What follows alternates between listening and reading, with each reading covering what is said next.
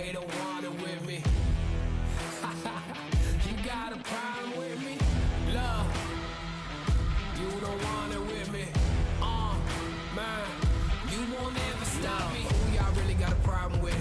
Who y'all really trying to solve them with? Who don't really like the sound of this? Who come with me getting down to this? You better step back, get your neck cracked, get laid down where you best step. Better check that with a fresh map, get lost now with no extract. Like look, that's all me. Got my number, don't call me. We eating up, that's all beef. You freezing up, that's y'all's team. Cause we don't really lose no more. All about heating up, leaving that cold. You can see beating up, killing that show. I ain't about giving up, no.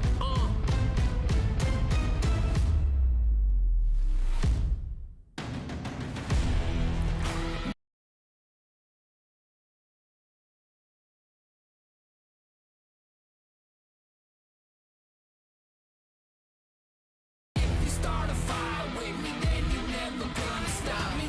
Ay, sound the alarm. We about to go on. You getting it wrong. Time to go off. Can't hold us back. Truth hurts, you always that. My truth lurks, say y'all collapse. Now scoop first, where your homies at? Come my team with me right now. My team's on me right now. But what you mean y'all out? It's time to weed y'all out. Okay, we coming back with a vengeance. Time to go start your engines. What is this thing y'all mention? Time for y'all stop pretending,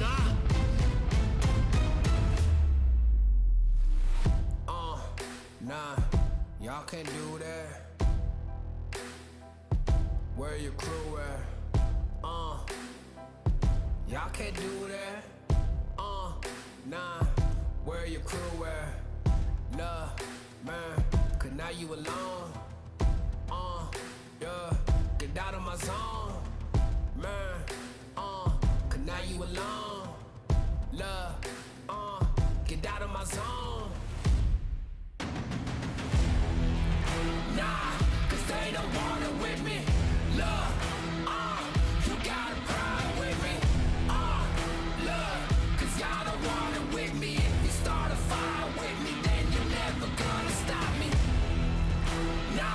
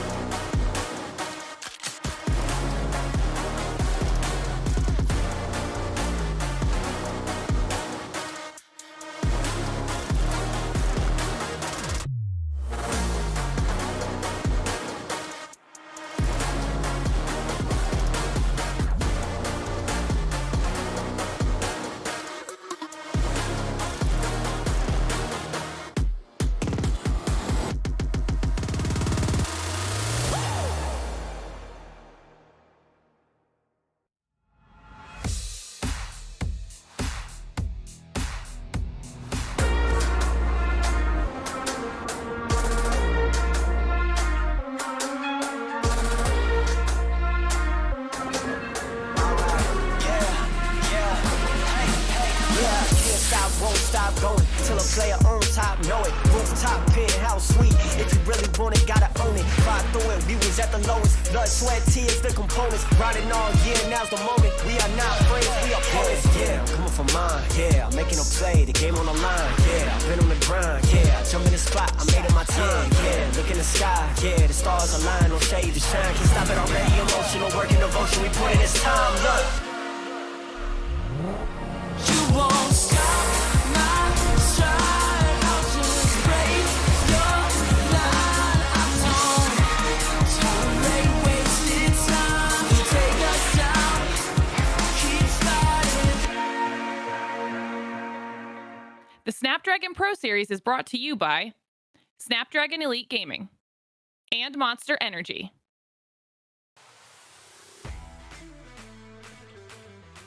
Good morning, Summoners. This is a Saturday, and it's an incredibly good Saturday because we have some WildRift action here at the Snapdragon Pro Series WildRift Open Finals Group Stage for the region of MSPB. My name is Husky, and I'm here joined by Aaron, also known as Pondo.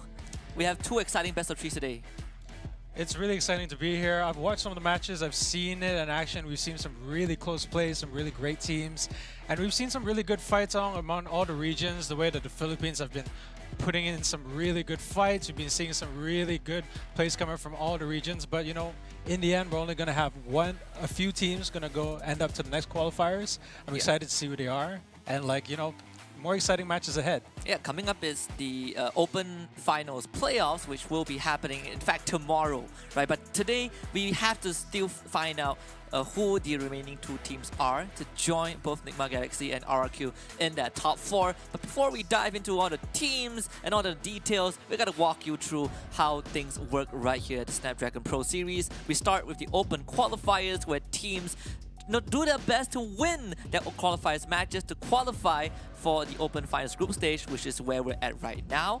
And then from here onwards, the top 4 teams qualify for the Open Finals playoffs. And afterwards, the top 2 teams from the Open Final playoffs goes into the Challenge group stage, where they will be joined by 6 teams from the separate 3 regions, Thailand, Indonesia, and Vietnam, where they will play a round-robin format. And of course, the top 4 from the Challenge group stage proceeds to the Challenge playoffs, which would be an offline event in Thailand, where we find out which team is the best team in Southeast Asia.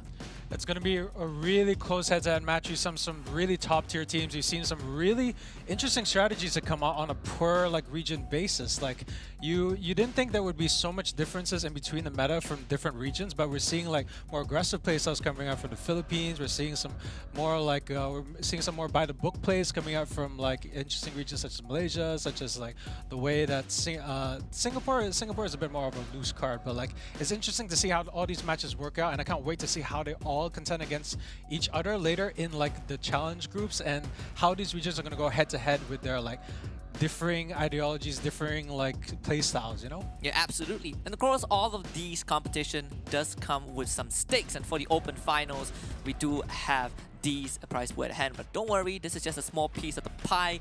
Teams are looking for the challenge stage, but that aside, the team that finishes first in the Open Finals playoffs, again, tomorrow, will walk away with $800, and of course it boils all the way down to $500 for 6th to 8th place, where so 2 teams, both Sem9 and Phantom 6 from the MY region, have already been knocked out, but they still walk away with $500 in terms of prize pool. But this is where the big piece of the cake is, the challenge stage. Winner walks away with $14,625. Ooh, my eyes are watering just looking at some of these prize pools here. This is going to be a lot at stake for some of these teams. They're going to have to play their best, but I'm sure that they'll earn it in the end, because this is something that's eye-watering here. But like, if they put their mind to it, this is something you can strive for. This is something you're going to be playing for, and like, I can't wait to see how they're going to put their best here up to bat, and to see whether they have what it takes to be able to earn this prize pool. 14,000, 10,000, all these respectively in the challenge playoffs. Yep. And for those who are watching this live stream, if you are interested in the other regions, again, Thailand, Indonesia, Vietnam, don't worry, they will also be playing their matches concurrently to ours. If you are interested in that, you can check that out on a different live stream. I believe they start an hour later than ours, so do keep track of that. But this will be the brackets for our region, MSBP. So just to give you guys a quick recap, we finished week number 1 with Nigma, Galaxy, and RRQ going into that top 4, so they will not be playing today. And we also have Sem9 and Phantom 6 eliminated from the competition, so those 2 teams will also not be seen today. But the 4 other teams that we get to witness, SGP against Fennel in our first best of 3, and Grind Sky Esports versus Team Underground to close out the day. Winner goes to top 4. This will definitely be a really interesting one to watch. Like, you know, like we said, Philippines play, they have a more interesting meta, but they have more consistency. Whereas we've seen SGP, they kind of play a bit more loose and fast by the rules. They have something a bit more liquid, but like they have higher highs. So I can't wait to see how they match up against Fennel and if things are going to boil out better for them in the end. Absolutely, and for this would be our schedule for today. We only have 2 best of 3s, but it's a very high stakes series. Again, for the first one, we have SGP up against Fennel, and afterwards we close out the day with Grind Sky Esports versus Team Underground. And the only team that is not from the Philippines is SGP. They carry the torch and bear the flag of both the MYSG region. They've come a long way. They overcame Sem9 in the first round of our group stage last week, just like how they did at the Southeast Asian Games. You can say the same for Fennel, where they repeated history by knocking Sem9 out of a tournament, just like how they did at WCSCs. All that culminated to this one best of 3 to find out whether SGP can make it or whether Fennel will carry the pride of the PH region. I'm sure you're familiar with SGP from a few other tournaments that we played before, right? They do have a bit of a story coming in here. So, like, what do you remember about SGP and like some of their former players? I mean, for SGP, it's a combination between 2 teams in WCS MYSG. We are looking at RSG and Team Watermelon, right? So we have a couple of role swaps, like CWJ, if I'm not mistaken, went from mid to support, with Vendetta, who went to jungle to mid. No Raven, SSK, and Jinkai stay in their respective roles. But this was the roster that they fielded for the Southeast Asian Games, and they actually got the bronze medal. And here are your boys from SGP, JK, SSK, Vendetta, Raven, and WJ. I remember seeing Vendetta like in some previous games. He was a absolute beast on what we call jungle, but like they're saying that the playing field has really like upped its game. He's really moved to a spot where he feels it can be more useful, but he's still been kind of strong. So what do you think? What do you think about his recent performance as of mid lane as compared to jungle? I think Vendetta in the middle lane is actually a pretty aggressive mid laner that we've seen so far from SGP. I think he's been actively playing that Yasuo. Obviously went back in the jungle. Vendetta is also a very efficient jungler, but he is a player that requires a lot more resources, right? Putting him in the mid lane with the support from SSK does make his life a bit easier. I'm loving what I see from SGP, but I'm also loving what I see from Fennel, because this was the roster that went on to WCSC finals and was able to qualify into the group stage alongside Cerberus Esports from Vietnam. They were the one who took out one team from the Masters region. We have Calm, we have Domain, we have Arise, Danny, and Arisen. It has not changed since a couple of months ago, and they are here again to prove their worth. Yeah, from what I've seen in the matches, they're definitely a force to be reckoned with. They have so much staying power. They have a lot of aggressive plays, and the way that I've seen Domain pull up some really cool strategic jungle plays. The way that he pops around, the way that he gets his timings down. So SGP is definitely going to be up against something fierce with the way that Fennel goes. Yeah, absolutely. And let's look at their head-to-head. For for these 2 teams, I think there's a lot of numbers that we can kind of go through. We're looking at both Raven and Danny, so the Dragon laner from the side of Fennel definitely does have a slightly higher KDA, but if we look at Raven instead, we look at that damage per minute, is very indicative of how SGP loves to play, right? Very high octane play style. They really love those early fights. It's all about getting the ball rolling and finishing the game before the enemy comes online. So interesting fact about Fennel is that compared to the other 2 PH teams that are playing today, Underground and Grind Sky, Fennel is relatively a slower team. So up against SGP, we're looking at a bit of a polarizing tempo for both teams. Yeah, I think a lot of people have been saying that Fennel does have the better, like what we call like the better team dynamic. We're seeing like a stronger overall like performance from Fennel, and a lot of people are betting on Fennel today. You know, I've seen a lot of predictions. There's a little bit of people here going at Fennel, and they think that Fennel is going to be an upper hand here. But I think SGP, they have a more unpredictable play style. They have a bit of a higher highs. When they're playing well, they play really well. So yeah, I'm going to throw my hat in the ring for that and see where that goes. And I'm looking forward to see how far SGP can push the medal, right? Because when we look at the picks that these players bring into the game, SGP, especially for Raven, he always has this fallback plan, right? When everything goes bad, when he really needs a safe pick, he always falls back onto the Ezreal. That's something that we've seen from WCS NYSG, where that Ezreal always comes out when they need kind of an insurance, a lane that can play safe and disengage from enemy ganks. But with that being said, I think Danny will do just fine. You know, he does play those mage bottom laners as well, Karma being one of it. But if you guys have your own predictions, do drop it in the Twitch chat below. We want to know what you think. I know a lot of people say that Fennel will make it. I personally feel the same as well, just based off of recent performance. And from the interview that we had with Fennel, they also feel that they can beat SGP. But maybe someone thinks otherwise. And I want to see your prediction. Well, you know, I actually went with SGP for this one, so okay. Going to be a bit more of an interesting dynamic here. But I think that when you're looking at kind of the higher highs, I feel like when the team has a bit more of an unpredictable spike with the way that they go and the way that the sort of like the stats turn out, I feel like sometimes they can pull something really special out from beneath. It's just that, you know, it's unpredictable. That's why I think it's good. That's why I think SGP is going to be my pick for this one, because they have higher highs sometimes. Yeah, and that's something that I can definitely agree with you. I think SGP does have those X factor picks, right? Ezreal being, you know, just you know, the tip of the iceberg. But this would be the predictions, you know, of all our peers. You know, you have SGP. In fact, you're the only one who's standing on that SGP island. Everyone else thinks that Fennel will win. I intend to have Fennel win this because I want to keep my streak. I've only gotten one wrong, and that was the one between Fennel and NGX, but I think a lot of us got that wrong. That aside, this is all for fun and games. I do like the fact that we are focusing on how when SGP are at their best, they can beat Fennel. But for me, I think that what Fennel has is that control of that mid to late game. They might be a slower team, but they have always shown us that they can control the tempo, they can slow things down. And one of the reasons that led to them beating Sem9 last week was their vision control. A very crucial element in the WildRift, and Fennel has got that nailed down. Yeah. So in the end, I think it boils down to which has the stronger foothold here. Because if Fennel manages to play what they usually do and maintain a consistent, strong, rocky stature throughout, then SGP is not going to be able to overthrow that. They might feel the pressure. They might eventually succumb. But if SGP can throw them off rhythm even once, they throw like a really unexpected gank, maybe a really unexpected play, maybe they can get that facade tumbling down. It's just something that we have to see in the best of 3 that is going to happen later on today with SGP versus Fennel. Yeah, and that is kind of where we can also draw a parallel between Fennel series against Sem9 in the elimination best of 3 last week, where what Sem9 struggled with is to get those early plays rolling. That's something that SGP is incredibly good at. But at the same time, getting that play to work out is going to be a challenge for SDP, simply because of how much control Fennel has over each game phase. Again, their vision has been a crucial element of them winning that series against Sem9. I want to see what happens in that first 5 minutes. And again, the junglers for these two teams, both Domain and SSK, play a huge role in dictating how this game goes. Yeah, like you said, it's going to be the first 5 minutes. We're going to be seeing how the pace is decided by that early game matchup, because like this is going to be the game. This is going to be the game where whoever sets the pace could potentially get on top of this one. If they set the pace early, they can dictate the pace of that match.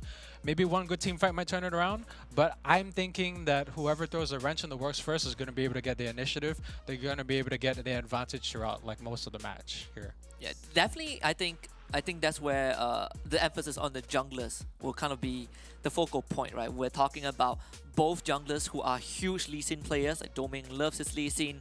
SSK just recently hit rank 1 on Lee Sin in the region last Sunday. I think like they finished their match against NGX, and SSK just went on and got top 1 Lee Sin. So that would be a huge point of contention, right? I expect that Lee Sin to get removed in that first phase.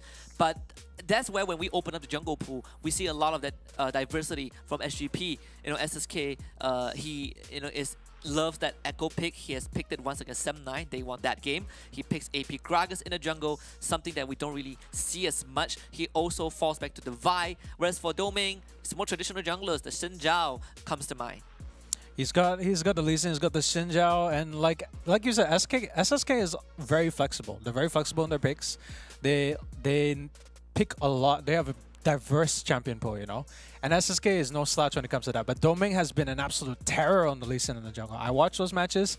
I've seen the plays that he makes. And anyone is rightfully fearful of the sort of things that he can put out, the sort of like plays that he makes, the sort of Lee Sin ganks that he does. And sometimes it boils down to the timing. You can be rank 1 in like the entire region, but like if you... I don't know, if you don't have the same amount of teamwork, same amount of communication, it doesn't boil down to as good as what it should be in the end. You're shooting SGP in the foot. No, I have to be realistic about this. I love SGP. That was the team you voted for. That's the team I voted for, but that's why I have to be realistic about it as well, because Doming was scary. You've seen his jungle plays, you know how it is. Yeah. And like, I think you and I know that I do them no favors if I hype them up. I'm saying SGP is amazing. Look at the stuff that they've done. Look at the plays that they've made. But then in the end, like, my prediction kind of like goes wrong, and it's just like, see, what did I tell you, Aaron? This is... Just gotta have a bit more faith, you know, gotta huff on that hopium a bit. But I do agree. I think that you know, we are gonna be circling around this jungle topic for quite a while. But one more thing I feel like is worth touching on is that Baron lane pick, right? As we hop into the draft, I think the Baron lane would also be a huge point of contention to look at, because both Calm and JK play a very different style from what we've seen so far. JK going for a lot of those tanks, top laners, the Shen comes to mind, whereas for Calm, you give him a Camille, you give him a Fiora, you give him a Riven, and he's gonna go to town. But for the bans, I think it's gonna be the same. Jace has been, like you said before, Jace has been 100% ban rate. It's like ridiculous, like the amount of times that teams seem to be scared of this pick. So why exactly do you think Jace is such like a highly contested pick? Just a strong flex, I think. You know, like Jace can go jungle, but most teams play him in that solo lane. Can go mid, can go top, Hullbreaker buyer, but I think at the same time Jace just has really strong pokes, right? It benefits you when you contest objectives, and he's not necessarily the easiest champion to man fight. The agency that Jace has for the team and in the lane just makes him a terror to deal with. But I think that Jace was actually picked once. I don't remember who picked it. I think it's Underground Grind Sky. But it was picked once and he won. But the rest of the bans, the same, you know, we get the Yuumi ban, we get the Camille ban. I think when we go down the road, I'm just looking for the Lee Sin ban. Yeah. The Lee Sin would be a targeted ban, but I feel like whichever team manages to pick it up first here, which would be the team that goes first. So if it's not banned, it's going to be detrimental. So that's going to be... SGP opting for a no ban. This is interesting, right? Because now you're forcing Fennel. Who do you ban now? And actually we just got an update. We're gonna redo the draft, but I still think that the bans are gonna be the same overall. We're looking for the Kassadin ban as well. That is a champion that, if led through, is just going to tear up the Rift. But fun fact, Kassadin actually had one loss, and it was in the hands of SGP. I think it was against Nigma Galaxy, I believe. Yeah, SGP picked Kassadin and they lost that game. Yeah, the Kassadin, you know, for me personally, I would ban Kassadin first as opposed to Jace, because I feel like Kassadin has been a lot scarier than Jace.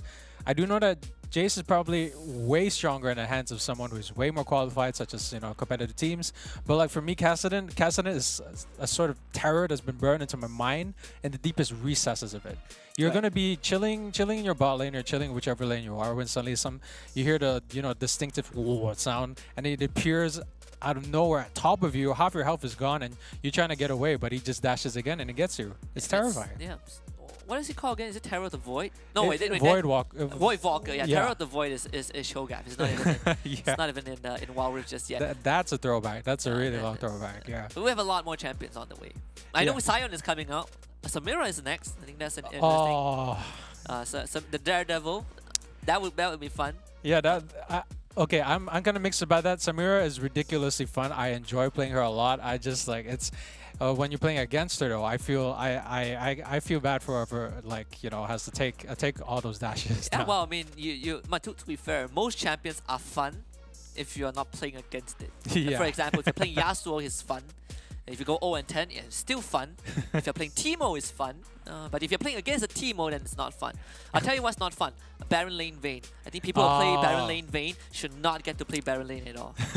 I think, yeah. But the good thing, or the silver lining, is that if you play Baron Lane Vayne, you are basically a gank magnet. And people, So I'm not worried about that. I haven't seen any in my games yet, so I'm very thankful for it. But I've seen top Jays, well, not top Jays, top Jin, Baron Lane Jin, and I can tell you that it is an utterly bad pick.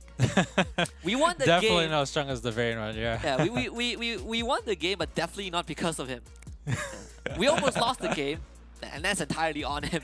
Yeah, I have a confession to make. I actually picked Vayne top recently. You're disgusting. I'm Please tell me it's not in rank. Look, it was unranked, okay? Alright, because someone picks someone got the ADC pick, Right. and he was like, I'm not good at ADC. Can someone switch with me? Like, you want to switch with me top lane? I'm like, okay, yeah, sure, I'll do it. But you know, typing on mobile is ridiculously slow. So I was pressing like the text like really slow. I was like, yeah, sure. But then he already picked like Ezreal. I was like, oh damn. And like, And you already picked Vayne. I already picked Vayne. I was just like, Right. you know who's gonna be fun? They have it banned. I love playing Vayne. I'm getting bored of playing like, you know, the usual ADCs. I'm gonna try Vayne. I picked Vayne, and then after that is oh, I already locked in the Ezreal. I'm like, well. Yeah, okay, I'll let it slide. I am don't let so me- sorry. I typed it in the chat. I was like, I'm so sorry. I didn't mean to pick Vayne. And then he was using Yasuo, so it was just even worse. Wait, what happened wizard. from Ezreal to Yasuo? I mean, no, sorry. The enemy was using Yasuo. I Oh. typed in the chat. I was like, I'm so sorry. And then he's just like, what are you sorry for? I'm sorry for picking Vayne against Yasuo. And I proceeded to go like 5-0 against her because he was Yasuo. Alright, I'm sorry. I'm sorry. Well, we can let that go. Just this time though. I've been keeping track of your games. And watch out. It's my sins. I put it on my sins list. I have to make up for it eventually. Right. It's I gotta make up for Yeah, it. like, but- pick something normal, you know, like Camille or something. Camille, Fiora, I like those picks. Yeah. Like, So Camille has been a huge contention, almost banned for most games, and when she's open, teams generally pick it. But the interesting thing about Camille so far is that she has lost more games than she has won. yeah. Like I think it was around 49%. You give or take. Give or take, yeah. I'm not Yeah. good with numbers, but I Yeah. know it's definitely below 50. Yeah, I feel like she's not something that you want the enemy team to pick because she provides a lot. Like, she provides true damage. She can fly over the map. Her Hextech ultimatum is good for locking down targets that you need. But like, I feel like even if you do pick her, it's not the sort of like magic bullet. It doesn't guarantee anything. Yeah. Yeah, It's not a assumed Kassadin. it's not the Kassadin. But even the Kassadin doesn't guarantee it, as you know, with SGP versus Ningma Galaxy, like you said. But like, it's definitely going to be a lot more impactful, like picking the Kassadin versus the Camille. But you know, the Camille's surprisingly low win rate, but I feel it's because she keeps getting banned that we don't really see her enough to get a good indicator of it, you know? Yeah, absolutely. And I think, you know, at the same time, as we are still, if you guys are still wondering why we are here, we're still waiting for updates. Just now we have a bit of a remake in the band, but rest assured, it's going to be ready pretty soon.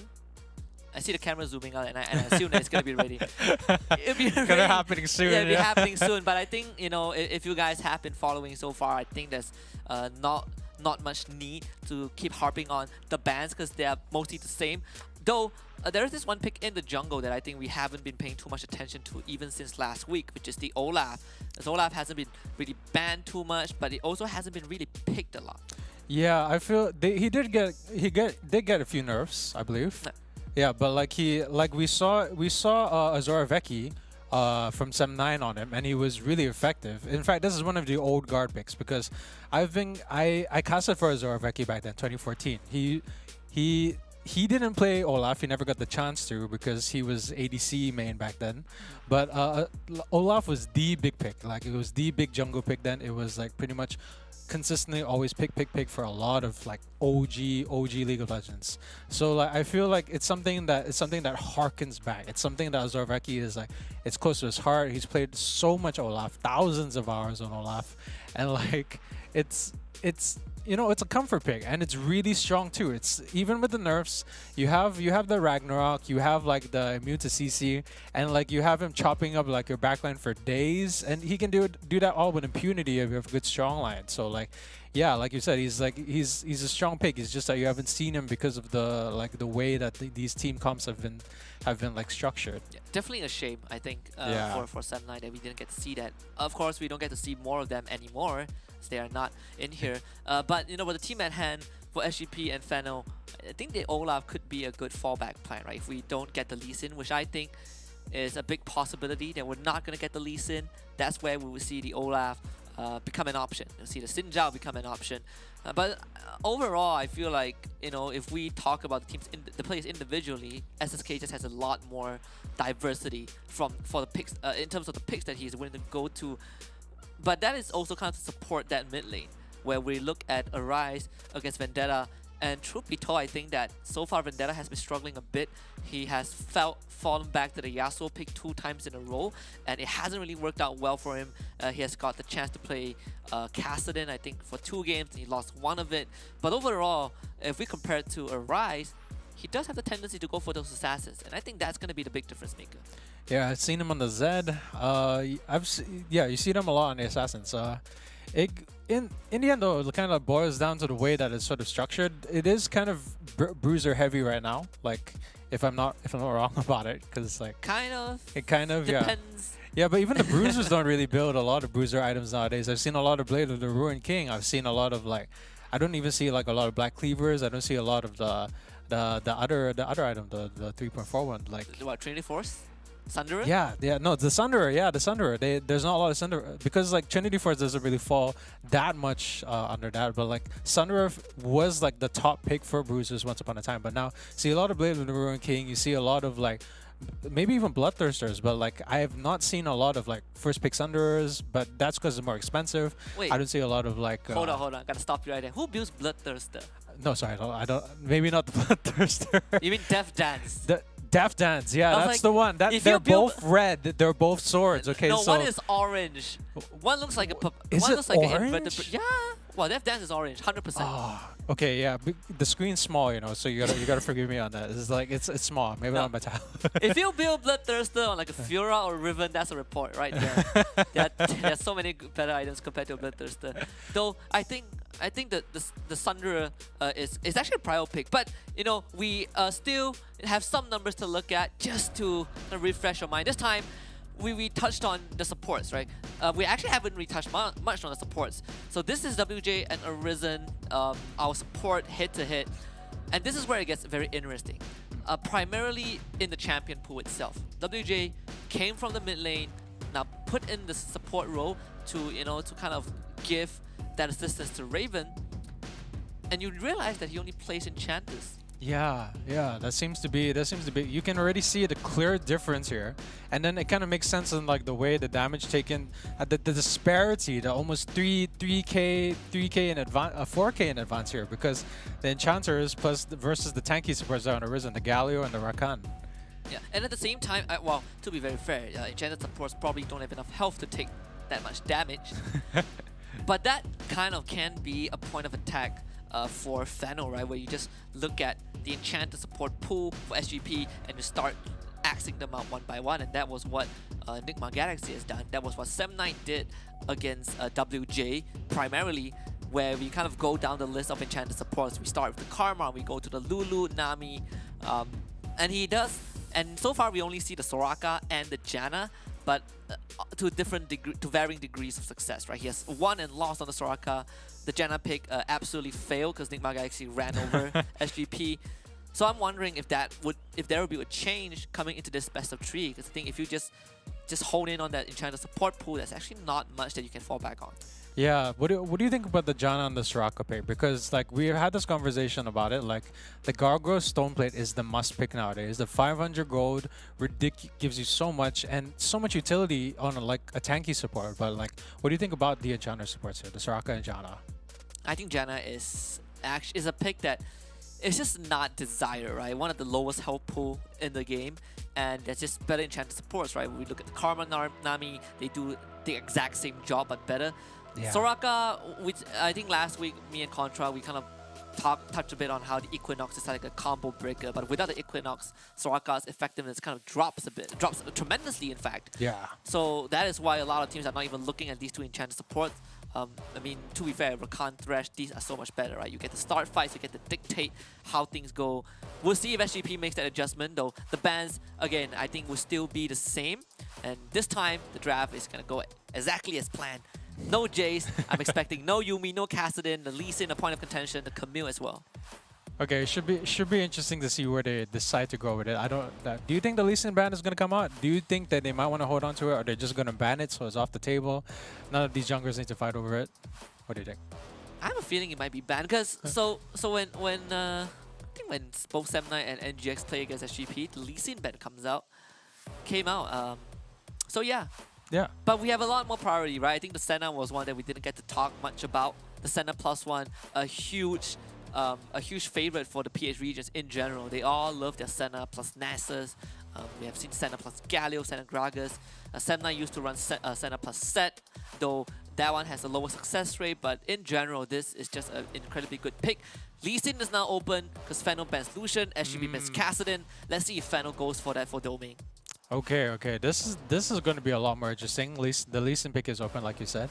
I'm surprised by the Senna picks. Like a lot of people on Reddit have been complaining about Senna because like they feel like Senna's been gutted.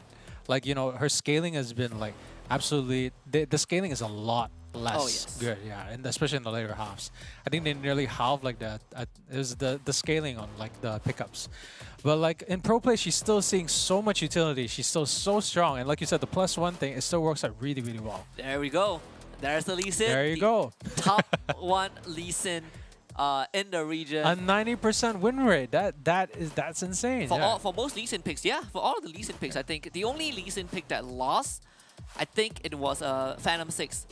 Game 3 against, was it Underground? I think it was Underground or Grind Sky. One of the teams. I think it was Grind Sky. I could be wrong, but they lost that one. The Jax comes out for, this most likely is going to be a JK pick, and of course Rakan for Arisen. I just want to give a quick props, man. The production's awesome job, because last week we didn't have all these numbers, all these statistics. They've included that. I'm not really sure if we get the countdown bar under the picks and the pick thing. The countdown, I don't think it was there last week, but now it's there. So wonderful job. I love these. I love the yeah, people. evolving with the times. Our production team is absolutely on the money. They're so good. It's so Let's good. get that bread, yeah. They're giving us our numbers, right? Like I remember telling them that we gotta look at the supports, and poof, we get the support hit to hit. Yes. Chef's kiss. Oh, going to be seeing a Lux. It's a 100% win rate. So in the mid lane, you think, or is this a swap? Nah, it's gonna be a Raven Lux, I think. Okay. Well, okay. in fact, Lux has only been picked once by Nigma Galaxy, and they won that. So 100% win rate. It's a very inflated number, but we'll see if SGP gets to keep that. The Ribbon, right, for Fennel. And this is another pick in the jungle that is very, very favored, but it can still be flexed into the top lane for Calm, so it's still kind of an open bulk. The interesting part for Fennel right now is that they banned the Shen. And Shen is a JK pick, but the fact that they are banning the Shen indicates that, is this just going to go elsewhere? I highly doubt so, though. That's the thing. Well, maybe it's a bit more targeted. Maybe they don't want to get too much like immunity there on the Jax or the Lee Sin, because there's going to be a lot of initiation. You're going to be seeing a lot of Lee Sin jumps in, a lot of Jax, and like getting the Stand United would be like a get out of jail free card. It's just like, I go in, I'm about to die, and you should be punished rightfully for going in so deep. But then the Shen just needs to press the Stand United button. The shields come out, Gargoyle Stone Plate, plus their ridiculous amount of HP that comes from all sources, and they get out of jail scot free. It's still so much damage as well. So like, I actually tried playing Shen, and I cannot get used to the Stand United overlay, right? Because like I have to look at it for a while. Like, who am I targeting? Oh wait, he's dead. I guess I'm not using it. It's like, it's really cool what they've done. I appreciate it. Like, I don't think any other mobile game puts this much thought into like their targeting system. I honestly love it. Just that you gotta get used to it. Yeah, you gotta get used to it. And that's the thing that I'm not used to. It's the same thing when there's when WildRift first got released and I was playing Twisted Fate, and it's like, oh my god, the sensitivity is so much. Yeah. I keep using Destiny into like a fight, but I don't want to be there. But that's beside the point, right? These kind of things, they do take a bit of time. But this is where we see the Kha'Zix come out, and we get most likely the Danny. Well, to be fair, this Corki can go mid as well. We've seen Danny play that Karma bot alongside the Rakan, so a couple of flex on Fennel's side. But for SGP, we see that Gragas. This, I think, is... I feel like WJ would go for the Gragas support. But, if anything, we would probably see a Gragas top. We just have to find out. So it's a Gragas mid instead, yeah. So this kind of makes more sense. So Gragas mid, Lux support, get the Raven Zaya, everything kind of falling into plan. SGP still falling back to a sort of an enchanter kind of support. Yeah. Don't we? I'm not gonna lie, that kind of looks cool. It was really cool. I thought it was glitching out. It's just like, ooh, you know, the transition to the next scene. But, you know, okay, so we're looking at Gragas mid. We're looking at the Lee Sin jungle. We're looking at the Lux in the Dragon lane. Lux support. Lux support, right. Yeah. So Lux in the support lane, and then Zaya in the Dragon lane. Yeah. And Jax Baron. Jax Baron, yeah. So pretty standard, pretty typical where you expect them all to be. Maybe with Gragas, because have you seen a lot of Gragas mids? Gragas mid, no. I think this is the first Gragas mid Yeah, of the tournament. One interesting thing is that Jinkai is now not, well, JK, also known as Jinkai, not really playing the tanks top anymore, right? Well, seeing him on the Jax, which has been kind of a popular pick for the PH region. We've seen Chami play it, and you know, to great success as well. I think it was Nigma Galaxy, and one of the games was against SGP themselves. So that Jax pick has a lot of value coming into this tournament, and I'm excited to see how SGP is going to pull it off. Because again, we're looking at the top one Lee Sin, and if there's any time to show his chops, this is it for SSK. I feel we're pulling out the top one Lee Sin a lot, and I feel it's gonna be like really, it's gonna hurt a lot for SSK if it doesn't turn out winning it with the Lee Sin. But like I have faith. I have hope. well, just to make you feel better, Coffee is top one Vayne, and he has never won a Vayne game competitively. Well, to be fair, they target ban him all the time. Yeah, well, when he gets to pick Vayne, he still loses. So yeah, all things considered, you don't have to feel too bad for SSK. I'm just saying. Okay, fair enough. We're just stating facts. Yeah, we're not putting pressure. We're just gonna say. But we're gonna be heading into the game soon. Fennel versus SGP. You've heard it here first, and it's gonna be an exciting game of WildRift. Can't wait for this to kick off, especially for SGP. I think this is a huge moment for the SG squad. Obviously for them, you know, like we keep harping on the fact that, oh, they're carrying the flags of MYSG, but it's honestly just SG. And I do not mind that, right? I think they deserve to be here. They've shown great performances since Southeast Asian Games, and they have continued to prove that. But obviously the struggle against the PH region is still kind of a factor when we talk about the teams, the regions participating in this tournament itself. But we'll see how this is going to pan out. We see this very standard start from SSK on that Lee Sin. You go to Tempest level 1, you clear the Raptors and the red buff. And there is incentive to cheat that timing to get a level 2 gank off before the scuttle. We'll see if SGP pulls that off. So when you start with the Raptors, like they start off with the E first, right? The Tempest. Yeah, of course. And then they quick clear onto red, and then maybe they sort of pop towards Krugs or towards a gank if they feel like it's pushed up. Yeah, I think that could be that could kind of be the plan for SGP. We see the ignite from Jinkai from JK, so Calm forced to get the honey fruit. Scribe's Bloom is actually gonna see SSK, so no ganks on the top lane for sure, and he's just clearing the Krugs.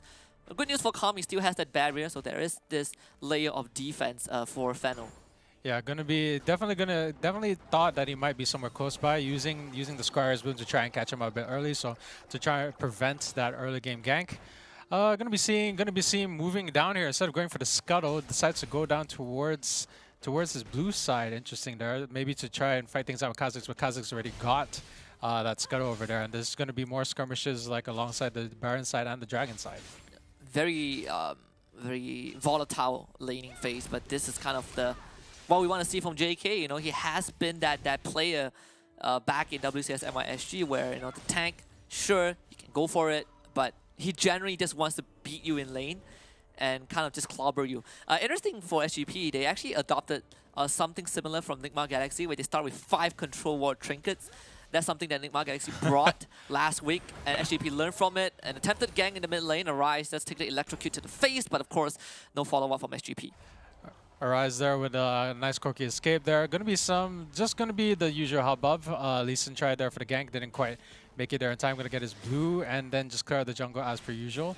Both sides just doing what they do best, waiting for the setup, waiting for like the timing to sort of start. maybe Corki's gonna lose a few more minions before getting back into the lane, but it doesn't seem like it's gonna be all that difficult. Kind of a slow start. Yeah. Again, this is just a control from Fennel. I think overall, they don't make themselves easy susceptible to these ganks, which is why we saw Sam9 struggle against that. Games with Fennel actually has the lowest total kill counts overall. Yeah, surprising. Yeah, and again, right, it's kind of a big difference if you compare it to the other teams from the same region. And that's something about Fennel. But that has also kind of been a bit of the downfall when they fought NGX. SGP themselves say that Ningma Galaxy is better than Fennel, has a better chance of beating Fennel, and they actually beat Fennel 2-1. So right now SGP is up against the team that they voted against, theoretically. Of course, no gangs for SSK. Yeah, so gonna see if SGP can keep their mouth where their money where their mouth is. If they've seen through the whole situation with Ningma Galaxy and Fennel. So let's see if they manage to get any lessons take away from that and like their observations. See if it sort of comes across anything.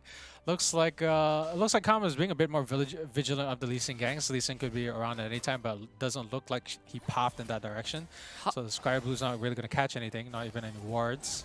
How is this looking for SGP? I want to hear your thoughts. How is SGP going to set up for that objective? Because 5 minutes is coming up. And of course, we have a very slow game, and everyone's getting a first core item, the first ultimate's online. What are we looking out for? I don't know. Well, like, look, whenever you see a Lee Sin game and you don't see like a gank at like level 2 or level 3, you always kind of get this nagging sensation like, is this going to work out? Because like that's kind of the Lee Sin thing, right? You're getting a cheeky like.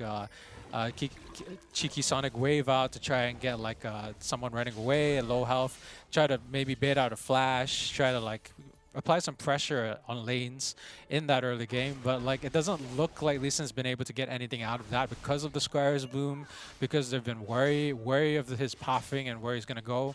And that's the thing about Lee Sin, he has to start red buff, so like it's pretty easy to tell where he's gonna be. Package retrieve for Rise. Yep. Looking at the first objective in 10 minutes. Well, in 10 seconds.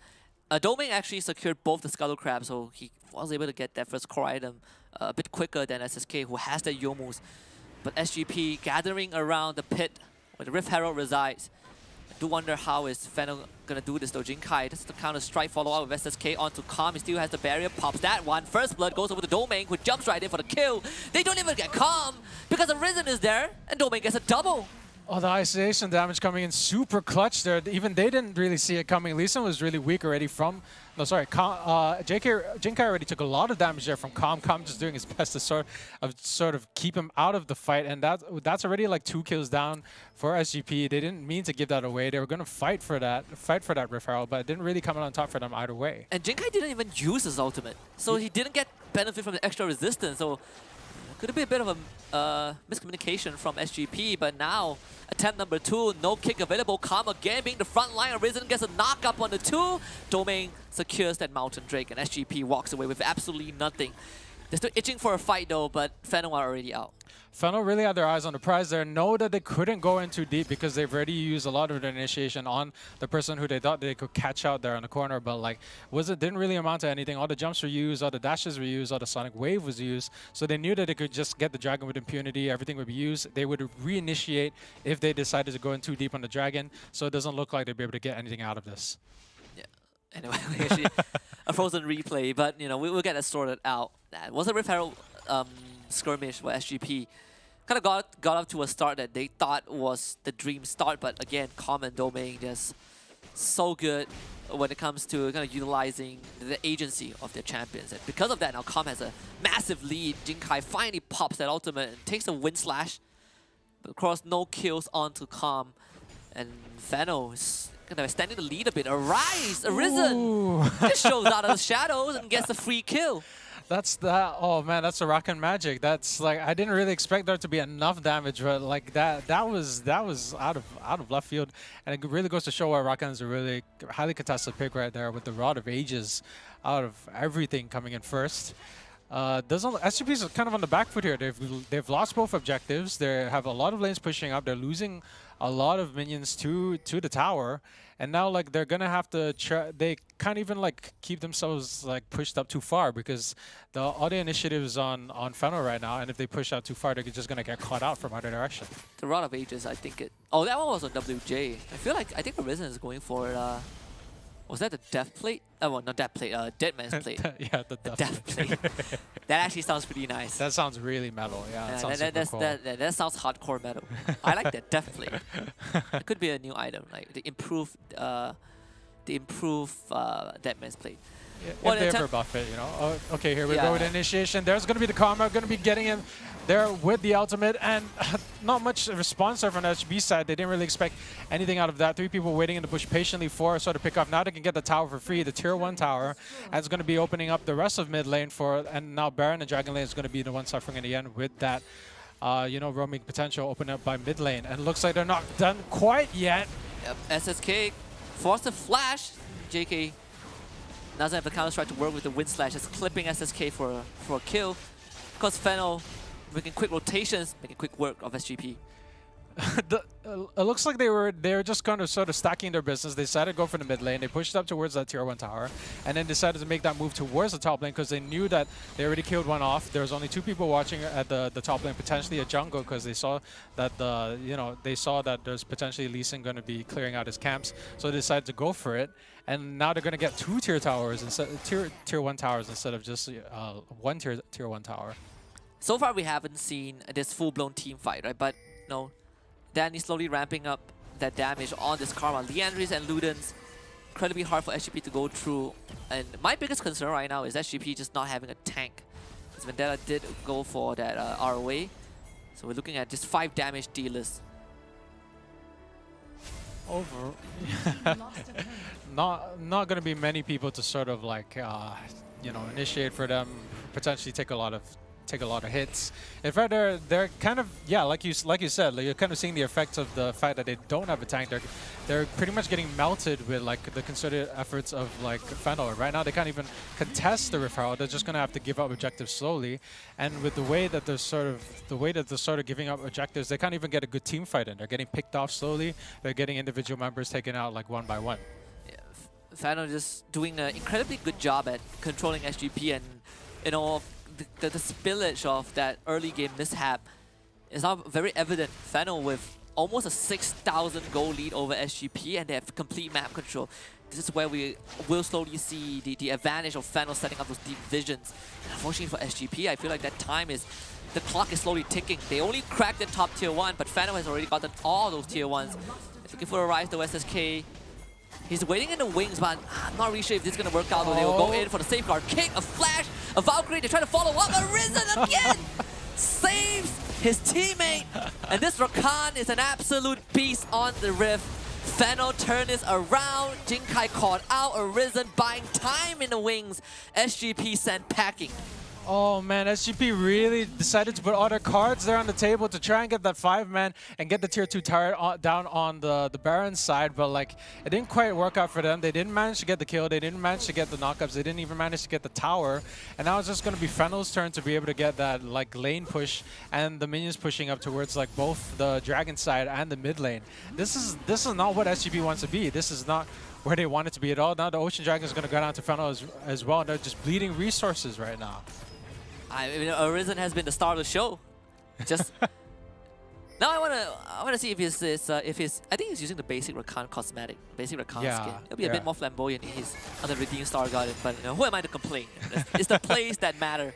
I can't believe we've gotten to the point where we're like judging someone's skin choices. Yeah, if he's not using the right skin, that's minus points. You know, SGP. Still trying to find some avenues around the map, and they were able to crack that bot tier 1, but what happens from here on out?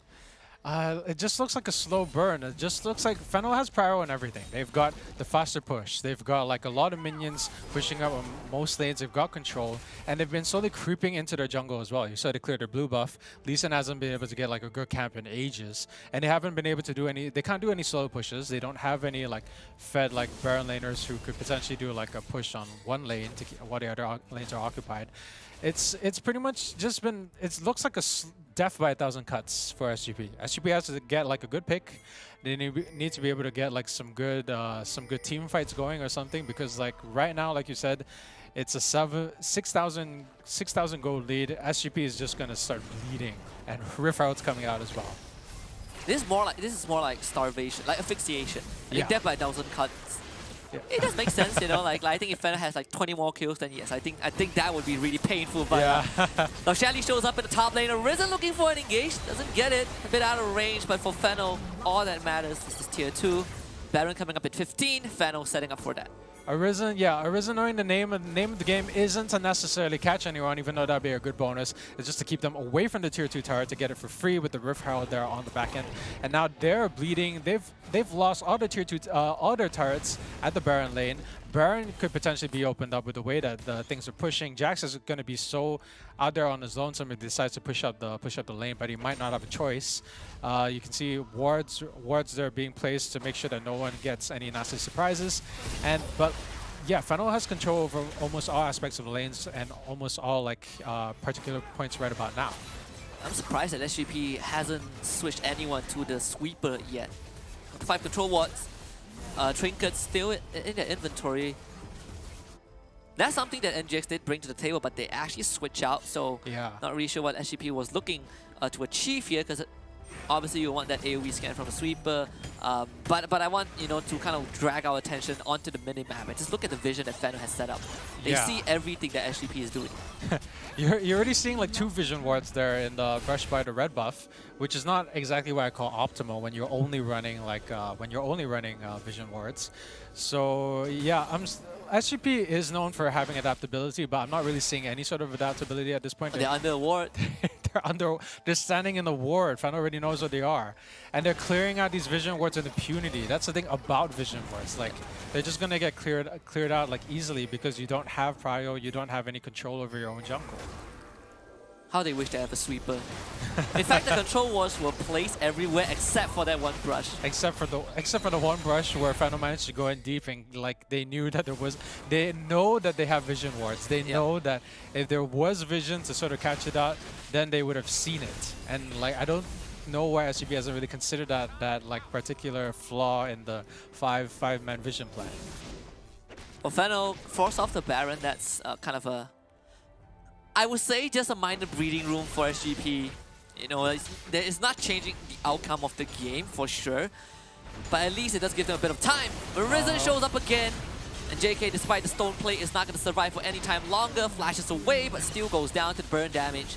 And Fennel starts working on that bot tier 2. WJ gets a good light binding, but it's going to give his life for this because Kami's just going to jump in. Vendetta shows up with a flash body slam. Final Spark also out. Fennel storm onto Arisen to finally take him down. Raven tries to go for the flash blade collar, but a bit out of range. The angle also not there, and Fennel now pounces for the re-engage. The flash from Calm for a double key strike, and Fennel wants to finish this right here, right now. Vendetta with a body slam to buy some time. SSK wants Calm, but Calm is unkillable in game 1, and Fennel gets the ace. Oh, SGP needed a reverse on that so much. They went in all deep to try and get those kills. They managed to get the kill on Arisen. Wasn't quite enough. Just waiting for the re-engage. There was so much time in between that team fight that allowed Fennel to sort of come back and clean up the rest of it. And now that's going to be free open inhibitor turrets for pretty much like the rest of it. And that's super minions from both mid lane and the dragon lane right now with a free dragon and potentially a Baron after this. A near flawless game from Fennel. Yeah. And a lot of teams would have pulled that surrender button, but obviously you gotta fight until the end. Fennel, they're looking for the 3rd dragon of the game. And JK, very wishful thinking to just walk into that, but you know, lucky to walk out with his life. Well, it doesn't really look at SGP as many recourses right here. They rightfully decided to change one of their vision wards out for a regular ward, but it's too little too late. barely any vision control. You're not seeing a lot of it, even in their own jungle, even in the enemy's jungle. They're gonna have to try and clear out Baron here to make sure like everything's tip-top shape, or at least not give up the Baron that easily. Because as soon as that Baron is gone, that's it. Game over for SGP. There's no recourse from that. But yeah, there's not much they can do, not much setup. They can't push out too far. They're just gonna get picked off. They don't have anyone with the strength to be able to sort of solo or even sacrifice themselves to get like a good lane push going. Tough spot to be in if Yeah. you're SGP, if you're any team, honestly. Yeah. As- Does that look down the barrel of a gun? Yeah. You're good with those analogies. I like it. It's like I've been watching like Peaky Blinders or something. Vendetta is gonna watch the gray screen in a bit. Just gonna jump on him and finish him off. Cross Transcendence embraced to buy a bit of time. SSK. Oh boy, he's hiding in the brush. Oh yeah, we were talking about that. We were talking about how the fact like the only lane that they can reliably get a push going is like only the Baron lane, because that's the only lane where they have an inhibitor turret up. That's the only lane they could potentially push to get a push going. But like you see, there's no vision, barely any vision control. They're just gonna get caught out, gonna get picked up. And this is where Arisen again with the engage on the SSK. They want to prevent any sort of steal. WJ with the final sprout will not get anything done, and Fano looks to close out game number 1. And SGP have ran out of time. There's nothing left on the map for them, not even a scrap for Raven, who will get pounced on by Domain with his wings. And Fano finds a very, very dominant game 1, 17-2 over SGP. I was hoping for a bit of like something spicy thrown in the mix there. Like I was talking about the whole thing about Feno being the more consistent players, SGP needing to throw in a wrench into the works, and what I saw was SGP playing up to the complete rhythm of like Feno. The one thing that never should have happened in the first place, having a wrench throwing a wrench in there in the first place. Nothing. We saw this avalanche effect, right? It all started from the Rift Herald fight, and it felt like SGP could not slow down the tempo of Feno. It was just a snowball that kept building and building, and eventually just crashes into SGP space. Yeah, you could see the Riven had the bruiser items, had the had the Black Cleaver, had the Sunderers, and then like but went in and SSK just disappeared. Even he wasn't expecting his health to disappear that fast. He just got removed, and then the Rift Herald was pretty much gone by that point. You can't play by Feno's rules. You can't let them dictate the pace. You can't let them play what they're good at, which is consistent and well-placed, fighting, which is not something you're allowed to happen. Right, so here is where I would need to borrow your expertise of SGP. What is in for them in game 2? What are we looking at? I know we are circling around, throwing a wrench into Feno's plan, but what is that wrench? What is that X factor that SGP has to bring out? I think we talked about it a little bit during the game just now. You asked me about the Lee Sin. Right. And I think, like I said, like Lee Sin doesn't need to make successful ganks. He doesn't need to get kills. Look, I'm really uneducated about it. When you go in as a Lee Sin, you get a good sonic wave. It provides pressure because if you get a sonic wave off on someone and they're below like half health, you know that it does damage based on their missing health. So you can force a flash, you can pressure them to go off and then force a recall. And like we're gonna be going to the highlights to get a closer look at it to see what exactly happened here. But like, yeah, you can see JK here going in to try and get caught out. But like, look at the damage from Domain. Domain had Domain just jumped in, basically erased him, and that was already 2 people gone before the Rift Herald fight could start. And that was pretty much game over by that point because they weren't expecting the damage. They wanted to get someone killed, but they didn't manage to kill him fast enough. They stayed too long, and then they basically just got deleted. And the rest was kind of an Arisen show. Yeah. Well, for the most part, right? This guy on the Rakan is beautiful. Yeah, he plays really well. Like you could tell that he's the setup guy. He knows he's the setup guy, and he knows like he needs to keep people away, like during that tier 2 turret siege. So he does what he has to do. He doesn't need necessarily go in too deep. Like you see, he goes in. He doesn't necessarily stays in the fight. He stays away until he feels like he needs to. He does get killed there, but like he pretty much has set out to do all the objectives he planned to do, which is to get the knockups, to get setups, and to keep people scared to keep them away from engaging too closely, because if you get in too close, Arisen's going to knock you up, and that's it. You're pretty much under Fennel's like control right about now. And this whole game is just, you know, a Fennel game in essence, right? It felt like it could have ended even before the Baron, but this kind of says it all about what to expect from this series. Of course, I'm not counting SGP out completely. There's still they still one game for us to find out whether SGP even has a chance. But again, the stakes are playoffs, right? We're looking at the team that wins the series getting to go to top 4 to join NGX and RRQ. Fennel, they're just one step away. In fact, they're just one game away. They need to if they keep up the dominances so far. We've seen like more biteable plays. We're definitely going to be seeing a Fennel 2-0, which I hope doesn't happen because I've already put my money onto SGP. But SGP, I feel like they still have time to come back. Like I think we talked about how they're more liquid, they're more responsive. So I think they do have a history of losing like early games, but I feel like they come back a lot stronger. So I'm gonna bet on it. I'm gonna hope that SGP takes a lot of lessons out of this, and they come back strong for the next game, which you and I are hoping for something more interesting. Yeah. And well, like, we only have 2 best of 3s today. I hope for all 6 games. we hope for more interesting games for all 6 games. Yeah. Well, tomorrow we're gonna have a long day. We're gonna have best of 5s coming up, so that is gonna be interesting. But of course, to get there, you know, it's all about SGP staying alive. You know, being the last survivor from outside the PS region. But all of this would not happen made possible without our friends at Snapdragon Elite Gaming for being with us on this journey. And you know, winning does matter to them a lot. And so when winning matters, it's where we look at Snapdragon Elite Gaming. WildRift is just a part of their portfolio. They've been with us for multiple titles, and it's great to have them on board. But alongside Snapdragon Elite Gaming, we also have Monster Energy that allow everyone, you know, the players, the broadcast team, you and me, to unleash the beast within us. So do check them out at www.monsterenergy.com/gaming. And if you guys haven't joined our Discord just yet, just join it with the link down below. Discord.gg/Snapdragon Pro Series. Join in the conversation. We would love to have you here and hear your thoughts on how SGP can win game number 2. Well, SGP's got a lot to stand for. What do you think SGP should do? Like, what I think SGP should, well, I don't know, win game 2 so we get a game 3. Well, that's the rest of the owl, right? It's Yeah. just to say, okay, what does SGP do? They win the game. Well, they just have to try and beat Fennel, but we'll continue that conversation in a bit. Right now, let's go to a short break, and we will come back for game 2 between Fennel and SGP. The Snapdragon Pro Series is brought to you by Snapdragon Elite Gaming and Monster Energy. Welcome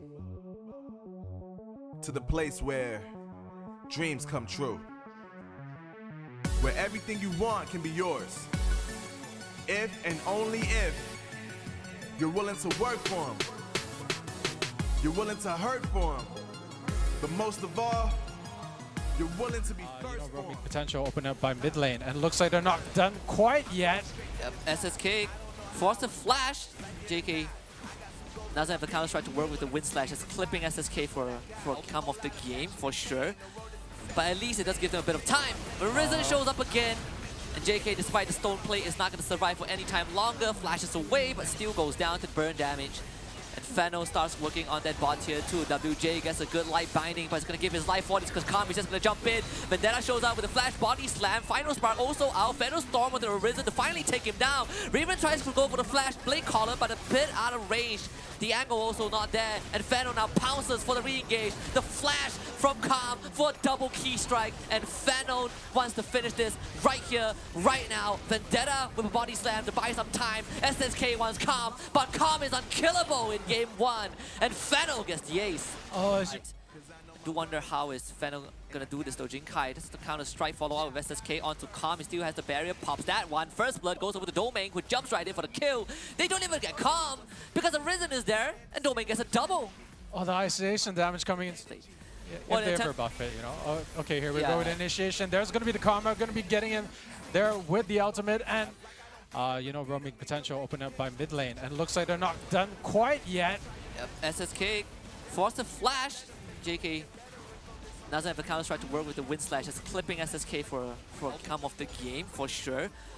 but at least it does give them a bit of time. Risen shows up again, and JK, despite the stone plate, is not going to survive for any time longer. Flashes away, but still goes down to burn damage. And Fennel starts working on that bot tier 2. WJ gets a good light binding, but it's going to give his life for this because Kami's just going to jump in. Vendetta shows up with a flash body slam. Final Spark also out. Fennel storm onto Arisen to finally take him down. Raven tries to go for the flash blade collar, but a bit out of range.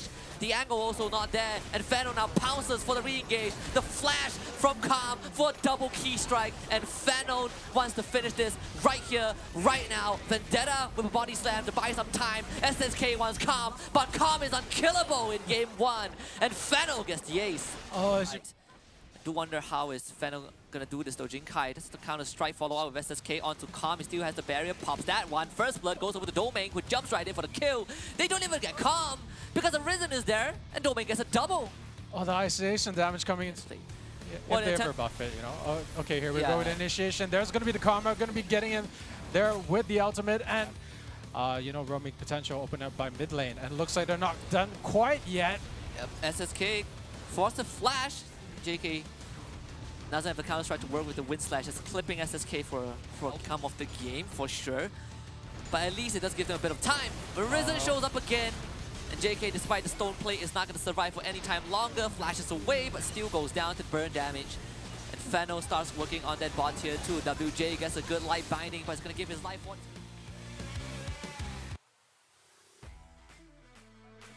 An absolute of a spanking delivered by Fennel to SGP in game 1. I think spanking is an understatement. It was an absolute beatdown, but SGP still have a chance to stay in this best of 3. Welcome to the Snapdragon Pro Series WildRift Open Finals playoffs for the region of MSPB. My name is Husky, alongside Pondo, or as you guys know as Aaron. I work with, you have a second Aaron, right? Like Contra is also Aaron. There's a lot of Aarons. We have Yeah. an Aaron like one of the players. We have Aaron Concho, now Aaron me. Yeah, wait, yeah. So Aaron's from all walks of life. Well, from you know, great people. Definitely not complaining. But I don't have any complaints in case you're wondering. But you know, on to more pressing matters. SGP in game 2. Oh man, okay. Like it's a doozy. Like you and I saw, it was kind of a slow. It was sort of a slow concession of pretty much every key objective. We're seeing like a slow push towards towers. We're seeing like a loss of Rift, which eventually translated into a loss of Dragon. They didn't have a foothold on the Dragon there. They tried to get the pick off on like one or two champions so they could get a better directive onto Dragon, but like they couldn't really do it. And like now we're here, look at the KDA here on Fennel. Calm doing his absolutely insane 70% kill participation, 1,000 gold per minute, and like he was doing some crazy work there on Riven at the Baron lane. And of course, you know, this is the key player for game number 1, but I would also put Arisen on the same list, right? Because I think this Rakan really did a lot of setup. Nonetheless, well deserved by Calm. This Riven is an absolute beast. Perfect game for him, in fact. 0 deaths on the Riven, and not necessarily winning the lane, but of course with a bit of help from his team, he proceeded to become an unstoppable beast, and that is game number 1. But for game 2, now we know for a fact the Lee Sin is not really a big factor for both teams. The Lee Sin, when the Lee Sin has to be effectual, and like the early game is the most important part of the game for Lee Sin. So Lee Sin getting in there is going to be key to like winning a lot of fights. I didn't see enough of an impact from Lee Sin. He wasn't necessarily getting onto key members of the team there on the backline and getting pickoffs where he should. In fact, the Kha'Zix on Domain was a lot more efficient at that. We're seeing Riven there with her more bruiser like items, more tanky items to get the lockdowns to keep away from Domain. Domain just needed to wait for his like the isolation procs, waited to jump in to get like a good Q, to get a good taste of fear. And then pretty much at that point, it was good pickoffs for the rest of the team. Like Fennel was just sitting pretty, and Arisen could come in at any time to catch like the rest of the backline who were like caught off guard. Kind of like a good night, goodbye, sweet prince moment.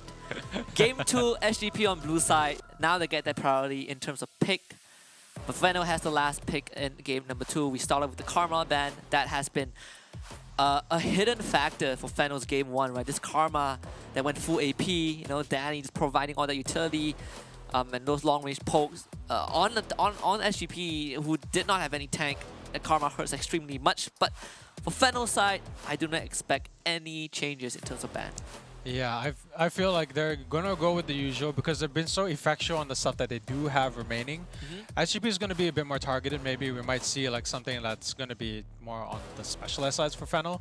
I feel like if I was in SGP suits, I would definitely be banning out like the Rakan, more and more specialized bans to try and pick out the more, you know, scarier parts of their kit, such as on Arisen. And like, if I see a Riven ban, I wouldn't be surprised either. But I feel like if you might be banning something that is bad, but potentially giving up, you know, giving up the chance for a Kassadin, which might be even worse. You know? Yeah, and now this is where SGP makes a decision, right? Do I ban the Kassadin? I feel like if they don't ban it, Fandom would consider it as consider banning the Kassadin anyways. But SGP, again, they have the record of losing with the Kassadin, and that was kind of exposed by Enigma Galaxy in that upper bracket, so I won't be surprised if Fano has a solution to that. But overall, I think for SGP is really kind of shutting down what Fano's options are, and SGP decides to open that ban, and now Fano gets to make a choice. Whether we ban a Kassadin, whether we ban a Camille, whether we ban the Jace. So there are options for SGP. Well, yeah, I feel, well, it depends. Right, you open both. You open both of them. we put out the possibilities here, and immediately now we're kind of thrown for the rut on what is gonna actually gonna be banned. SGP is gonna have a lot. Their ban is gonna be a lot more like. Well, we're gonna be seeing Kassadin in there on them anyway. So. And Fano consciously did this, right? They could ban a Kassadin, but they were like, you know what? Let Kassadin through. We have an answer for it. Camille is still online. We have that Lee Sin for doming if we ever wish to go for that. But of course, you know, there's also the Riven, there's the Kha'Zix. We've seen a couple of you know, other choices for Fennel. I don't think they're too worried about this. They have that next 2 picks. Fennel, like I think you said, like SSK has a lot more choices in terms of their jungle picks. They have a lot more flexibility when it comes to like Shinsekai's like jungle. But like I think overall Fennel seemed to have a stronger lineup when it comes to their picks and like the champions that they choose, because like it always seems to mesh cohesively a lot better than what we've seen from SGP. So SGP, sometimes they kind of get strong armed by like a really bad pick, or they kind of get disabled by like a counter pick that they don't really have a good answer for on their team. Yeah. Well, now we get to see Doming on his Lee Sin, but I'm also interested to see Calm on that Camille, one of his best pick, even back in the days. And finally it's let through. Again, Camille doesn't have necessarily the best win rate, but I have faith in Calm. And I have the same faith that I have in SSK's Vi. It's a pick that I think only SSK has played so far.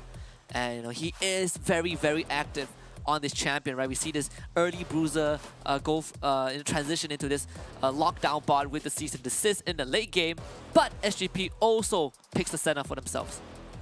That's gonna be a good pick. I feel like the Senna's gonna be a good setup. He's gonna have like a lot more like utility to help out the rest of the team.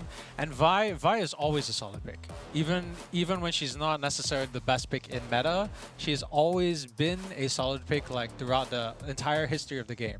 Good dash, a good ulti, and like she's got a lot of like good points about her kit that I always feel like this is a very solid like champion at pretty much like most points of the game, no matter how like the meta shifts or how things go. We'll see if that's gonna be the case. Though they did pick Vi against Semnai, I believe that was game 1 last week. That one looked pretty darn good, in fact. Fennel picking up the Xayah, kind of throwing a bit of shade at SGP. You know, like, you guys played this, didn't work out well, let us show you how it's done. Yeah, Nasus ban comes out, very, very expected. Yeah, but they want to keep the Nasus off. I think you mentioned something about Senna being like an absolute must pick with the Nasus. Like it's a really strong pick. It is. Yeah.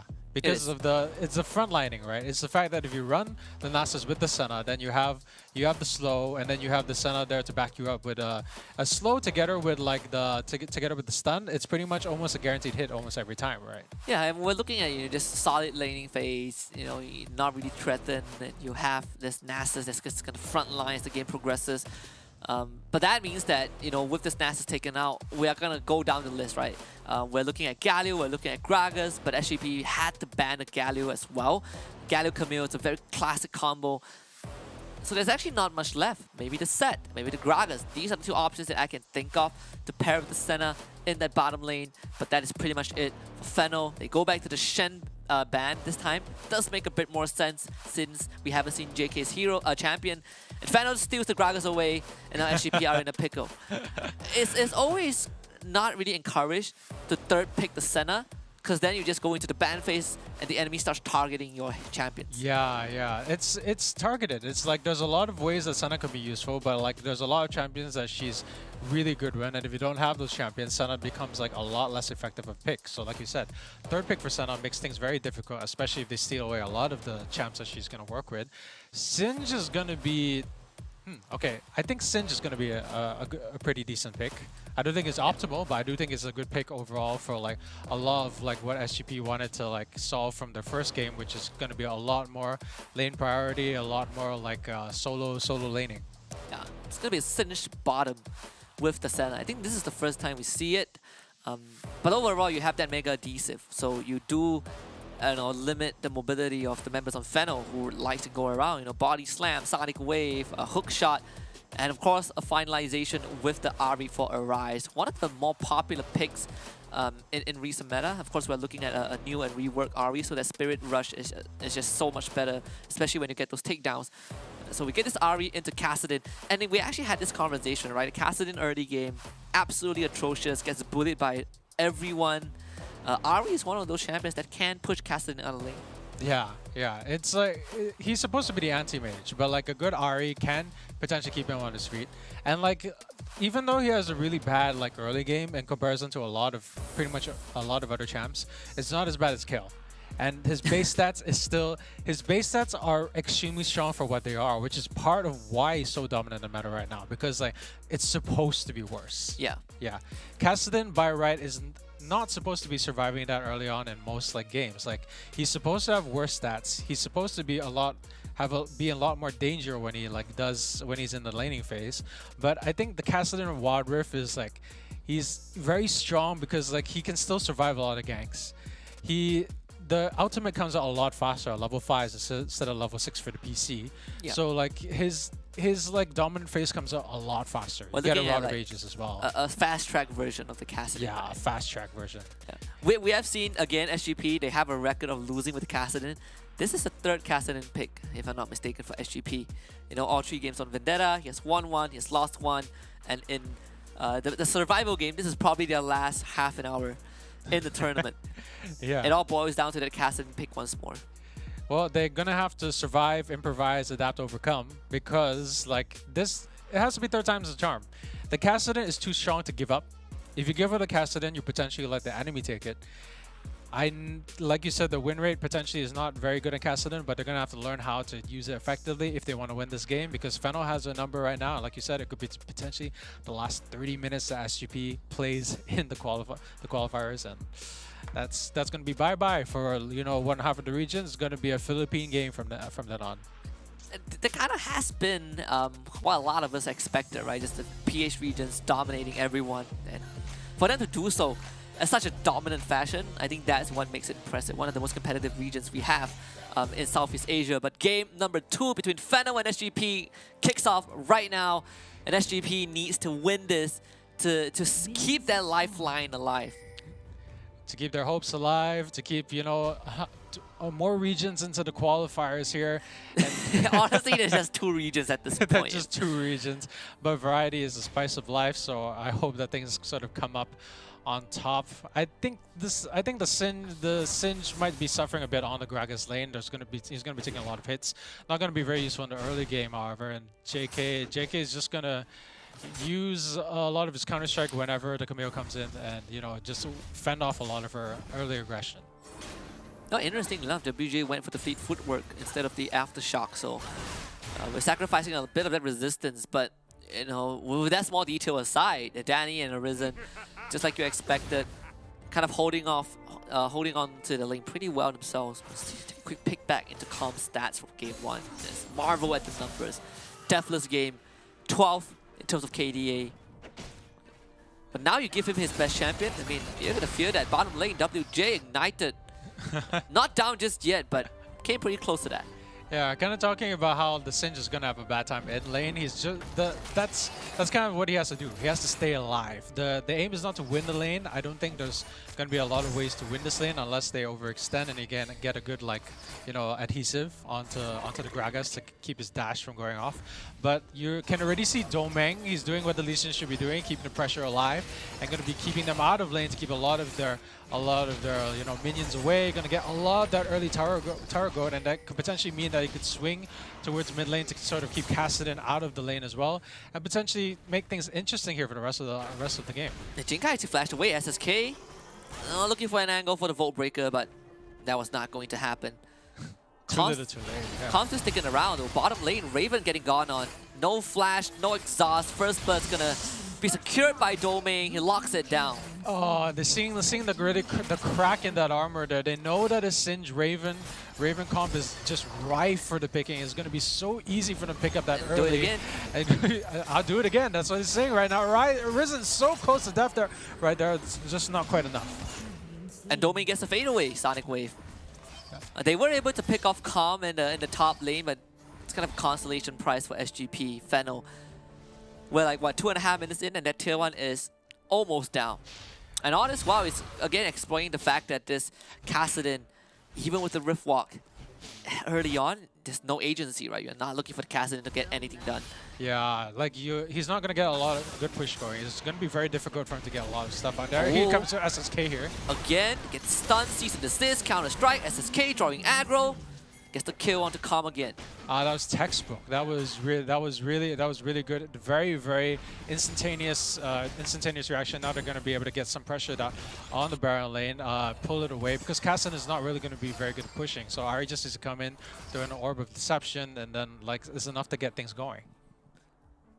So Calm getting shut down a bit, interestingly, all the teams that play SGP actually put a lot of attention to shutting down JK.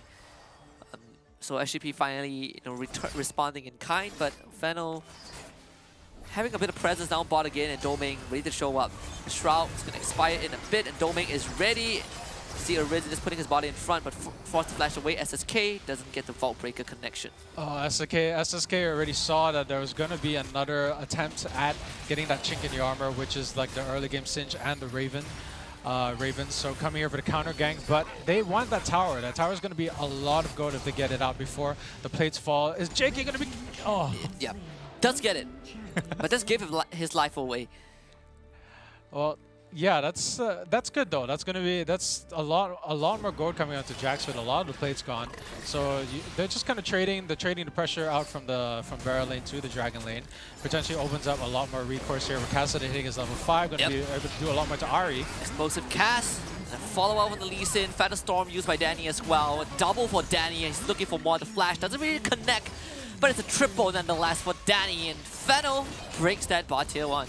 Oh man, I think SSK did stay around to try and like counter gank, because know that Doma's gonna be sticking around there forever, pretty much make it his home right there. But like, didn't really consider the fact that there's gonna be another person joining in the fray, and then that's gonna be 3 kills over. Like that's not really counter jungling at that point. That's just giving an extra kill towards the bot lane instead of the 2 kills you could have been giving away for free.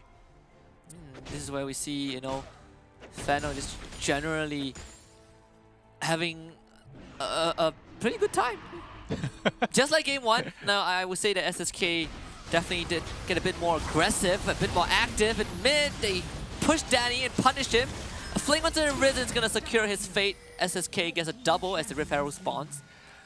That was a good pick. The timing there was absolutely great. Gives them a lot more opportunity to open up towards the Rift. I think Fennel already know that the Rift is going to be the priority here to try and get a bit more off the plates here, because that plate gold is just so essential. It's like gives you so much within that early game if you can secure it. So they're going to be trying to get the Dragon while they know that the Rift is going to be the priority here for at least the first Rift. And SGP now trying to stop Fennel from taking this Dragon, but might cost the life of WJ. He will flash away. Domeng gets the smite secure, but SGP turning attention to that mid tier 1. Drop Shelly now. This charge is going to take down the turret though. Fennel have more than enough manpower to defend this. I don't think he gets charge off. Oh, big misplay there not to put down the Rift while the dragon is being taken. Decided to put all their, like, their focus and they're fighting for the dragon. But, you know, that would have been a good opportunity to get the Rift down and, like, apply pressure to the mid lane while the dragon is being taken. So, like, surprised that they decided to go straight there instead of putting the Rift down there before going into the dragon fight. And Fennel gone on calm with the flash counter-strike ignite. JK picks up a solo. That's an easy pick there, Camille.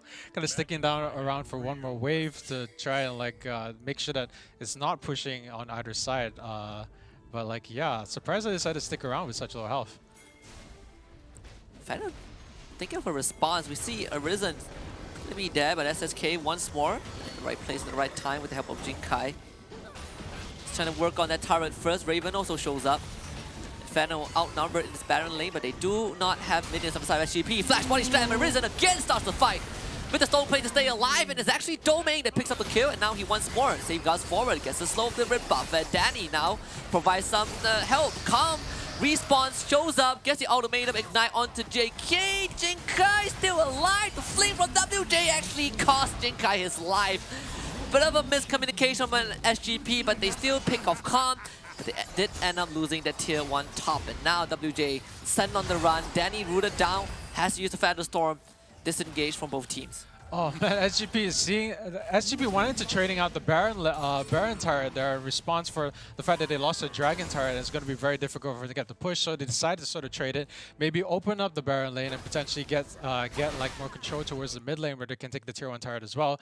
But then the turnaround from Fennel looked like losing their overextended, going to be throwing out the Senna ultimate to keep them alive, and it looked like Fennel was on the back foot, but they used that opportunity to take down the turret, which was at full health. Not even talking like half health, we're talking like full health, and he managed to take it down while the rest of the shenanigans were going down there with Calm on his Camille there at the back lane. Yeah.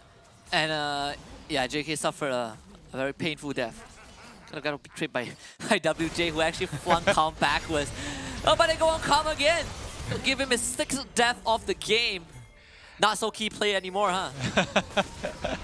I'd say that SGP is supposed to be like winning these fights right here, but they're giving up a lot of the tower control. It's Fennel who have their eyes on the prize right now. And SGP is not really getting a lot out of this. They need to be able to sort of fight back in terms of turrets taken, in terms of the pushes, in terms of objectives, because right now with the turrets down, it's a lot more open for Fennel to get whatever they want. Like, you see it there, it's open mid lane, Baron lane, and Dragon lane. Objectives going to be coming out in like a couple of minutes, and like there's not going to be a lot that SGP is going to be able to do without suffering a lot more damage to their tier 2 turrets if they don't get things under control right now. And Vendetta also going to be caught out here. And just good patience from Fennel. Collapse onto the Kassadin, finally shutting off Vendetta by a bit. And that delay is important for Fennel. You don't want the Kassadin to come online. That kind of is the insurance policy for SGP. Arisen shows up with Cass. WJ though Bob actually was able to escape with his own flash, but for Fennel it was all about the turret. So this is kind of the differing like this is what we call like this losing the battle but winning the war. And what Fennel is just taking off these turrets right now. Like they don't care if they lose, they lose a couple of kills. Yeah. They know they managed to push you off. They know they managed to get a lot more out of it because you're taking a tier 2 turret down in mid lane. That opens stuff up for Rift. It's going to be a lot more difficult for SGP to get down there on the back foot. Everything is kind of open up, and the vision control as well is not quite as deep as it should be. They haven't been able to push that far into the jungle because of how like open the turrets have been. And you know, SGP has been winning the fights, but look, the goal difference is there, and Fennel also managed to like do a lot of like return kills. Yeah, and I think that's something that Fennel is fine with happening, right? We look at the game state, the mid lane completely pushed in.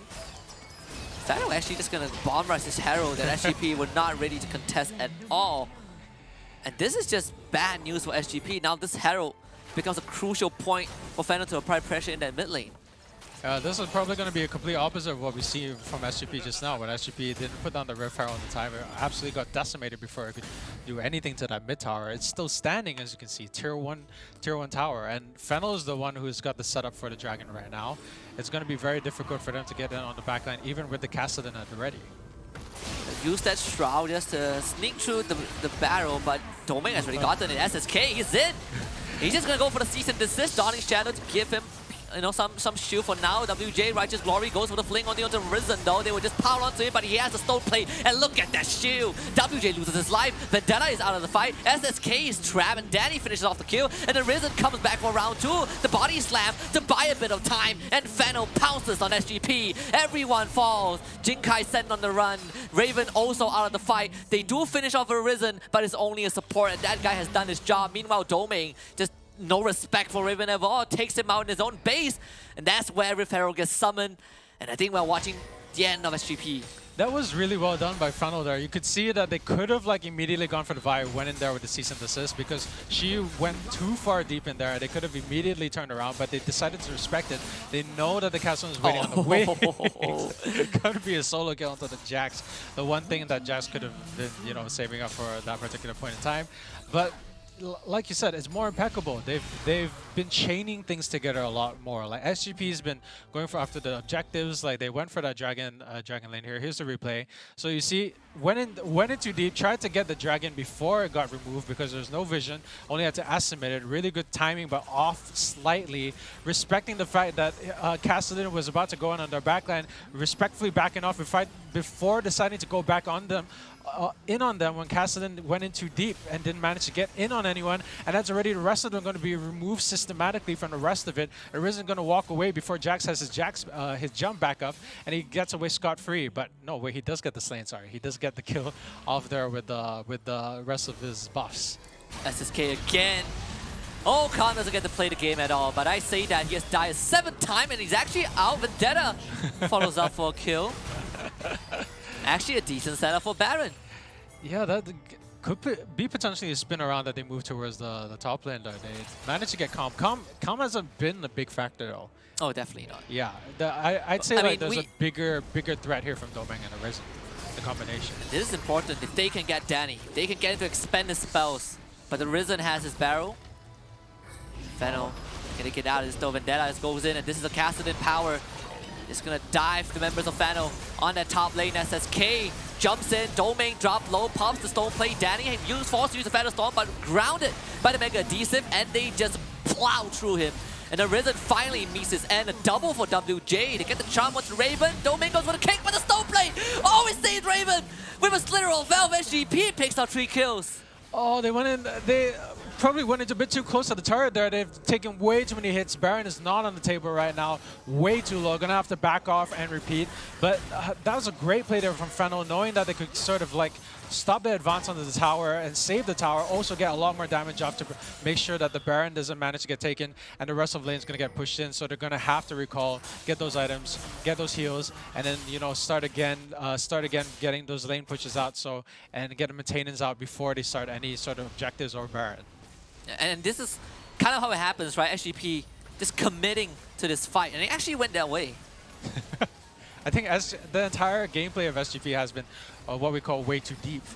Like, you know, you can do a little bit of a love tap. You don't necessarily need to go in all in if you manage to get like the initial kill. See, they're already skirmishing here on the front line. There's no need to go that far. The lane was there. Your minions weren't pushed. You didn't really have a lot of like. Even if you did manage to get those kills, there wouldn't be much to go on except for the Baron. But if you did manage to get those kills, you'd be too low to go for Baron anyway. So I'm not sure what the heavy push was there for in the first place. I mean, early on, you did say that in the stone plate, it's cheap, it's great. We saw how good the stone plate was. Raven survived because of the stone plate, right? You gotta do something about that thing. Like make it expensive, make it like 800 gold. Right? If Locket is 800, how is stone plate not 800? How is something that gives you so much HP only 500 and like keeping you alive? SGP playing like there's no stone plate right here. They've been trying to get it picks off, but the stone plate's been keeping like Fennel alive long enough to be able to respond really well, and cause SGP to lose a lot in a lot of the team fights, even though they're not out of the woods just yet. Is it time for Vendetta to reach that critical mass? I feel like it is. Or at least start getting there. He's getting there in gold. We're seeing him in gold, but I haven't seen like an effectual like jump yet. Because like from all the jumps we've seen, he doesn't seem to be jumping on top of them, which is what you want to see out of the Kassadin. He's been going in to try and get like the void splash, and then like he's been trying to do damage from a distance. But you want to be getting deep into the backline if you see your opportunity. You don't want to be doing like harass damage out here. Arisen misses the flash body slam, but they found Raven nonetheless. Getting rid of the members of SGP, but Vendetta, watch out! He's already in the fight. Zhonya's keeping the Rise alive, and there might be a chance of Fennel, but Vendetta, oh, he's strong. He has a double already. Arisen, third one to get jumped on. Vendetta gets a triple, and they're gonna go for the cleanup onto Fennel. Quad for Vendetta. I don't think there is a penta as JK steals that, but SGP breaks the game wide open. Oh man, just talking about how Vendetta was supposed to be going in deep, and right as I say that, it just happens right about then. There's a stone plate to try and get more, like, take more hits off of the minions so they can go in deep on the rest of the turret. And it's going to be an inhibitor turret, which opens things up for Baron later. It could be a game 3, but look, they're going straight for it. And they're going to get it. SGP, not done just yet. And on the back of a Kassadin pick, we find ourselves staring down a full best of 3. Wow, okay. Wasn't expecting that turnaround. I was expecting Fennel to sort of be able to respond in kind, but then they just knocked, and then it came, whoop, your time is up, and they managed to get all those 5 kills. That was the cincher. If only one of them was alive, there could potentially still have been a comeback, but SGP decided to go, nope, you're gone. And that was the SGP that you have been dying to see, right? Just this SGP that keeps running at you, just relentless. I mean, I don't know how I'm gonna feel if I was calm that entire game, because I just feel like I'm getting targeted again and again. Yeah. I think all of his death was because SSK decided to just put a bullseye on him. Yeah, the opposite of being calm, actually. Calm wasn't calm at all. But we're going into the replay, going to be looking at some of the highlights here. Here we see like Fennel trying to be gaining on the Raven. This was the early part. This is where I was talking about the Lee Sin utilizing like that early game dominance to try and keep Singe and WJ and Raven out of the game. And it looks like it worked for the most part, but that's the thing. It doesn't matter because you have a Singe. Singe just needs the effectual gold to keep things in the running. They managed to get so much early gold off of that, but didn't really translate into things down towards the lane. SGP, like, there was a lot of times where they went in too deep. There was a lot of times where I was going to say, SGP, you went in too deep, but they managed to translate that into like effectual kills. They managed to get enough gold to sort of keep themselves relevant. And here we have JK surviving, barely using one of like Senna's like heals. and the fling from WJ. You know? And the fling from WJ to keep him off like the backline. And that's a whole turret gone. I really thought that Fennel was not gonna be losing this one because like they had a lot. They were winning if ever so slightly, just in terms of objectives, in terms of like team fights, and like like this is a return fight. And these are the moments where we look at Fennel and we were like, yeah, they have full control of this game. But that is kind of with Vendetta out of the conversation, right? We're not looking at too much at the Kassadin. Vendetta did suffer a death or 2 in this game, but when the time comes, it's the result's the same. When Kassadin time arrives, it's when like when it's Kassadin time. Yeah, it's like it's like 12 a.m. in Cinderella, right? She loses her gown. Well, when it's 15 minutes in WildRift, you lose the game because there's a Kassadin in it. This is kind of the fight, right? The defining moment of just Kassadin things. This is where it all happened. This is when they did the fog of war was there. They came in too late. Didn't really see a lot of them. They managed to get in the jump on pretty much all of the backline, and that was it. That was the cincher. And if you don't respect the backline, or like it's not that they didn't respect the backline. It's that the fog of war kept them out of like vision there for like the longest time until it's too late when they already were spotted. I think they went in deep to try and get in some vision to try and make sure that there wasn't any nasty surprises. But the timing, it's just a little bit of timing, and sometimes the timing is all you need. And the Rid is already opened up from the Baron turret. They just need to push it down, and that was the game. Yeah, and then well, so far Lee Sin. Again, right? I promise this is the last time I talk about the Lee Sin. I lost on both sides, but we are seeing, Fennel. In fact, when we looked at the last ban, they have a choice to ban out the Kassadin, but they went for the Jace instead. And so far, what we saw from Nigma Galaxy when they beat SGP, even though SGP had Kassadin, was they target the side lanes, right? They make sure that Kassadin doesn't really have space on the map to farm up. Fennel tried to go for the same thing, but unfortunately didn't go exactly to plan because SGP just bought enough time. Yeah, well, the first game we saw Fennel, they sort of took all the little victories they could. Oh yes. They managed to get all those objectives. They managed to get the push. But SGP fought back hard this time. Even though it still seemed like it was the same trajectory. So we saw the goal. You were looking at the goal graph just now. It was in like Fennel's side before it decided to swing completely during that last half, because Fennel wasn't necessarily losing. They were taking the little victories. It's just that SGP was keeping them the goal differential like here, just in case there was a turnaround, because there was going to be a turnaround. It's a Kassadin. Like, eventually there's going to be a lot of void walking, there's going to be a lot of like silence balls, and that's it, you're done. Yeah, and while Fennel was done for game 2, and that means we get a game 3. All of this made possible by our partners at Snapdragon Elite Gaming when winning matters. Again, WildRift is just a very small part of the endeavors with us. They've been with us for multiple titles, and it's great to have worked with these guys. So, just awesome people. This would not have happened without them. But they also would not have happened without Monster Energy, allowing everyone to unleash the beast. So do check them out at www.monsterenergy.com/gaming. And if you guys want to join our Discord, if you guys haven't joined our Discord, join us at discord.gg/Snapdragon Pro Series. We would love to hear your thoughts on the series and just the tournament in general, and to find out more info about the games itself. Coming up, SGP against Fennel, game number 3, the decider game to find out who qualifies into the playoffs. We're gonna, take a look at that after this break, so do not go anywhere. The Snapdragon Pro Series is brought to you by Snapdragon Elite Gaming and Monster Energy.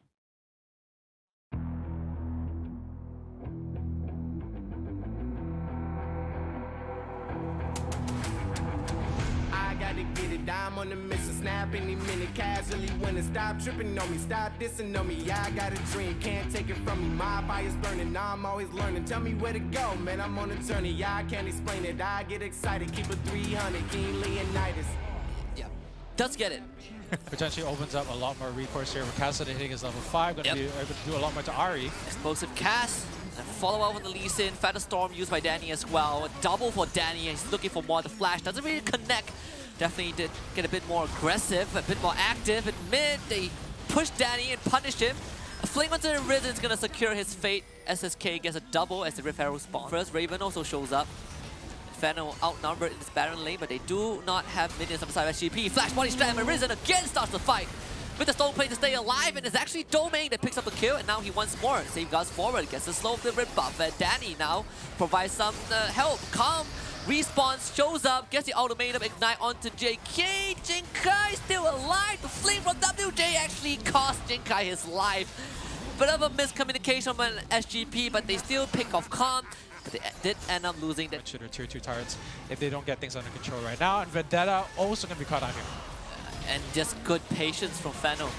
Use that Shroud just to sneak through the barrel, but Domain has already gotten it. SSK, he's in. He's just going to go for the cease and desist. Dawning Shadow to give him some shield for now. WJ, Righteous Glory, goes for the fling onto Risen though. They will just power onto it, but he has the stone plate. And look at that shield. WJ loses his life. Vendetta is out of the fight. SSK is trapped, and Danny finishes off the kill. And the Risen comes back for round 2. The body slam to buy a bit of time. And Fennel pounces on SGP. Everyone falls. Jinkai sent on the run. Raven also out of the fight. They do finish off a Risen, but it's only a support, and that guy has done his job. Meanwhile, Domain just no respect as his barrel. Fennel gonna get out of this though. Vendetta just goes in, and this is a Kassadin power. It's gonna dive the members of Fennel on that top lane. SSK jumps in, Domain drop low, pops the stone plate. Danny forced to use the Feather Storm, but grounded by the Mega Adhesive, and they just plow through him. And the Risen finally meets his end. A double for WJ. They get the charm onto Raven. Domain goes for the kick, but the stone plate always saves Raven with a literal Valve. SGP picks up 3 kills. The backline, if you see your opportunity, you don't want to be doing like harass damage out here. Arisen misses the flash body slam, but they found Raven nonetheless. Getting rid of the members of SGP, but Vendetta, watch out! He's already in the fight. Zhonya's keeping the Rise alive, and there might be a chance of Fennel, but Vendetta, oh, he's strong. He has a double already. Arisen, they're about to get jumped on. Vendetta gets a triple, and they're gonna go for the cleanup onto Fennel. Quad for Vendetta. Calm's sticking around. Bottom lane, Raven getting gone on. No flash, no exhaust. First blood's gonna be secured by Domain. He locks it down. Oh, seeing the crack in that arm. Not gonna get a lot of good push going. It's gonna be very difficult for him to get a lot of stuff out there. Here comes to SSK here. Again, gets stunned, cease and desist, counter strike, SSK drawing aggro. To get it out before the plates fall. Is JK gonna be? Oh, Yeah, does get it. potentially opens up a lot more recourse here. With Cassidy hitting his level 5, gonna be able to do a lot more to Ari. Explosive cast, and a follow up with the Lee Sin. We're going the distance, baby, in this best of 3, SGP against Fennel. One more game to decide who does not continue the journey and who makes it to top 4 tomorrow. My name is Husky alongside Pondo, and you guys are watching the Snapdragon Pro Series WildRift Open final group stage and for the region of MSPB. Very interesting game too. I mean, again, Castle win.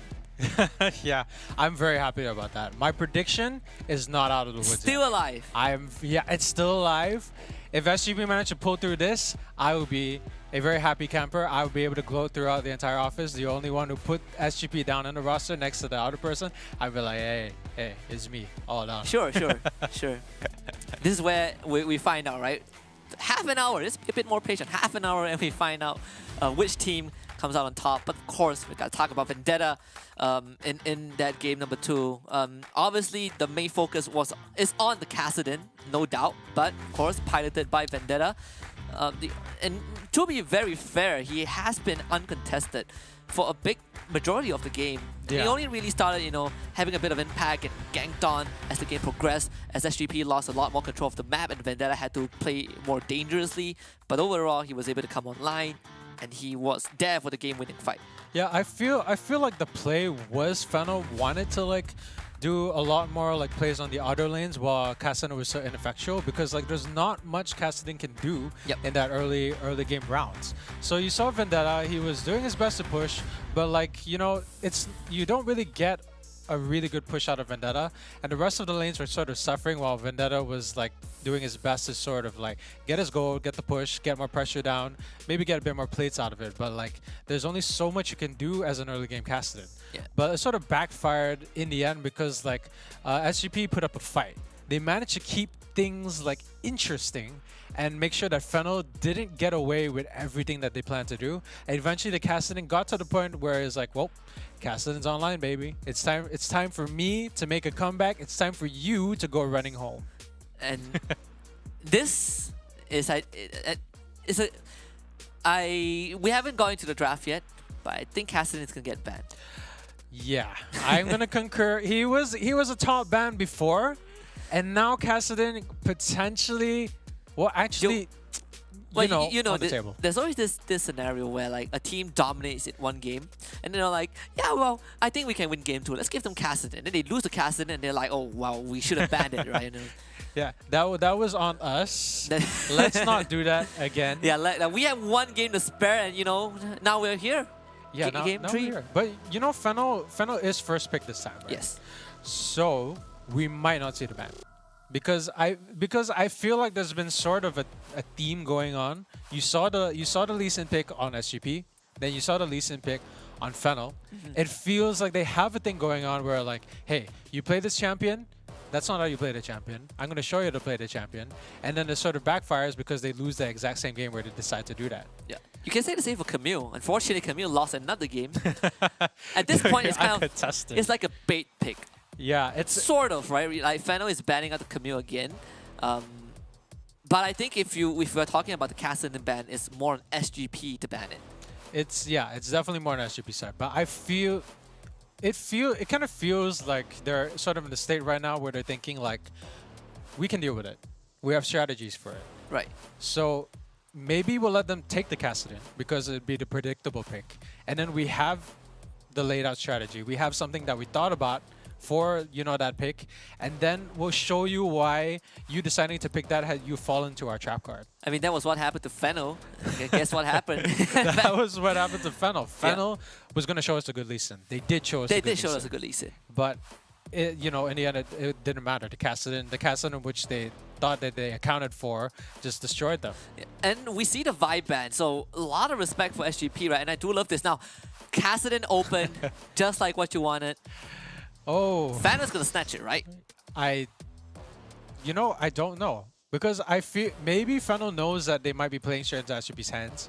But at the same time, I feel like being too overconfident about your Kassadin counter picks is always going to lead to disaster. That's Lucian. There it is. There it is. There it is. So the question is, Kassadin Lee Sin? Well, I mean, there's still the Senna. Well, actually, there's no more Senna. SGP banned that one. yeah, they banned it out. Yeah. But so SGP has been picking Jax 2 games in a row, and of course, like there's the Shen as well. But hey, if it's not broken, why fix it? Yeah, Like, Kassadin was what won them the game. Just pick it again for Vendetta.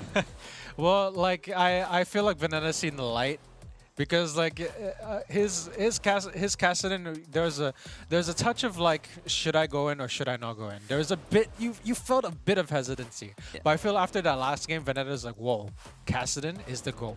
And they I'm gonna picked the try it Karma. out. This was a huge piece for Fano as well. Yeah. So I'm just gonna sidetrack a bit, right? You know there was an in-game event for Kassadin where you answer 6 trivia questions. I think I know what you're gonna talk about. Okay, so Yeah. So yeah, what am I? So I was gonna say that I didn't get all of them right. Yeah, same. Yeah, I got one of it wrong, and Question 5. Yes, and I Yes. tell you. So did we Google for the answers? No, I knew. I read the lore religiously, okay? So- and that's why it really irked me. Yeah, okay? like it really I got could to have me. gotten something. The thing is, so for me, you know, if you can learn something from me, if anyone can learn a lesson from me, is to do not cheat in your test. Because I tried to go open book style. I Googled Kassadin trivia answers, and I got the wrong one. But it's all on me. No, but it doesn't. Okay, look. Do you if think it's a problem with the trivia answer, or is it a problem with the lore? it's the answer? Okay, You think no. the answer- Look at it this way. Okay, it makes sense if the answer was referring to the old lore, because the old lore, Kassadin did mention something about looking for his family. Yeah. But we're talking about the new lore. The new lore, The new, we He all wants to- know Kaisa is his daughter. it wants to destroy the void. Yeah, because he doesn't know Kaisa is alive. How can you want to save your family if you don't even know that your daughter is alive? And then like it's sort of in the latest lore they talked about it. Kassadin is slowly losing his mind. His only like motivation now is to destroy the void. When I saw the answer, I was like, "There's no way. This is."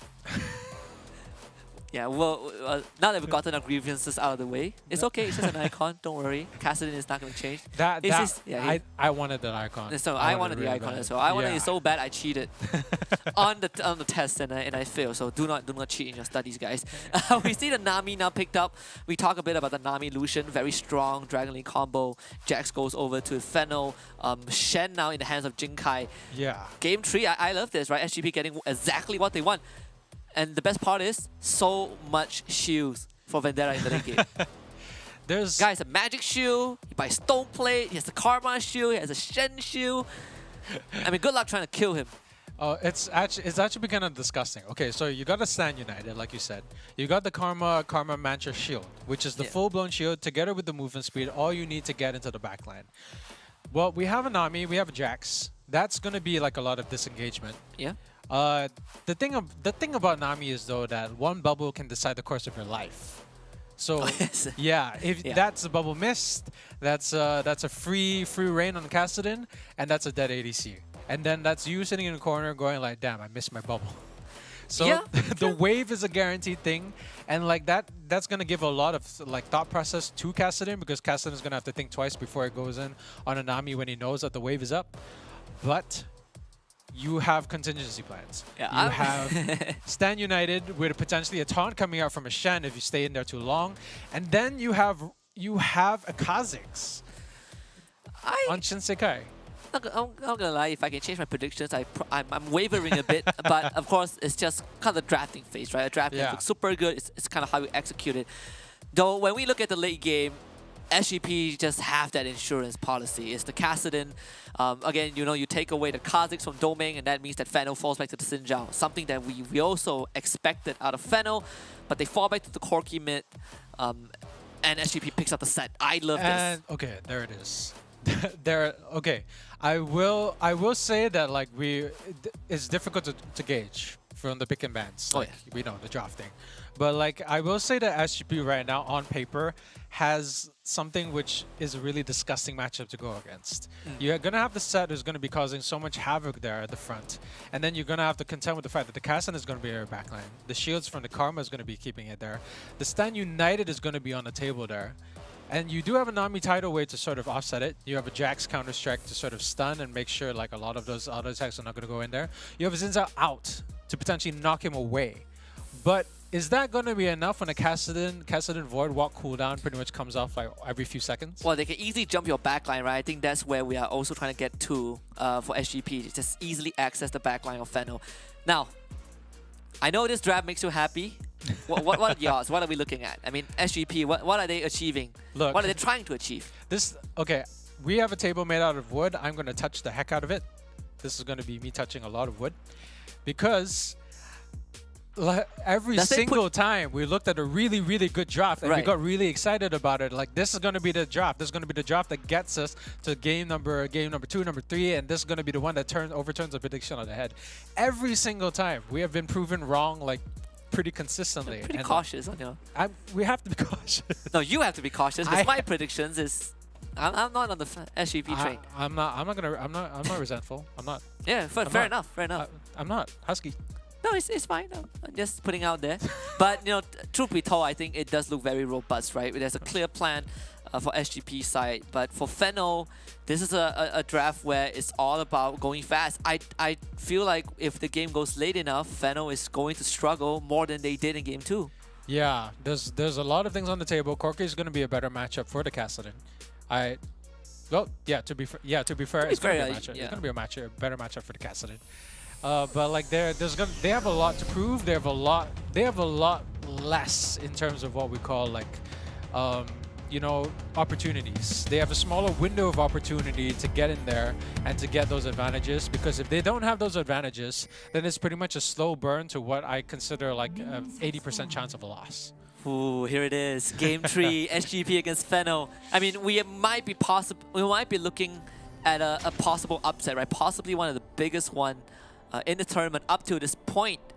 And truth be told, when I was doing my own power ranking, I was struggling to fit SGP in. I was like, where is SGP gonna be? They feel like top 4 material, but at the same time, oh my goodness, all these PH teams are so good. And we've seen them in action. Like Nigma Galaxy just beat SGP down badly, you know, like it's a very so when we look at that and then it just makes you go like, oh my god, if Nigma Galaxy is doing this, what chances do SGP have? And here they are at the cusp of potentially just turning all of that prediction on its head. Yeah. Well, to be fair, we know that Nigma Galaxy is the type who is more decisive. And we know that SGP has high highs. They've had some really good games. They have some really good decisions. It's just that like they don't have the same conviction that Nigma Galaxy does. And like when you're on the back foot of a team that's as confident as Nigma Galaxy, you tend to doubt yourself. You second guess yourself. And like I think SGP works the best when they have like more info to work with. And they're the type of liquid that fits better into a container if they've had more info. And like now they've gotten a lot more like, you know, information on how Fennel plays. They know Fennel's playbook. They know Fennel plays by the book. And that sort of gives them like, you know, more to work with. But it looks like they wanted to go for a tower dive, but they didn't necessarily have enough setup for it. Maybe the double bubble might have been enough. And this is what Fennel is extremely consistent with, right? Just you hit the timing, 140 shows up in Dragon Lane and try to get an early kill, but top lane, JK with a dash away with the ignite, and actually with the passive is beating Calm in his own game.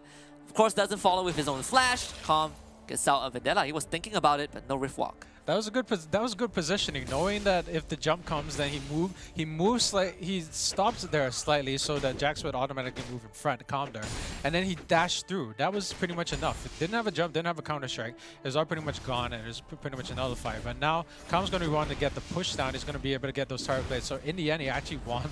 He lost the battle, but he won the war. Yeah, just the first plate, and Calm now gets to go for his own reset. You know, the Kassadin, okay, you're looking at the Kassadin matchup here. He's got 100 more gold than Corki. And despite the fact that he's supposed to be theoretically like taking a bit more like taking a bit more hits from there. It doesn't seem like he's been struggling at all. He's doing so much damage onto Arise there. Yeah. So fun fact, casting with Grasp of the Undying is actually pretty darn good because when you use a Nether Blade, you actually get the extended attack range, right? Yeah. But it counts as a melee attack. So you get the full benefit of the Grasp of the Undying. That's what Vendetta did against Nigma Galaxy. Again, the game didn't work out, but overall the idea is there, right? You get tanky as the game progresses. You're not only tanky, but you do more damage, you get a bit of life regeneration, you just a bit of everything. Yeah, one more Stone Plate to get rid of the Rod of Ages. Of course. You just get the stack. And like, Yeah, well, just throw a Stand United, like why not? and here's Calm gonna get Flash taunt. Thankfully, Domain is there to save the day. Yeah, Domain there just seeing things pressure as they go. It's supposed to be the pick out, and now SGP is going to be one that's taking a lot of hits, going to be forced to move away, and that's potentially going to be a more push for more tower plates. They're going to have to back away.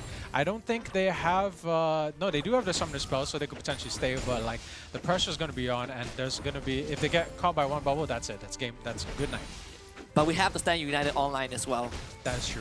But there's always this conundrum where, like, oh, okay, if I Stand United, the enemy, Baron laner, the Jax in this case, is just gonna shove the wave, right? So there are these trade-offs. But for SGP, I think so far, doing pretty well. In fact, we say that Game 2 was the closest we've ever been, but Game 3, man, SGP are keeping up with Fennel. Yeah, honestly, okay, you mentioned something. You said that the Stand United is sort of like trying to think between like two choices. If you go Stand United, you don't get any kills. So let's say Stand United towards the bot lane, towards Raven, or towards WJ. They get caught out. So it does Stand United, they go in, and then after that, Fennel sees it, they immediately back off. The Stand United's already been procced. Shen goes in, but then doesn't manage to get any kills. They already backed away too fast. And then the lane is pushing. Jax is there getting free farm. Yeah. And the last thing you want on Jax, free farm. I mean, the last thing you want to cast it in is free farm. That's true as well. Both of these teams, they do have that. I would say, comparing Jax and Kassadin, we know who to go for. But 5 minutes, this is it. A trade of objectives for both teams.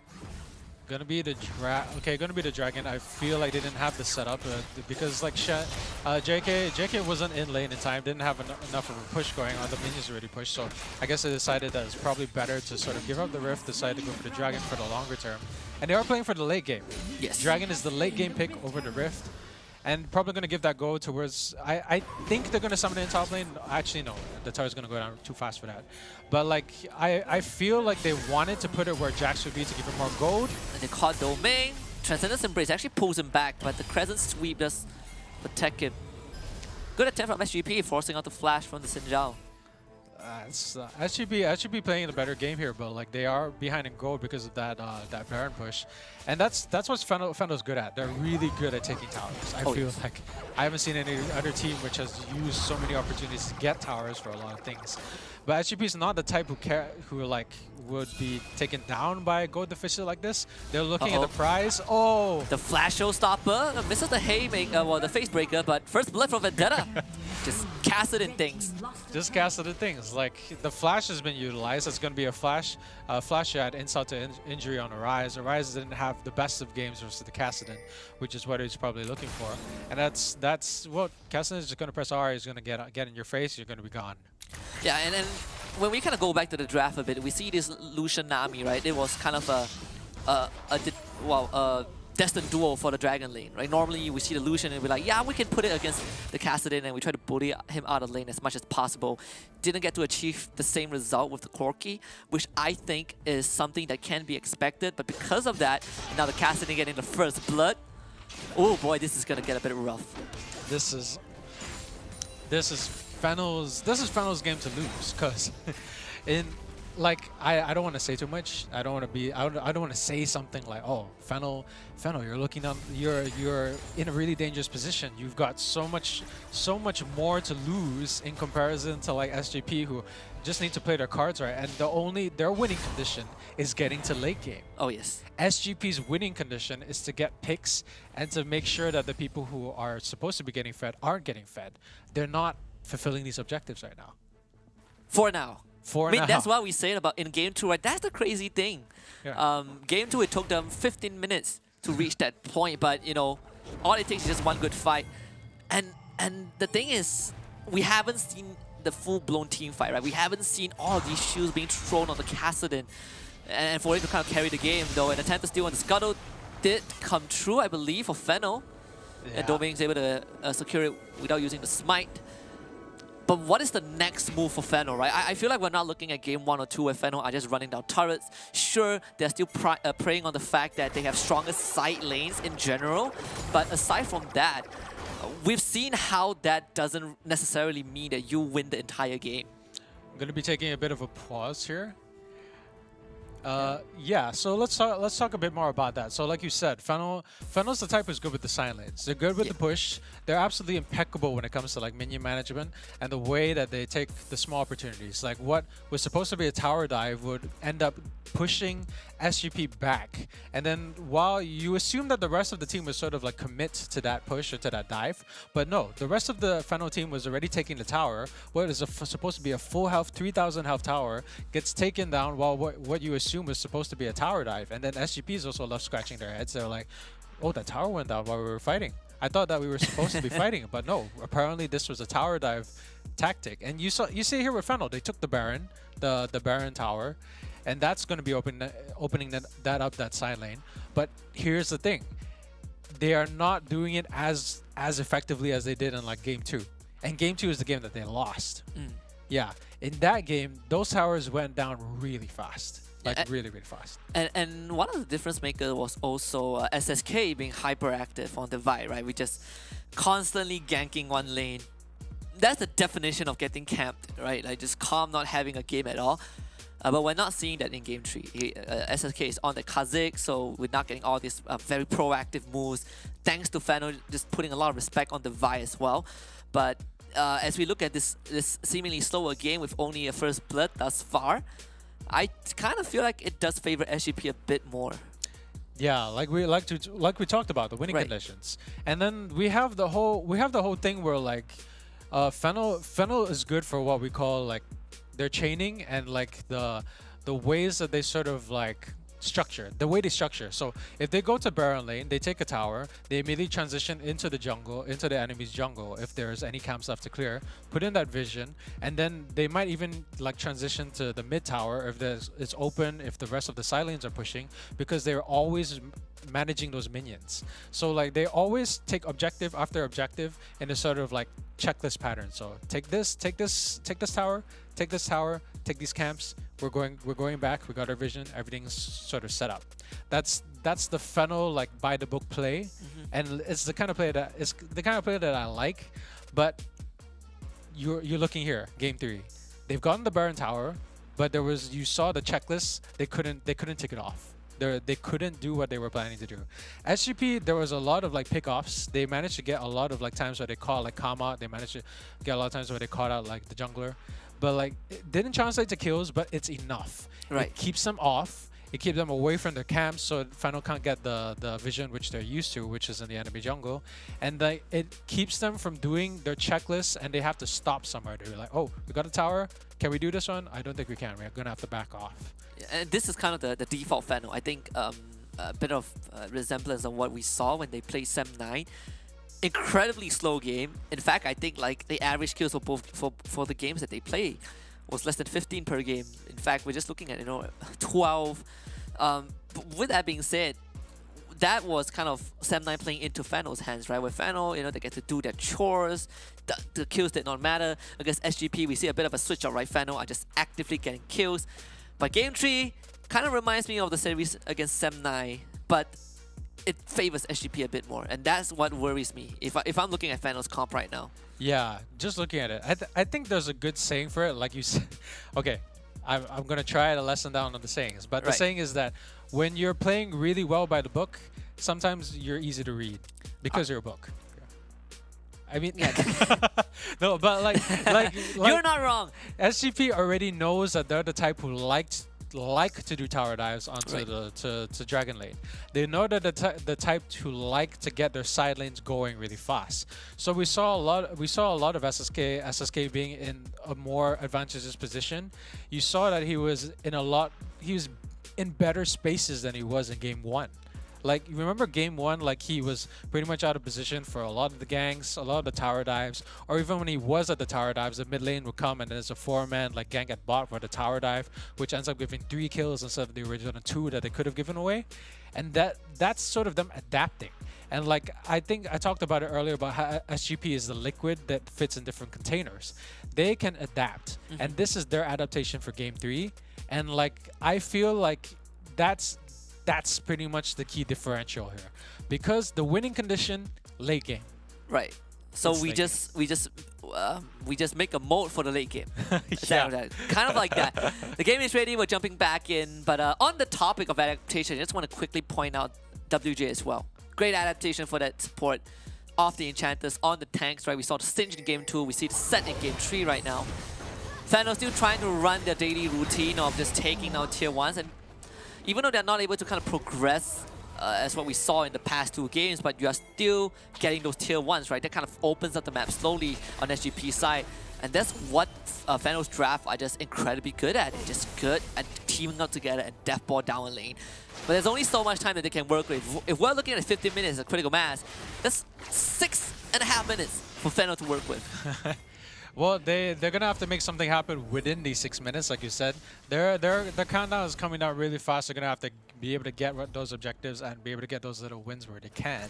And like, the thing, but just want to talk again about the timing of Fano. Fano's timing is always impeccable. We saw SGP, they were regrouping, a lot of lane recalls, a lot of like going back and getting those camps.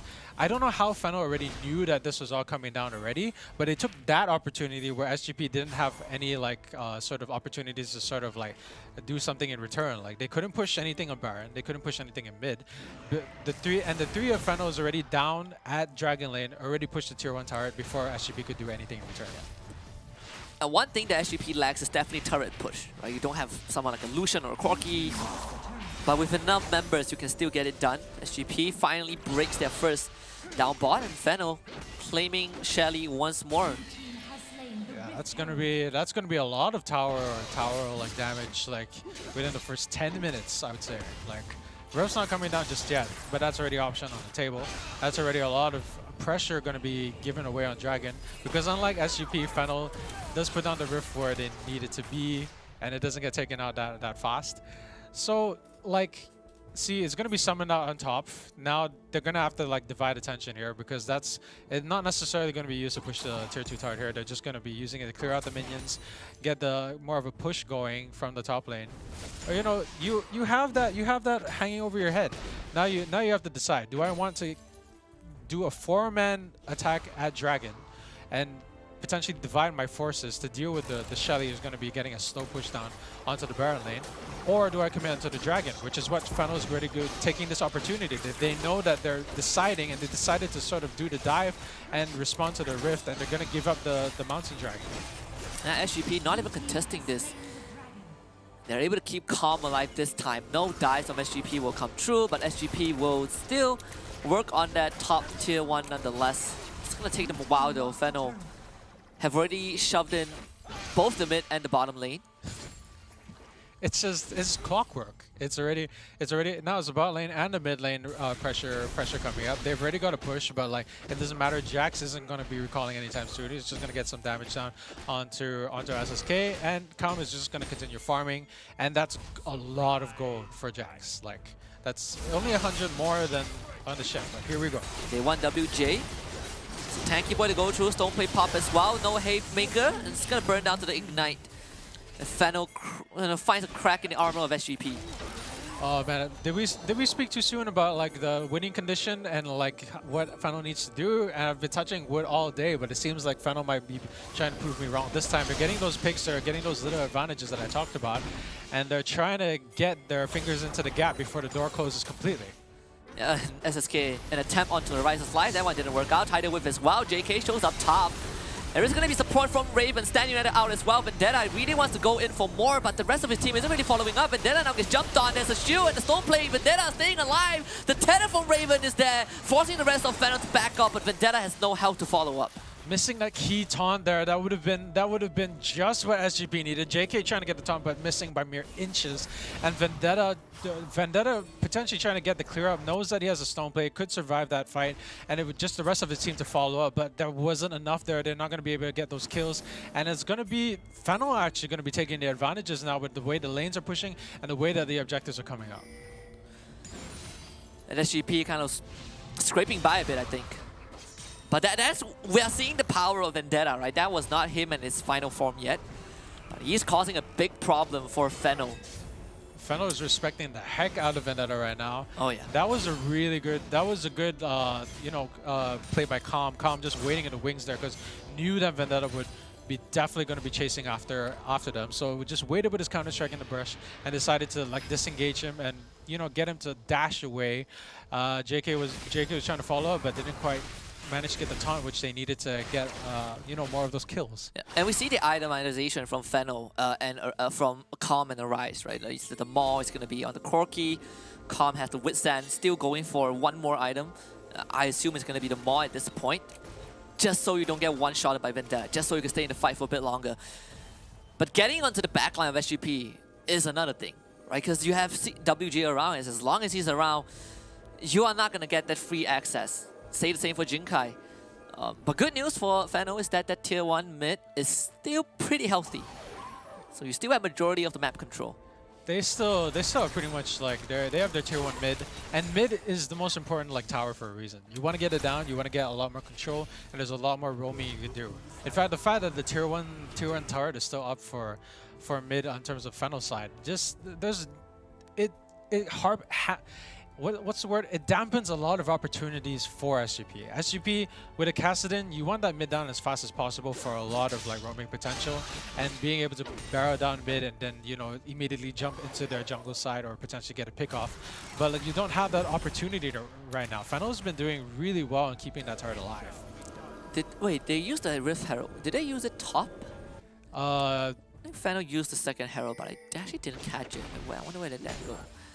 Yeah, I think I missed it as well. Was it not the one that was barreling from the top end just now, or was that the first rift? Yeah, I think the top one was it, right? Just didn't get any turrets in return.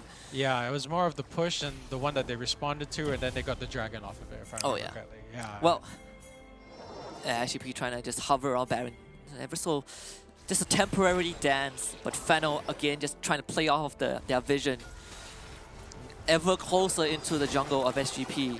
But SGP, they have means to get out of a predicament, providing they don't get caught by a counter-strike or a bubble. There's plenty of agencies for them to utilize. But again, we're talking about critical mass. 15 minutes in, Vendetta going for the 4th item, the Crystalline Reflector. That's what we saw in Game 3 as well. Incredibly good against this abundance of physical damage from Fennel.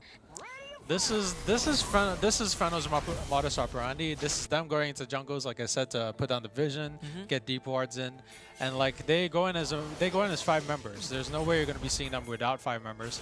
And since they got the vision down to set up for Dragon, it's going to be SGP. They put it in deep because they know that a lot of the mobility from like Vendetta means that he can stay in the backline, so they got the wards in deep so that he can't just stick around from behind to sort of skulk around to wait for an opportunity. Important Dragon though, WJ gone on. Of course, no commitment from Fennel. They've expanded his stone plate, so that is a minor window that Fennel can look upon, but they just cannot really follow up with much. I'm actually quite surprised that SGP isn't making any plays for anything. I think that would have been a good opportunity to try and pressure down the mid turret to potentially get them to shift their focus and go into the dragon and eventually bait it into a fight. Vendetta is going to show up, gets the silence onto 2 members. SSK jumps in, gets the slow up, stand united, the full shebang from SGP here to try to finish the fight. WJ is low, but look at Jax. The Calm is in the back line. He gets tethered down. Vendetta can't really get the job done. SSK steals the dragon away. Vendetta once more, he goes back in, has the flash, gets the wave, the Mantra shield on him, but the rest of SGP are falling down like dominoes, and Fennel walks away with 3, Vendetta included. Oh man. Come on, this is not how it's supposed to go. This is not how it's supposed to end up being. That's going to be a Dragon. Wait, Dragon gets taken up by SGP actually, which is pretty good, but doesn't matter if the Baron's going to go down potentially. It could potentially be a strong push down towards like the tier 2 turret and an inhibitor turret potentially after this. I think this Baron is gone. I mean, Calm as a force of nature, you're not fighting him. Get out of that, Raven. SSK, is this going to be magic? Leaps in, evolve wings, SSK, the attempt doesn't come true, gets stunned up, and Fennel gets Baron. Oh, this is what we talked about with the SGP. SGP has been giving away little victories in like the way that they've not putting down the pressure into the mid turret, and these are small mistakes that you can't make. You have to be decisive about a lot of things. There's a lot of times in which they didn't really commit to like either getting a turret, getting a push, or towards a wave, and Fennel has been like very decisive throughout. When they get the 5-man push into the jungle, when they get into a position where they can dive, when they're fighting for the dragon and putting down vision, they are always decisive and when they go in and when they take their objectives and making sure they get all these things. Vendetta into the backline, big burst of the Daddy, but the Stone Plate only keeping him alive temporarily, but Calm again shows up. Vendetta, he's in danger. Takes out Danny. Can Vendetta get out with the Rift Walk? Yes, he can. Calm now works on works on Jinkai, and JK doesn't have much longer to live. Chased down by Calm, but at least Vendetta got out. Vendetta doing what Vendetta's supposed to do, but like I said, the Jax just needs money to activate. He's like the cash machine, and he got where he needs to be, and now he's a terror because like just being able to keep himself alive and being able to do so much damage, and gonna be the chase here. They've got the utility, they've got the summoning spells out of it. Here comes the barrier. Bubble dismiss, flash, face breaker, and a dead Calm. SSK once more. Vendetta goes in, Rift Walks, and that is the Kassadin. The Kassadin effect. Fennel gets something in the top lane though. Arise taking down that turret. Here it is. Here's the Fennel special. Here's the you won the team fight. We just happen to have a random Corki lurking around and getting a tier 2 turret off with the Baron buff. And the only tier 2 turret standing is going to be like the Dragon Lane one. And that's just what Fennel does. You give them an inch, they take a mile. Audience considered? Not too bad for SGP. Still staying in this game. We see Vendetta now. Void staff completed. Fully decked out Kassadin. Yeah, but can't really give them the consolation prize for doing what they were supposed to do in the first place. The more extended, drawn-out fights instead of like the more immediate, like five man on top of each other. Wanted to get those pigs, get the Kassadin to sort of chase them into oblivion because they know that they can't escape. It's sort of a consolation prize for them as opposed to like the full-blown like winning prize here, because like they've reached their winning stage, but now you're gonna have to contend with like what is potentially going to be a very problematic Jax onto your backline. This is very important for SGP. The Elder Dragon online, and Fennel, trying to attempt for Death Rush. But this is what you talked about, the decisiveness of Fennel. Yeah. Jinkai is preoccupied with Calm. So Stand United is not going to be an option for now. Yeah, Fennel, that's the thing. If you do want to play this out in any sort of solo game in your diamond games, or like if you're higher than that, vision is what you need. Vision, if you've got it, is where you take the opportunity to start the objective, because then if they're not really coming in full force and they're coming in scattered, you can potentially like respond to it. You can potentially like dive into the first person that comes in, and all you need to do that, vision. And like, even if they do come, you can just back away. It's very, very easy. And it gives you so much more opportunities to get things going, to get things started. And this is so hard for SGP just because this turret is still alive. It's so annoying. But it is going to go down. They finally take it down after so long. Well, SGP still does have the fact that their draft on the table is still ridiculously good. Their late game is just going to get even worse from here on. I do think Jax is going to be like the make or break. Calm is going to be the what keeps them in the game or potentially wins them the game. Yeah. But SGP is not going to be out of this just yet, just because of the draft. Oh, thankfully the Dragon reset it. That could have been something for Fennel.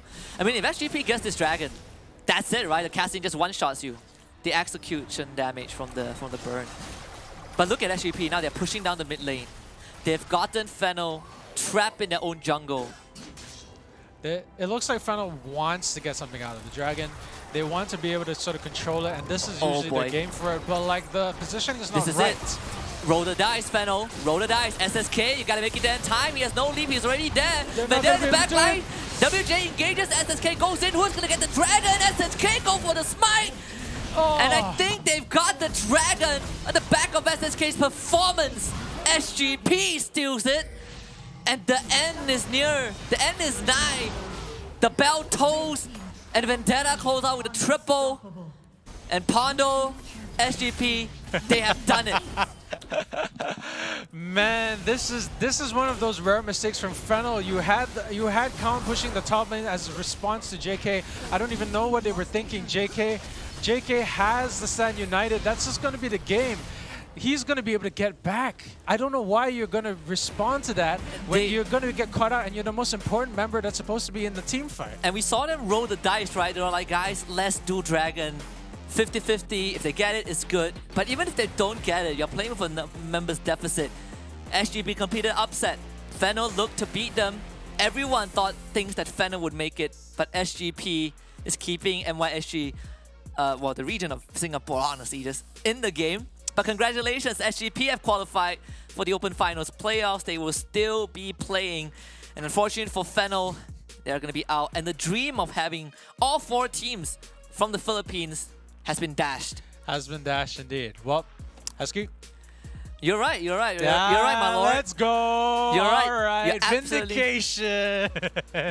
Well, no, I didn't think it was going to be, you know, like. Why don't you have a bit of faith? Come on, you. No, I had faith, but you saw some of those plays. You saw the cracks. You saw those fingers in between the gaps.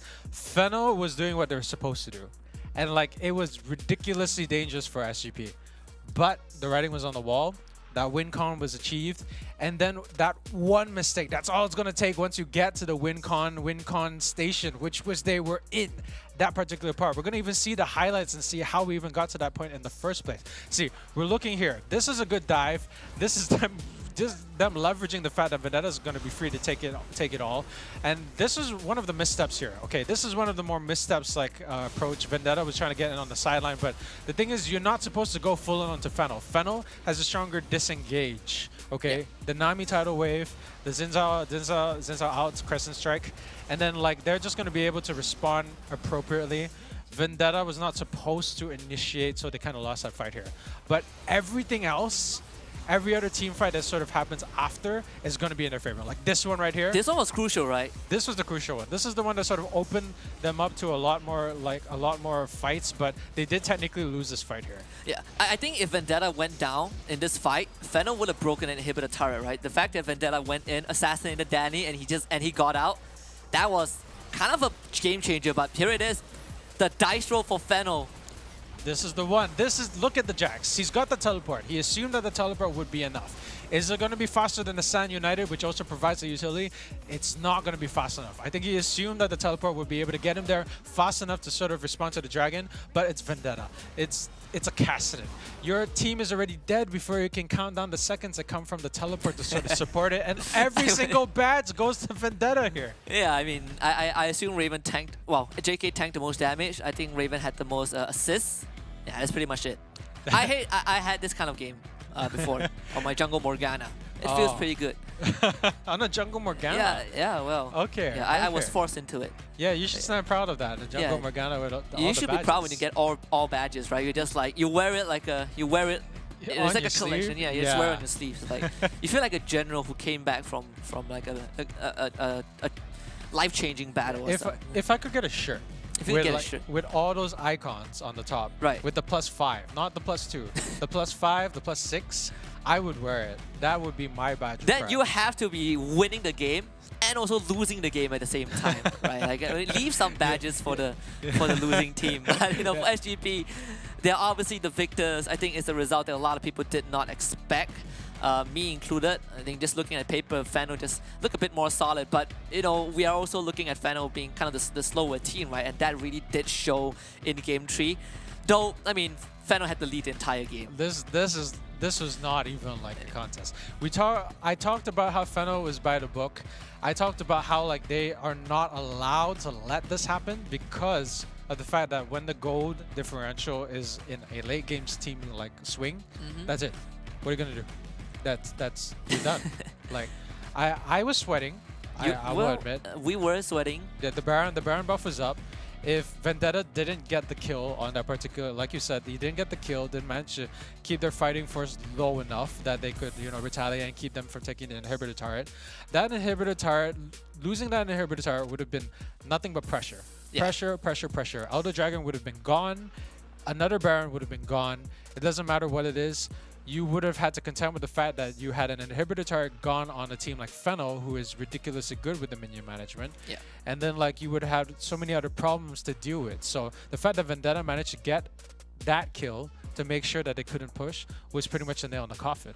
Absolutely, and I think right now, anyone watching this broadcast, they definitely will have second thoughts about SGP, and in a good way, right? SGP have proven themselves. They've gotten over one of the hurdles, which is the region of the Philippines. But we do have an interview, and of course, it's going to be with SSK, the star jungler of SGP. We're going to bring onto the broadcast right now, and you know, a lot of questions. Congratulations, SSK! You guys have made it top 4 in the tournament. First of all, how does this feel? I think, yeah, I feel really happy, but at the same time, I feel quite upset because I couldn't really play well because I was lagging the whole game and my settings all get resetted. That's why there's the constant pauses. So I had to rely on my team to carry my ass that game. Yeah, well, your team definitely did just that. I mean, Vendetta had a stellar game. First of all, before I forget, congratulations. No, best Lee Sin in the region. You know, it's a great achievement. I know last week was kind of a bittersweet moment. You guys dropped to NGX and then you hit top 1 Lee Sin, you know, as a trophy on top. But did you guys, you know, what was the expectation coming into this best of 3 against Fennel? Honestly, I really expected us to lose. That's why I'm wearing a mask now because I didn't shave for the past few days. But since we happened to win, so yeah, I guess I had to put on a mask and do this interview, and it's really a surprise to appreciate to everyone out there and to even myself and my team. Yeah, well, I have a fan right here. This is the only guy. This guy right here is the only guy that voted for SGP. So yeah, Pano, anything? So okay, when you went into the match, were you sweating? Like, did you already have plans beforehand before you decided to fight Fennel? Because you guys got better as you played out more matches. It's like you guys were learning. Did you guys already have like counter strategies for that? Not really. Everything that our team is a definition of a for fun team. Like, we hardly have any scrims. We hardly talk about the game at all. When we just go into the game and see whatever happens, right? So for today, game 1 was a learning game for us, right? So after game 1, we learned, oh, there are some things we can do better. Like, we took game 1 as a scrim. So for game 2 and game 3, I guess we happened to play seriously and we managed to win. I emphasis on the serious. We happen to play seriously. I love the spirit. I think it has been like that, you know, for since you guys have started playing. But here we have the MVP screen. You know, the always part of the tradition, right? I will need you to guess, who do you think, you know, deserves the MVP title? I would say Vendetta. He really stepped out his game today. Except for the Gragas game, of course, that was quite terrible. But his casting was really, really, very good. So, and he like during the game, I somewhat have a mental breakdown because all my settings reset. I'm playing with like 900 ping. But he's the one that always encouraging that we can win, the awards of win conditions, stuff like that. He took over the shot calling role. So I would definitely give him the MVP. Alright, so let's see it. I do agree. I think Vendetta deserves the MVP. And of course he is. You know, 2 games on Kassadin, 1 game on Gragas, and the Kassadin were both Kassa wins in the series. It's phenomenal performance. Though I do, you know, kind of want to touch on the Kassadin a bit, but I want to hear your thoughts first on this part though. Okay, I think I misheard you earlier because you were talking about Grass of the Undying on Kassadin. And I think I heard like a mixture of Grass and Kassadin to Grassadin. I love that. So Grassadin here has absolutely destroyed it, and like Vendetta has shown how it's supposed to be done. It was a bit shaky earlier on because we're seeing a lot of like engages where it was a bit like sweating. But like he managed to pull it off. He managed to come back, and there was a lot of times where like I think like Husky was talking about it. There was the Baron buff. They're pushing down the mid lane. What potentially could have destroyed you guys if it hit the inhibitor turret, and then there would have been a lot of pressure towards the mid lane. It would have been really difficult to come back from that. But he managed to get like some key kills there. He managed to like turn things around and managed to get make sure that like they didn't manage to get the push down, because then there wasn't enough people to push. Yeah. And just before we kind of wrap things up, so I just from a drafter's point of view, right? You 2 games in a row, you guys were gifted the Kassadin. Do you think that kind of was that win condition that you guys were looking for from the side? That Fennel just gave it away. I wouldn't particularly say that we play around our Kassadin really well. I just think that Fennel did not is not able to punish the Kassadin as much as they want to. Like if we watch our Kassadin game compared to Nigma Galaxy, they did actually punish the Kassadin pick really well, and that makes us really hard to play the game. But for Fennel, they just scale with us and they just let the Kassadin scale. That's why I think we managed to win that game and that series. All right, awesome. So one final thing, you guys have qualified for top 4. That one happens tomorrow. We get more games, best of 5s coming up. Out of the 2 teams that are already there, NGX, RRQ, and the other 2 teams that are waiting to qualify, Grind Sky and Team Underground, which team that you think would pose the biggest threat in that playoffs? Biggest threat, I guess it would be Nigma Galaxy. We haven't been able to manage to win them a single game our whole life. So if I can, I'm not sure how the bracket is gonna be like, because I assume that we're gonna lose today. But but I hope that we will never ever get to meet them again. Yeah. At least not so soon, right? But you guys have some time, so enjoy your victory. We'll see you guys tomorrow for the top 4. And again, congratulations on your win, SSK. We'll hope to talk to you soon. Bye-bye. Bye.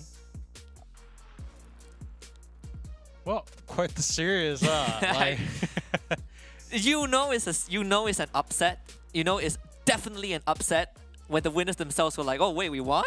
Like I came into this, I wasn't prepared to win. I wasn't prepared to even take on an interview, let alone look good. But here we are. Here they are.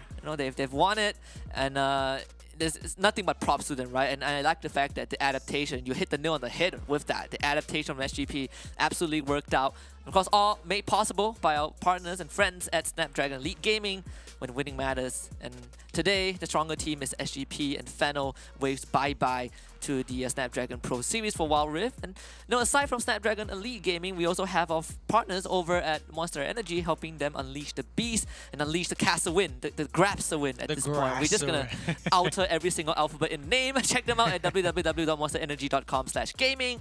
And finally, if you guys have not joined our Discord just yet, join us at discord.gg/Snapdragon Pro Series. Talk about the game, inquire about the Snapdragon Pro Series in general. There are a lot more other game titles aside from WildRift. If you're interested, we hope to see you there. Hope to see you there indeed. If you want to talk strategy, you want to up your game, I'm sure you can find a lot of like-minded individuals in the Discord. Yep. And we will be upcoming match with Grind Sky Esports versus Team Underground, which is going to be a match for the ages, don't you think? Yeah, and every team that I've managed to interview on broadcast say that Team Underground will proceed, which means that if we're looking for an upset, we're looking at Grind Sky Esports to deliver it. Will that happen though? We'll find out after this break. The Snapdragon Pro Series is brought to you by Snapdragon Elite Gaming and Monster Energy. Time. Risen shows up again. And JK, despite the stone plate, is not going to survive for any time longer. Flashes away, but still goes down to burn damage. And Fennel starts working on that bot tier 2. WJ gets a good light binding, but it's going to give his life for this because Kami's just going to jump in. Vendetta shows up with a flash body slam. Final Spark also out. Fennel storm with the Arisen to finally take him down. Raven tries to go for the flash blade collar, but a bit out of range. The angle also not there, and Fennel now pounces for the re-engage. The flash from Calm for a double key strike, and Fennel wants to finish this right here, right now. Vendetta with a body slam to buy some time. SSK wants Calm, but Calm is unkillable in game 1, and Fennel gets the ace. Oh, Use that Shroud just to sneak through the barrel, but Domain has already gotten it. SSK is in. He's just gonna go for the cease and desist, Dawning Shadow to give him some shield for now. WJ Righteous Glory goes for the fling onto Risen though. They will just power onto it, but he has a stone plate. And look at that shield. WJ loses his life. Vendetta is out of the fight. SSK is trapped, and Danny finishes off the kill. And the Risen comes back for round 2. The body slam to buy a bit of time, and Fennel pounces on SGP. Everyone falls. Jinkai sent on the run. Raven also out of the fight. They do finish off a Risen, but it's only a support, and that guy has done his job. Meanwhile, Domain just no respect. Backline, if you see your opportunity, you don't want to be doing like harass damage up here. Arisen misses the flash body slam, but they found Raven nonetheless. Getting rid of the members of SGP, but Vendetta, watch out! He's already in the fight. Zhonya's keeping her rise alive, and there might be a chance of Fennel, but Vendetta, oh, he's strong. He has a double already. Arisen, they're about to get jumped on. Vendetta gets a triple, and they're gonna go for the cleanup onto Fennel. Quad for Vendetta. When they take your objectives and making sure to get all these things. Vendetta into the backline, big burst on the Danny, but the stone plate only keeping him alive temporarily. But Calm again shows up. Vendetta, he's in danger. Takes out Danny. Can Vendetta get out with the Rift Walk? Yes, he can. Calm now works on works on Jinkai, and JK doesn't have much longer to live. Chased down by Calm, but at least Vendetta got out. Roll the dice, Fennel. Roll the dice. SSK, you gotta make it there in time. He has no leap. He's already there. Vendetta in the backline. WJ engages. SSK goes in. Who's gonna get the dragon? SSK go for the smite. And I think they've got the dragon at the back of SSK's performance. SGP steals it. And the end is near. The end is nigh. The bell tolls. And come off the game for sure. But at least it does give them a bit of time. Risen shows up again. And JK, despite the stone plate, is not going to survive for any time longer. Flashes away, but still goes down to burn damage. And Fennel starts working on that bot tier too. WJ gets a good light binding, but it's going to give his life for it because Kami's just going to jump in. Vendetta shows up with a flash body slam. Final Spark also out. Fennel storm onto Arisen to finally take him down. Raven tries to go for the flash blade collar, but a bit out of range. The angle also not there. And Fennel now pounces for the re-engage. The flash from Calm for a double key strike. And Fennel wants to finish this right here, right now. Vendetta with a body slam to buy some time. SSK wants Calm, but Calm is unkillable in game 1. And Fennel gets the ace. Use that shroud just to sneak through the barrel, but Domain has already gotten it. SSK, he's in. He's just gonna go for the cease and desist. Dawning Shadow to give him some shield for now. WJ Righteous Glory goes for the fling onto Risen though. They will just power onto it, but he has a stone plate. And look at that shield. WJ loses his life. Vendetta is out of the fight. SSK is trapped, and Danny finishes off the kill. And the Risen comes back for round 2. The body slam to buy a bit of time, and Fennel pounces on SGP. Everyone falls. Jinkai sent on the run. Raven also out of the fight. They do finish off a Risen, but it's only a support, and that guy has done his job. Meanwhile, Domain just no respect. Backline, if you see your opportunity, you don't want to be doing like harass damage up here. Arisen misses the flash body slam, but they found Raven nonetheless. Getting rid of the members of SGP, but Vendetta, watch out! He's already in the fight. Zhonya's keeping her rise alive, and there might be a chance of Fennel, but Vendetta, oh, he's strong. He has a double already. Arisen, they're about to get jumped on. Vendetta gets a triple, and they're gonna go for the cleanup onto Fennel. Quad for Vendetta. When they take your objectives and making sure to get all these things. Vendetta into the backline, big burst on the Danny, but the stone plate only keeping him alive temporarily. But Calm again shows up. Vendetta, he's in danger. Takes out Danny. Can Vendetta get out with the Rift Walk? Yes, he can. Calm now works on works on Jinkai, and JK doesn't have much longer to live. Chased down by Calm, but at least Vendetta got out. Roll the dice, Fennel. Roll the dice. SSK, you gotta make it there in time. He has no leap. He's already there. Vendetta in the backline. WJ engages. SSK goes in. Who's gonna get the dragon? SSK go for the smite. And I think they've got the dragon at the back of SSK's performance. One more best of 3 left for the day, and it's another important one. Grind Sky Esports takes on Team Underground. The Filipino Brethrens now lock their hits, their horns, in fact. In another best of 3, my name is Husky, alongside Aaron, also known as Pondo. This is the Snapdragon Pro Series WildRift Open Finals Group Stage. And the last series of the group stage will let us know which team out of these two makes it to top 4. So this is going to be a slightly contentious pick. So we're seeing a lot of people like vote for Grind Sky. But like, I think you said that, okay, we're going to be looking at the bracket soon, but I think you said that you believe Team Underground is going to be the team to root for this time? Well, the other PH teams believe that Team Underground is going to be it. Don't take my word for it. Take the words of Team RRQ, take the words of NGX, and also Fennel. But I can see why, right? When we go back to the history, we can clearly see that UDG does have a slightly better track record. They finished 3rd, WCS Philippines. Grind Sky Esports finished 4th. But if you want to go into the particulars, then we look at the players individually, and they both have incredible core players. We're going to go into that in a bit. This is the recap of the teams that have made it to the top 4.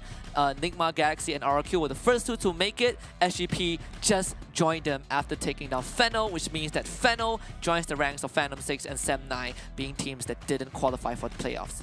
SGP keeping the Singaporean dream alive in what was potentially one of the bigger upsets. Fennel playing some really good WildRift. In fact, actually, a lot of people would tell you that Fennel was actually playing the better game. Oh, yeah. Like, they had the better tower control, they had a better plan, they had the better, like, micro. So we said a better micro. But in the end, the macro is the one that won out. Wasn't it? No, it's the macro, right? Yeah, well, they try to coin flip. Yeah. the Elder, right? But this is the roster for Grind Sky Esports. We have Tonti, we have Chinese, we have Bambi, we have Tactical, and we have Bo. And actually, they have 2 more members, Timo and Lucian, which are their pet kittens. Pretty adorable, if you remember that from the interview, right? I think Chinese brought them up, and he says Tonti is also part of the kitten. I'm not sure what's going on behind the scenes, but overall, this is a team to watch out for, especially Bo. I think this guy has been incredible on his thresh, and Chinese in the jungle is an absolute menace. Oh man, a good thresh. Okay, I'm gonna tell you now, a good thresh is something that I absolutely loathe seeing in any like ranked game. Because it's against you? When it's against you, right? When it's against me, it's one of the more annoying picks to go up against.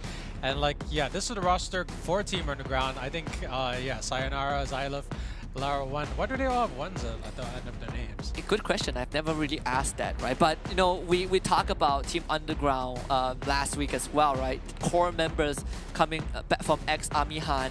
They have incredible individual prowess, especially when we look at Carl, who is one of the prodigies that can play that lane swap from Baron to mid, but we gotta look at the jungle first. I think it would be a disservice to these 2 players if we don't compare them.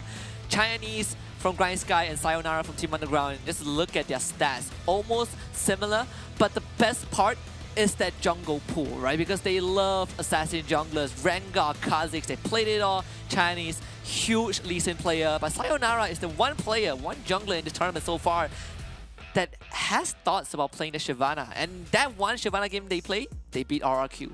Okay, I personally love the Shyvana pick, so I'm biased because like I play a lot of Shyvana. She used to be my jungle main before like they started banning her. I don't know why a lot of people ban her within our region, but like the thing about Shyvana is that she's insane when it comes to disruption.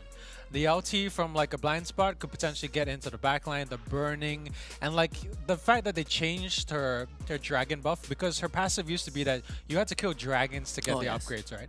And like the upgrade depended on what type of dragon you got. So this dragon for like your flames, this dragon for like your twin fang. But now they changed it so that pretty much everything stacks it, which means she doesn't become as bad as she was before, even if you're behind on dragons. Yeah. So Shyvana gets to the point where she's really strong disruptor. Sorry, we missed the stats there, but like we're gonna go to predictions next.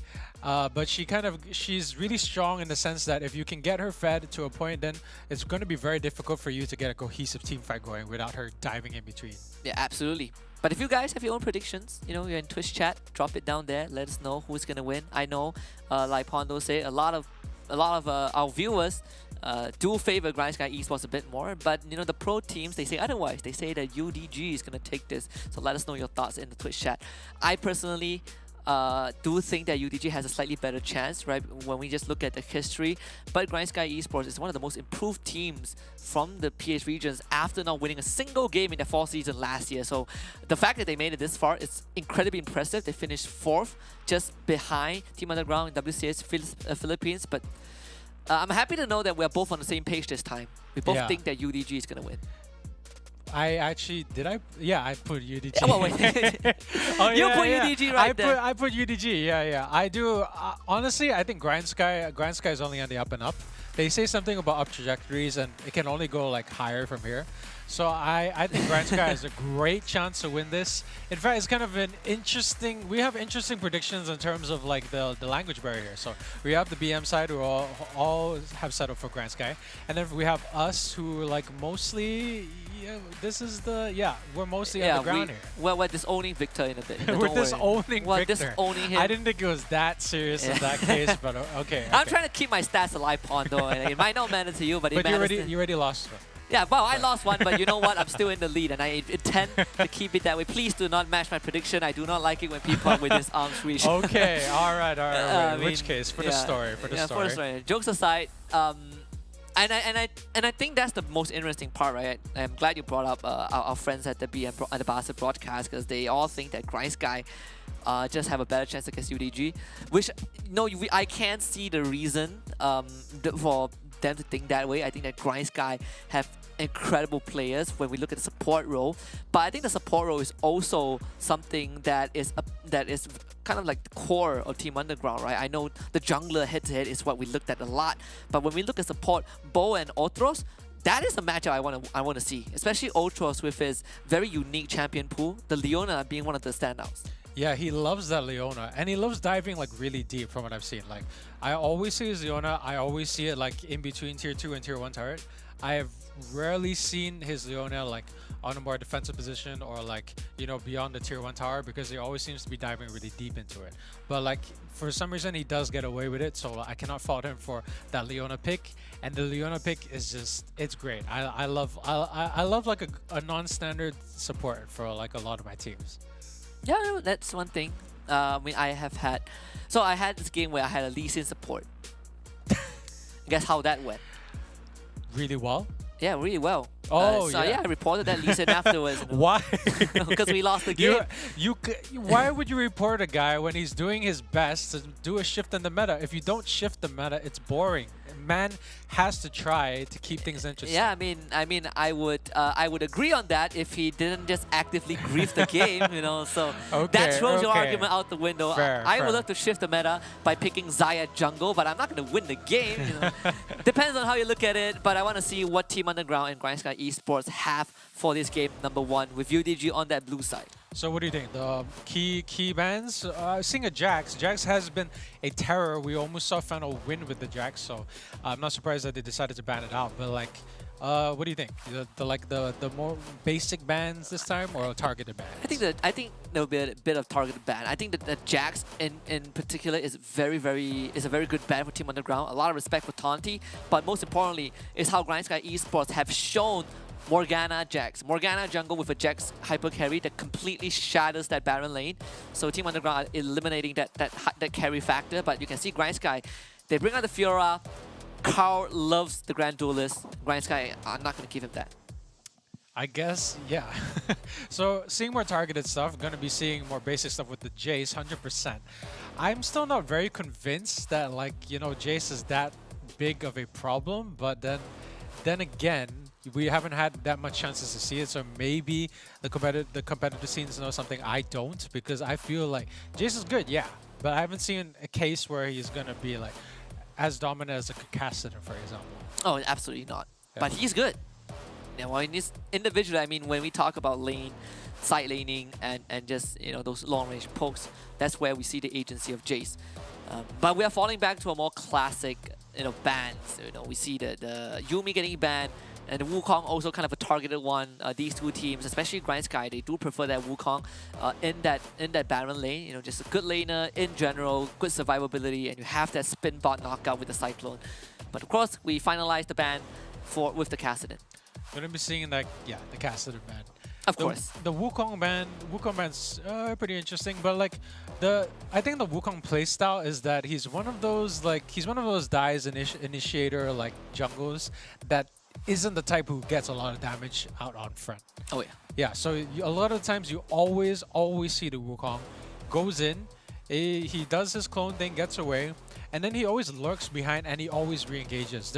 You never not see a Wukong re-engage. He's always lives for the extended fights. He excels at them, and like, you know, having a double knockup is insane. I think that's like one of the big factors that Wukong is so good. He's kind of dive in and out of the fight, right? He kind of assassin, bruiser, if I might put it that way. Grindsky, you know, Lucian and Camille, very expected picks. For UDG though, Renekton is out, Riven shows up as well, and we get the bow special. The Thresh. Oh no. Oh well, but man. He has lost one game with it, right? So it's not Okay. the be all end all. He has lost one game with it. It doesn't change the fact that whenever I deal with the Thresh, I've never not had a good time with him, because every single time I play an Aurelia, I play Fiora, I play anything which dives at all, for some reason my attacks don't land because I'm being flayed halfway, I'm being grabbed halfway on a tower dive. Nothing goes right for me with a Thresh on the enemy team, and like, you know, well, you know, it's competitive. I'm sure they have ways to deal with it. Of course.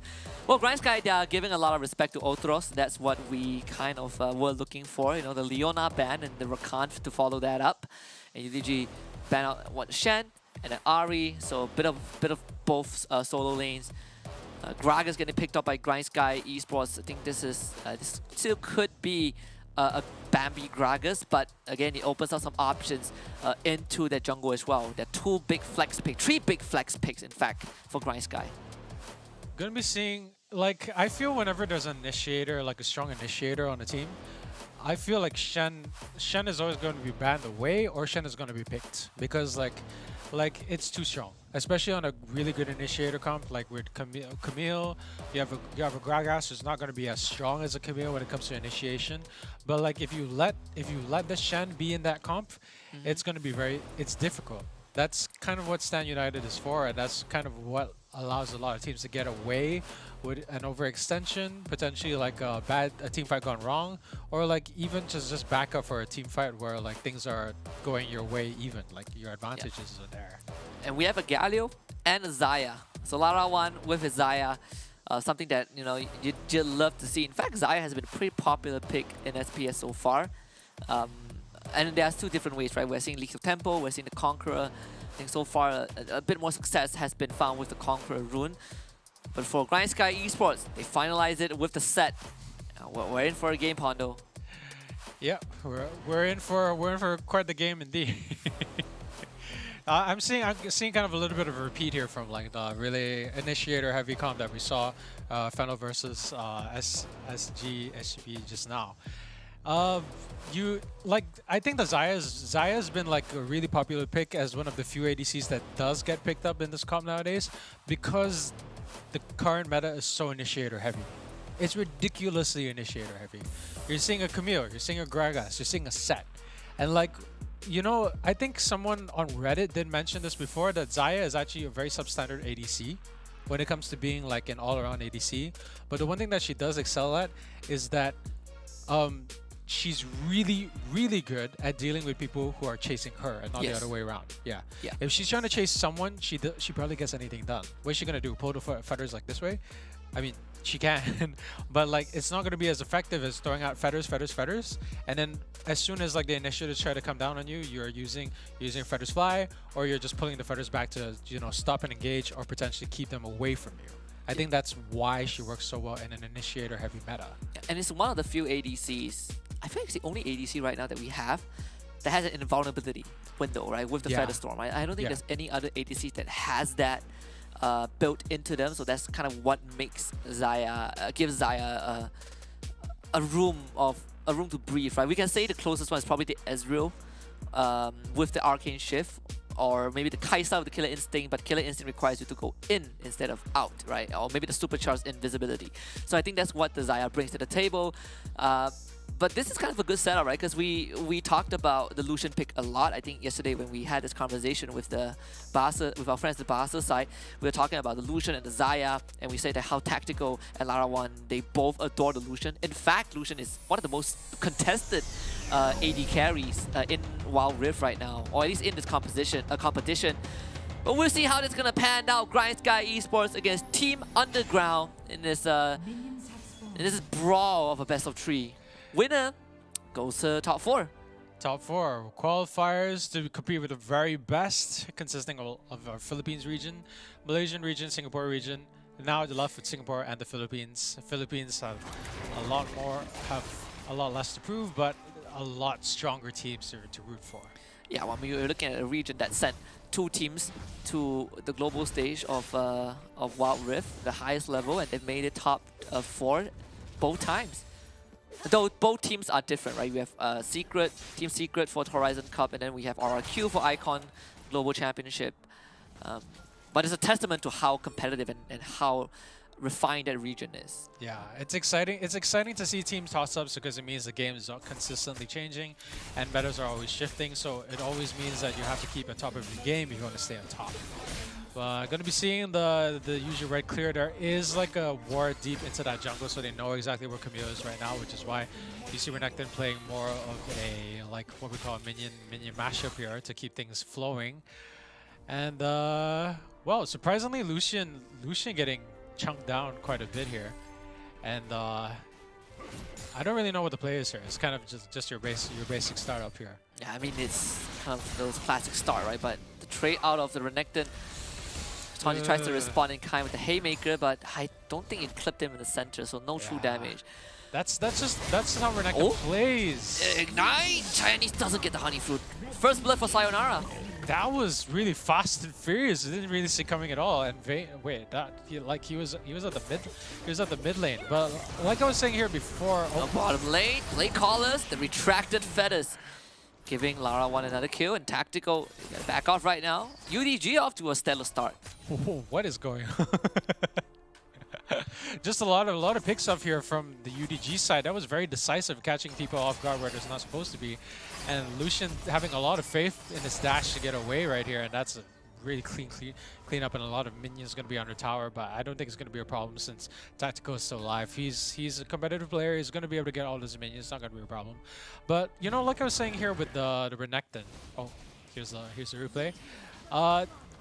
There's unfortunately, I don't think there's enough info there for me to sort of pick out how that pickoff came out really fast. But I assume that they were set up in the brush over there waiting for their chance to strike. And he managed to get a good pickoff with that Ignite and Taunt. Everything sort of chained together. And that's a nice juicy pickup for them. Like, it gives them a lot of go towards the mid laner who's going to need it the most. Yeah, and it's all of that ward that you pointed out, right, at the Raptors. I think UDG used it pretty well. But you were saying about, back on the topic of Renekton, we kind of discussed like how Renekton actually got buffed, right? His numbers went up. He's just a very oppressive lane bully. We're seeing a bit of that in action. Right? I know Tanti is dealing with it pretty well. He's running the Grasp of the Undying, so you get a bit more of that sustain, and he has a built-in shield with that Haymaker. We'll see if Chinese can get anything done with this ultimate. Yeah. I think that is kind of the thing with new Renekton is that like he can do Oh boy, the Lantern delivered bow into the key strike. Sayonara was waiting for this moment his entire life. And Ultros gets a double down bot. Gonna get caught out here. Kind of saw the writing on the wall. Camille has a set path. Knew that is coming. They had vision control in a lot of little spots here. That's enough to sort of give them what they needed to get the counter jungle up and running. They could not have known that. They could not have seen that coming. If you're a Grind Sky, you must be beating yourself up because how the heck did Underground read your moves 2 times in a row? This is the start. I mean, if you are the Camille right now, you're in a horrible spot. She's 2 levels down. 2 levels down, 1,000 gold down. Not to mention, to add insult to injury, she was waiting in the brush with that vision ward, just waiting for an opportunity. And like, that came to nothing. She missed out so many camps, she missed out like a lot of potential other ganks and a lot of potential other places to go because she was like waiting in the wings there with the vision ward.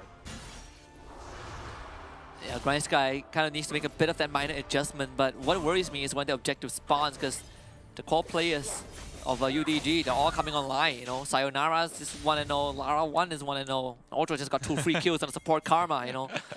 A bit rude here. Renekton seeing the Thresh in the brush, so decided to keep him around and pretend that he doesn't see him, so Thresh would waste time thinking that he had the opportunity. They're gonna try and dive him here. They grab him. Hero's entrance arrives just a bit tad late, but they were able to trade 1 kill in return nonetheless. Gonna be trying to get the respective like kills on both lanes here to try and get those objectives. Gonna be getting the Rift and trading out for the Dragon here. But like the setup was there. They already moved. Thresh is trying to get like potential. Oh my god! The Ludens from Otros. Now he gets a binding. The guy just kills our Chinese again. And I think Grindguy just lost both objectives. Grindguy managed to give both up. That's... Oh man, that's unfortunate. They went in for the full dive, but the dive was what kept them weak. And like I know that they wanted that Rift at any cost. It would have been worse for them to give it up and without a fight. But I feel like it would have been better if they decided to recall and then, you know, allow Underground to sort of like go for it and then fight for it again. Like the retake instead of like fighting it for it first. Because you're low, you're just gonna get chunked on. Yeah, I mean, I do not think that Grindguy expected that Ludens to come up. I mean, Otro just destroyed the health bar of Chinese. 0-3 so far on this Camille. Things are looking pretty darn grim. 4,000 goal lead for Underground. 6 minutes in. Underground playing things by the book here. Really, really well timed. They don't even rely a lot on vision. We're seeing a lot of things where they're kind of predicting where the Camille pathing is going to be. I think getting one good glance at it, and if you have a jungle who sort of understands, like if they play a lot of Camille themselves, they probably understand like, okay, it's going to take you about this amount of minutes if you're optimal to clear this space, and then you can move down here towards the blue buff, and she's probably going to come around straight after that because like there's no scuttle, there's nothing left for her to get, so our lane is pushed. She's definitely going to try and gank it. Middle lane to get the ultimatum locked down, but it's still left though. This Galio is incredibly tanky. They need to take him down, and they will. Both were able to fetch tactical with the lantern, but oh boy, Chinese. They have abandoned Chinese to his fate. They expect like his... They stunned him. Oh, flash from Chinese. Taunty is here to provide some support, but Otros is around. Watch out, this Karma, he does hurt. Oh boy, the slow. It's Karma, Otros getting a root down. And Taunty ends up sacrificing his life, doesn't even get the slam dunk. Gonna be using that Stoneblade to try to stay alive, but I feel he should have saved it. I don't think there's any way he's gonna get out of that situation. And like you said, that early Ludens coming in, presses it once, and ow, yeah, that's a lot of damage. And they just trample over the dead body of Taunty. Poor guy.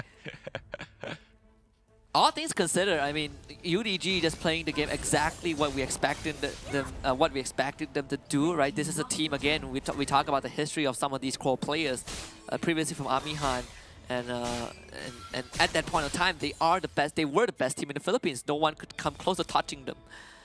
But right now, and then we see the returns of some of these players, and you know they're definitely showing off that they deserve to be here. Well, yeah, I'm seeing a lot more interplay. Like I'm seeing a lot more macro, I'm seeing a lot more micro.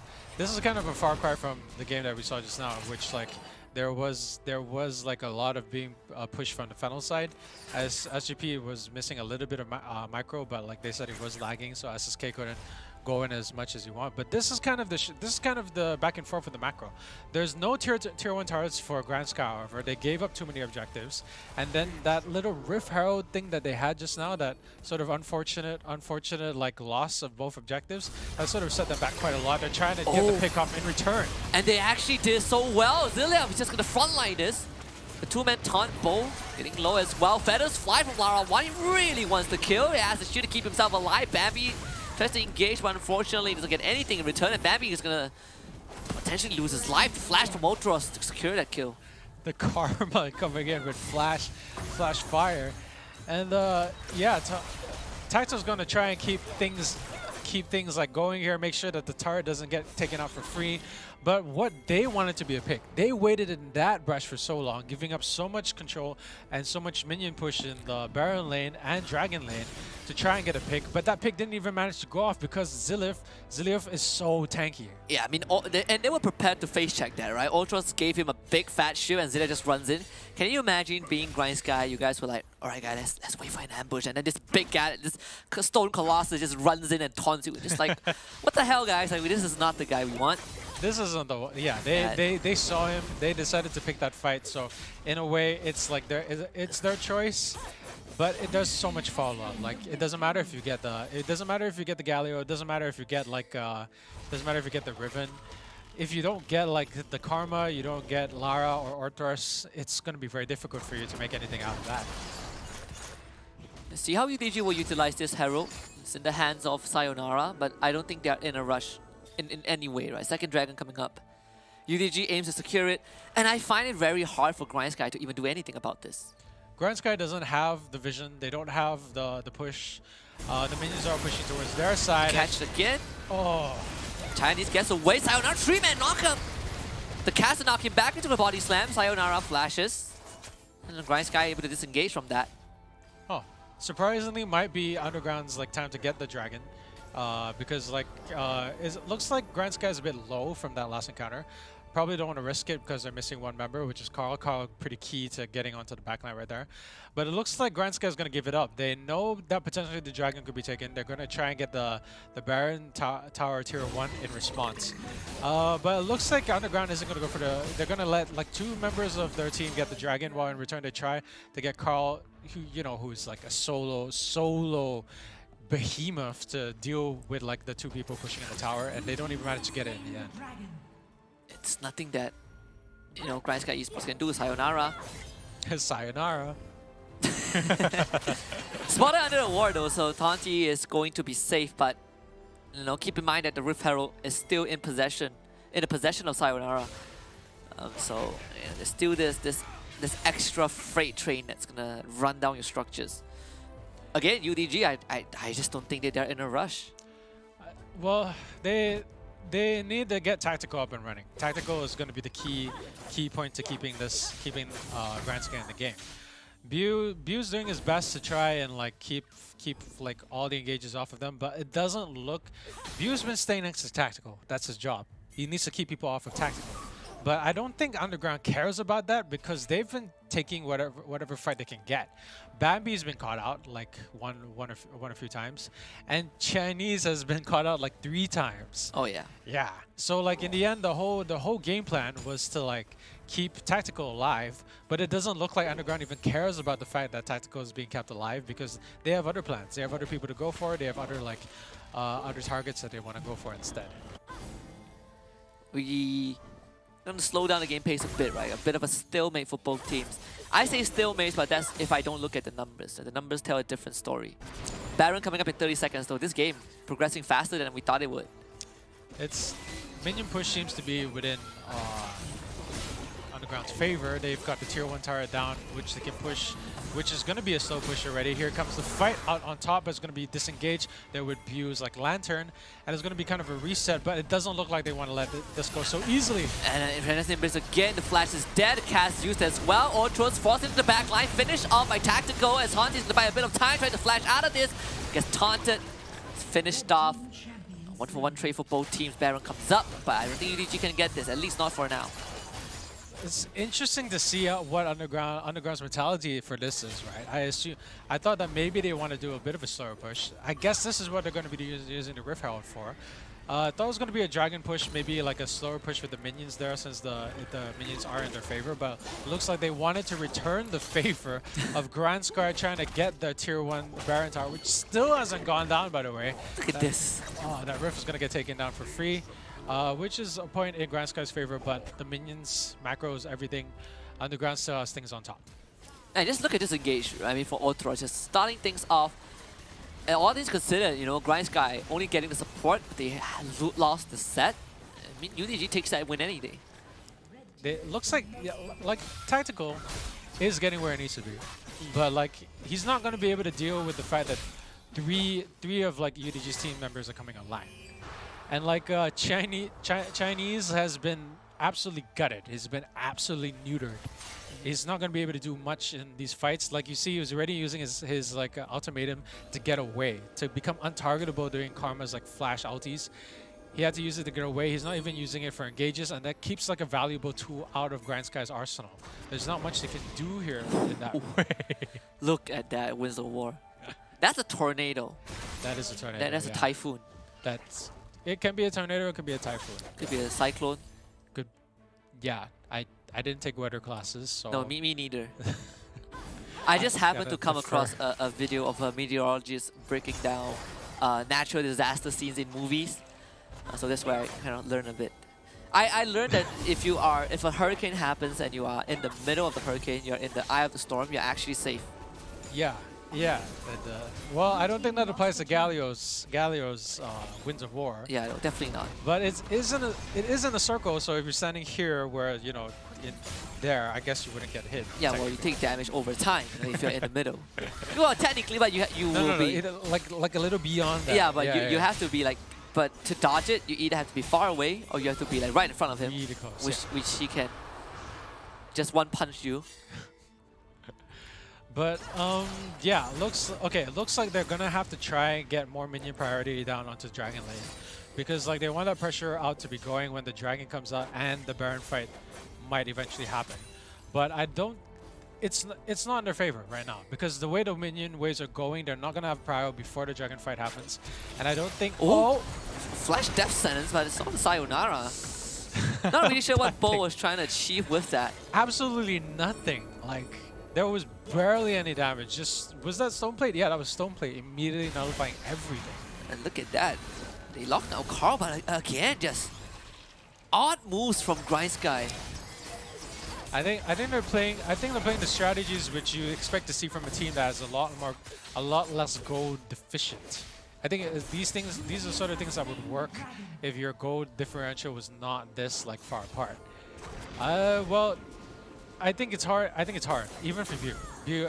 If you managed to get a good death sentence on a good target, that would have been a lot more like in Grindsky's favor. But like, I don't think I've ever seen a point where Sayonara and Zillief or Carl are not at the front tanking things and getting the damage out of the way. And their only good source of damage right now seems to be like on Lucian. Lucian has pretty much all their damage. Chinese just waiting to set things up in case Carl shows himself. But again, the presence of mind from UDG, keeping themselves away from trouble. We're gonna get a 19-minute Elder Dragon. Yeah. Everything according to schedule. UDG clearing out the wards, divisions in that Baron pit. Of course, no attempt on the Baron just yet. It's just a minor dance. Carl now getting gone on by two members of Grindsky. Drop the redemption for safety measures, but Carl is still getting away. Now he turns around. Taunting gets knocked out with a hero's entrance. And Grindsky, despite the best efforts, barely scratched the surface. And they lost Taunty for 50 seconds. And look at what UDG is doing. They are already starting Baron. Chinese takes the Lantern out. Now we're looking for a coin flip at Baron. Still at 5,500 health. Plenty of time for UDG members to show up. Bo just get a death sentence, but Ultra's engaged on the Chinese. That's the jungler of Grindsky Esports that has been eliminated. Bo takes the blast gun, but he brings UDG with him, and Sayonara gets a flash on the tactical as Bo gets chased down as well. They get Carl in with the stun. Bo goes down, tactical erased from the map, and UDG now looks for an ace and just goes for the Baron. Carl now have Bambi in the sights, the last surviving member, and Lara was not gonna let that slide. Bambi uses that Jonius, doesn't go down, but UDG have gotten Baron. Riding on the wall for Grindsky here, made some desperate plays against some desperate measures. Didn't even manage to get Carl, really didn't consider the fact that Zillief had his ult up. And that's going to be a free Baron. That's potentially the end of the game here for Grindsky. They have too many people on cooldowns, and they do have like what is going to be really difficult buff to bear. How do you stop this push? I mean, you don't. And we saw like Grindsky's best effort. You know, they brought two members to deal with Carl, and they lost both of them. I mean, just take a look at this. Just this is when they were on the back foot. They already lost Taunty. Chinese gets taken out really early after being chased all the way from bot lane from the Zillief and the Carl combo. And Carl doesn't even care that he's taking all these hits. Zillief doesn't care that he's taking all these hits. It's just free all around for them. They don't have the damage. They don't have any champion who could potentially, you know, this is just the pure form of like having champions which are too far above, and you don't really have like a what we call a backup plan for this. You have no champions who could be able to get back from this. Lucian isn't exactly what I would call a tank killer. Yeah. Are you looking for kind of like a go next moment for Grindsky where we just talk about what to do in game 2? I mean, it's going to be a desperation attempt. All the big ultimates used. Bambi gets knocked out by the hero's entrance. All UDG cares about are those inhibitor turrets, and they've already gotten 2. Yeah, this isn't one of those games where I'm going to say I see the light in the tunnel This is one of those games where I say, okay, there's a win condition that's still on Grand Sky's side. This isn't one of those games. This is one of those things where it's gonna be a slow death, but it's gonna happen. Uh-oh, Carl doesn't get hooked. And that's it, right? I mean, if he gets hooked, maybe we see a chance. It's a slight chance. Slight chance for Grand Sky because Ziliev's out's down right now. Galeo's still down, but you know the rest of the team's ridiculous. Frost Karma with the Mantra on the shield, speed up. They would have been there like in the time that it would have taken to kill Carl with a GA. So I don't think that would have like amounted to much anyway. Elder Dragon has already been started by Sayonara. Grand Sky know exactly what is happening, but they can't even get in. I mean, the Elder Dragon is gone. That's and it. let's just let it sink in. Just watch the execution damage proc. Or Chinese get so... Yeah, never mind. He just burned. The Ignite actually killed him. And UDG looking to make a statement in game number 1. And there's a reason, right? There's a reason why the other teams think that UDG will make it. I mean, this game 1 says a lot of that. Yeah. I mean, we talked about Grand Sky and their absolute meteoric rise, but this is kind of what we call the old guard. This is the very exemplification of an old fortress, an old tower that's really difficult to overcome. And here we go, the last fight. Grand Sky going to try their best to try and stay alive. Yeah, well, Nexus doesn't. Nexus can't fight back. Can't fight back. Yeah, but this end has been foreshadowed a couple of minutes before it even happened, right? Again, I like how you put it, the old guards. You know, again, when we talk about the individual players for Team Underground, they were regarded the best a year ago, and I still think that they are one of the in the VIP club of being the best in the region, and they're showing off. I mean, that felt like just a montage for Team Underground. Yeah, it hasn't been so poetic, you know, like we talk a lot about an old fortress that you need to topple to bring down, and that was the very definition of it, because like it seemed Grand Sky was, they weren't playing to win, they weren't playing for a comeback. There's no way they could come back at any point in the game. The entire game was just one long ode to like Underground. See, the score 0, the 2 kills pretty much on Tactical, the only one doing damage, but by the time he got to the point where he could do anything, he was the only one who was doing like a decent amount of damage. They didn't have an answer for it. The rest of the team was sort of built around getting the carry down onto Chinese, who has the true damage, and towards Tactical. And Bu was supposed to be there to keep Tactical alive, and Chinese needed to pop off in order to have enough damage and to have enough initiation on the rest of the team. But that's not what materialized. What we're just seeing is a slow death, a lot of team members which are almost impossible to kill with the 3-man combination of Sayonara, Ziliev, and Carl. And what does Orthros do? Orthros doesn't even need to be in the fight. All he needs to do, walk up, press the fire. That's it. That's it. Wonder how much health Bambi survived it, right? I assume it's like 10 or something. But we're going to see a lot of damage taken in the stats. Absolutely. I mean, this game is kind of just... I don't want to use the term jungle gap, but I want to say the Team Underground got the perfect read of Chinese's movements, right? Just an absolute shutdown. From minute 1 onwards, the moment that mid lane kill happened, we see how that trickle into the spill into the side lane, right? Chinese died mid, and it's like, you know what? All right, I died mid, unlucky, clear our blue side. I'm gonna go bot, gets caught by Sayonara again, and just doesn't get to play the game. Yeah, like the writings on the wall. They didn't even need wards for it. Like we saw, there was not a lot of deep wards. Yeah, they just predicted it. They already knew the pathing, and that's kind of the magic of having. Can I just say, I did not expect Sayonara to only do that much damage. Certainly not Ziliev with almost 25,000 worth of damage. Yeah, but look at those numbers. Look at the blue bar. Look at the 14,000 damage, almost surpassing like the entire combined damage taken of like 4 members of Grand Sky. Yeah. Just unkillable. And like the idea, when you think of Riven, you think of someone who's doing damage. Yeah. But this is not what we're seeing in the latest Rivens. We're seeing a Riven who is building boozer items. We're seeing a Riven who's unkillable together with the stone plate, and we're seeing a Riven who's getting onto the backline, not necessarily killing you, stunning you, knocking you up with the 3rd proc of her like her Q, and actually still killing you. Still killing. Yeah. So that is the crazy part, right? But I mean, Team Underground just off to a great start. I mean, this series might have ended before we know it, but that's what we said about Feno against SGP. We saw Feno kind of just mow the lawn with SGP in game 1, and SGP just swung back really hard. And hopefully GrindSky can find a bit of lifeline in this game too, because I think UDG look absolutely stellar. Right? Yeah. We're not talking about this big discrepancy like Feno against Sem9 or or Underground or GrindSky against Phantom 6. This is these are two Filipino squads that have played against each other, and they were pretty close to each other in the local standings. And of course, all of this made possible by our friends and partners over at Snapdragon Elite Gaming, when winning matters. And I gotta say that UDG, they're on the right track to fulfill that prophecy. Just doing a great job of shutting down GrindSky in game 1, especially that jungler. And we also, wouldn't have made it to this far without our friends at Monster Energy, helping these guys unleash the beast. And also check them out at www.monsterenergy.com/gaming. And if you guys are interested in our Discord channel, join us at discord.gg/Snapdragon Pro Series. Come discuss the strats with like your other friends here who enjoy these kind of series as well. Snapdragon Pro Series Discord is here for you. And yeah, that's the game. Okay, but here's the main difference. All right. Give me that one liner. Let's go. So we watched the Feno versus SGP match. Right. The thing is, even though game 1, the macro was absolutely impeccable, the micro was absolutely impeccable on the Feno side. They won that decisively. But as you were watching it, I'm pretty sure you thought like, there's a lot of moments SGP could have turned this around, could have turned this around, could have turned this around. You get that feeling. Yeah. But when you watch that game just now, there was absolutely none of that.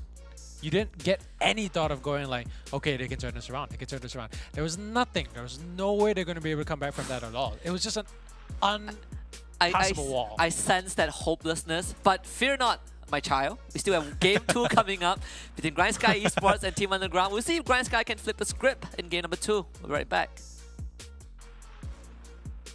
The Snapdragon Pro Series is brought to you by Snapdragon Elite Gaming and Monster Energy. Ignite! Chinese doesn't get the honey fruit. First blood for Sayonara. Oh boy, the lantern delivered bow into the key strike. Sayonara was waiting for this moment his entire life. And Ultros gets an opportunity. They're going to try and dive him here. They grab him. Hero's entrance arrives just a bit tad late, but they were able to trade 1 kill in middle lane. They get the ultimatum lockdown, but it's still left though. This Galio is incredibly tanky. They need to take him down, and they will. Like loss of both objectives, that sort of set them back quite a lot. They're trying to get the pick off in return. And they actually did so well. Zilliam is just going to frontline this.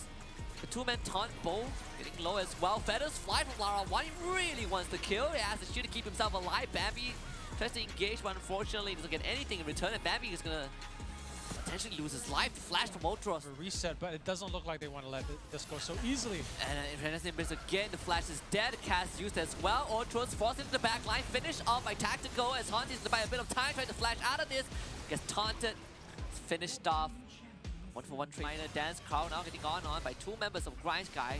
Drop the redemption for safety measures, but Carl is still getting away. Now he turns around. Taunting gets knocked out with a hero's entrance. And GrindSky, despite the best efforts, barely scratched the surface.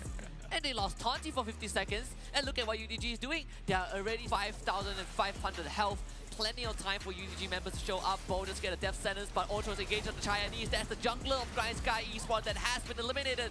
Bo takes the blast gun, but he brings UDG with him. And Sayonara gets a flash on the Tactical as Bo gets chased down as well. They get Carl in with the stun. Bo goes down. Tactical erased from the map. And UDG now looks for an ace and just goes for the Baron. Carl now have Bambi in the sights, the last surviving member. And Lara was not gonna let that slide. Bambi uses that Jonius, doesn't. Simplification of an old fortress and old tower that's really difficult to overcome. And here we go, the last fight. GrindSky gonna try their best to try and stay alive.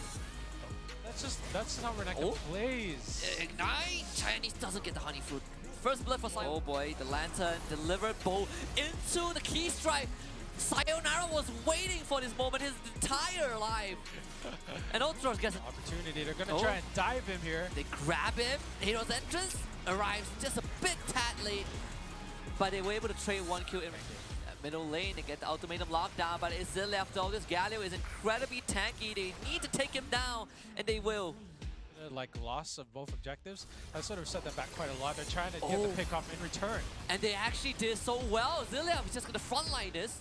The two-man taunt both hitting low as well. Feathers fly from Lara 1. He really wants the kill. He has to shoot to keep himself alive. Bambi tries to engage, but unfortunately doesn't get anything in return. And Bambi is gonna potentially lose his life. Flash from Ultros. A reset, but it doesn't look like they want to let this go so easily. And Renaissance Embrace again, the flash is dead. Cast used as well. Ultros forced into the back line. Finished off by Tactical as Hanti's gonna buy a bit of time, trying to flash out of this. Gets taunted. Finished off. 1-for-1 trainer dance. Carl now getting on by two members of Grind Sky. Drop the redemption for safety measures, but Carl is still getting away. Now he turns around. Taunting gets knocked out with a hero's entrance. And Grind Sky, despite the best efforts, barely scratched the surface. And they lost Taunting for 50 seconds.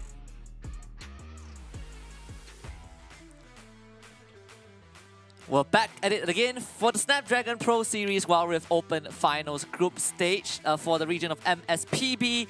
My name is Husky alongside Aaron, also known as Pondo. And we are now preparing for Game 2 in this last elimination series between Grind Sky Esports and Team Underground. Team Underground brought Grind Sky underground in Game 1 and almost buried them alive. And Grind Sky now have to claw their way up. Kind of goes to show... Sorry. Kind of goes to show that the Underground has decided to beat Sky into submission this time, bringing them down to their turf. I actually didn't think of that. That was pretty good. I'll give you that one. Well, yeah, it's... oops, sorry. Yeah, it's just... We didn't expect this ground to be this solid. I think when Grind Sky was trying to grind against ground against like the ground, then they didn't really expect the ground to be that, you know, tough to overcome. They were grinding, but look at that KDA, look at that KP. Ziliev just doing absolutely insane on Galio. Damage taken per minute is about close to 400, 380.75 there. And that is a testament to just how ridiculously huge of a wall Grind Sky needed to overcome in order to get to that back line. Ziliev wasn't having any of that. You saw the LTs, you saw the timing, you saw the Winds of War, you saw the taunts. None of it was getting to the back line. It was almost like Grind Sky was like shooting peas against like a giant impenetrable fortress. Yeah, it's the what's this title again? The Colossus of Demacia or something, right? The like Colossus, yeah, actually, I think something around that. Yeah, something around that. Does make me miss the old Galio a bit, just a bit. Not many people remember the old Galio. Yeah, when his idol Duran actually destroys you if you get taunted. Well, that is just a trip down memory lane. Though I do miss old Scion. Old Scion, old Galio, just everything. Just old antique stuff. But going into Game 2, well, just now you kind of expressed that it feels like there's hopelessness. Like there's a void that Grind Sky cannot fill. Do you still think that that's going to be the case in Game 2? Like, what are we looking at for Grind Sky? I think, you know, in the end, it's going to boil down to draft. Right. Because, like, that is the kind of team comp you look at, and then you're like, oh, no, game's over. Because, like, that's the sort of team comp that when they get super fed, it feels like there's no recourse. It feels like even if you got the Lucian super fed, it feels like if you even if you got Chinese turn on his head for the true damage, like what do you do when you have a Riven who's taking 13,000 damage for the duration of the game, gets onto your backline, stuns you, knocks you up, and then you think that you got a pick, you think that you got a good tower dive. It doesn't matter. Ziliev is there. He's like, hey, what's up? Yeah. He's got the taunt. He's got so many tools. There was just nothing they could do. It's just three-man stack against a ridiculously difficult, hard backline to get to. There wasn't even that much backline. There's just two people in what we were supposed to call a backline. And that backline pretty much just needed to press like one button in order to get a lot of damage on with the Luden's Echo. And there's not much it can do beyond that. Yeah, it's a tough spot for Grind Sky Esports and of course for their fans to be in. But of course, it is not over just yet. For Game 2, Grind Sky Esports will take on the blue side. UDG will be on red. We'll see if this is going to affect anything. But, you know, in terms of bans, are we expecting Karma to finally get the respect she deserves? I feel like Karma was a problem, yes. But, like, I think what they either want to target something that makes a dent in the composition, which gave them so much grief. So I think the PTSD might make them choose something a bit more tanky. but it doesn't look like that's going to be the case. It looks like Fira is going to be the one that gets banned out potentially for a targeted pick for a team comp that they plan on using. But let's just see if Grind Sky has has a better option this time around instead of letting Underground get picks which are really difficult to overcome. Yeah, in fact, Karma is my go-to ban every time I play. It's always Really? I ban. Karma is so annoying. I just don't like it, so I always ban Karma.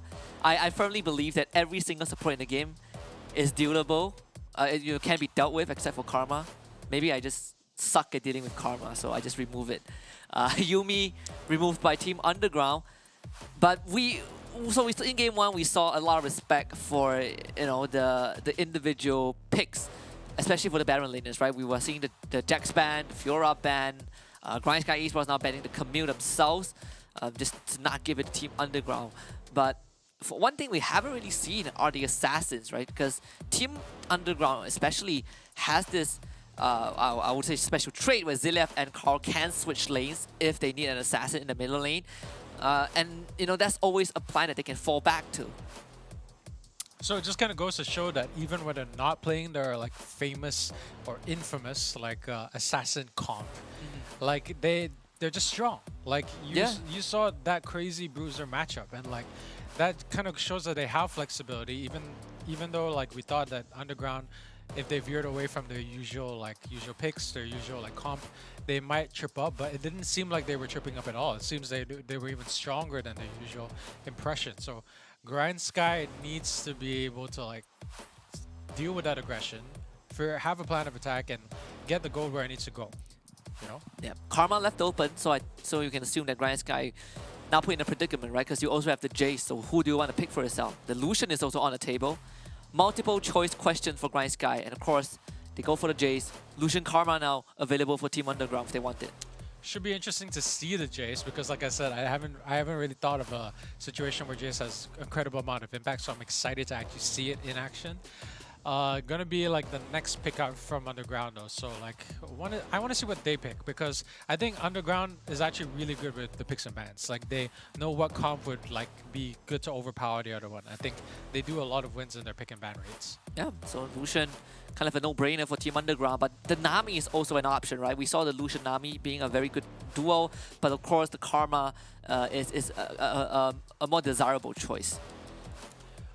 Well, yeah, the Karma is a more desirable choice. Like, the Nami is good, but like I think there's a specific Karma around Nami that will get the best use out of it. And yeah, the Lucian Nami is a good pick, but I feel like the way the Underground plays, they would prefer the Karma in a lot of ways. We're seeing the Senna +1, so obviously going to be Senna's pet Nasus. It's kind of an inseparable duo in the Dragon lane. So Grind Sky Esports kind of reverting back to that a bit. A safer Dragon lane, you can't really punish them unless you go for those early dives. When you have to set up, right? But generally, it's just crazily hard to kick them out of lane. That means they can also supplement the rest of the team. So we're looking at Grind Sky Esports probably going for hard-hitting junglers and mid laners. For Team Underground though, it's gonna be the Gragas. Gonna be the Gragas. So it's Karma and Lucian on the bot lane, right?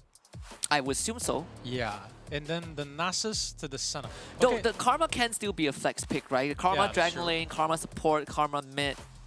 Team Underground has a lot of that, a lot of the draft still on the table. I mean, you can throw the Lucian mid if you want to, and the Gragas jungle.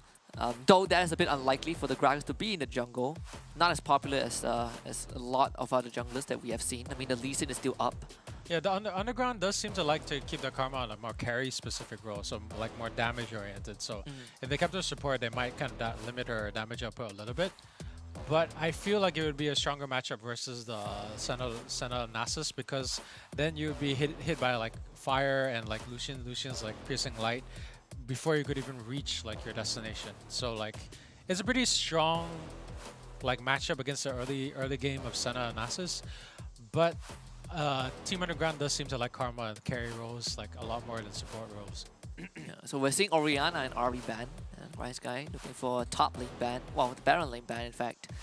So Renekton and Riven will be the choice. Let's see what Team Underground has up the sleeves, though, because they have the last pick to get to look at the full set of cards that Grind Sky Esports brings to the table and they kind of can still save the last pick for Carl, which is a pivotal member of the team.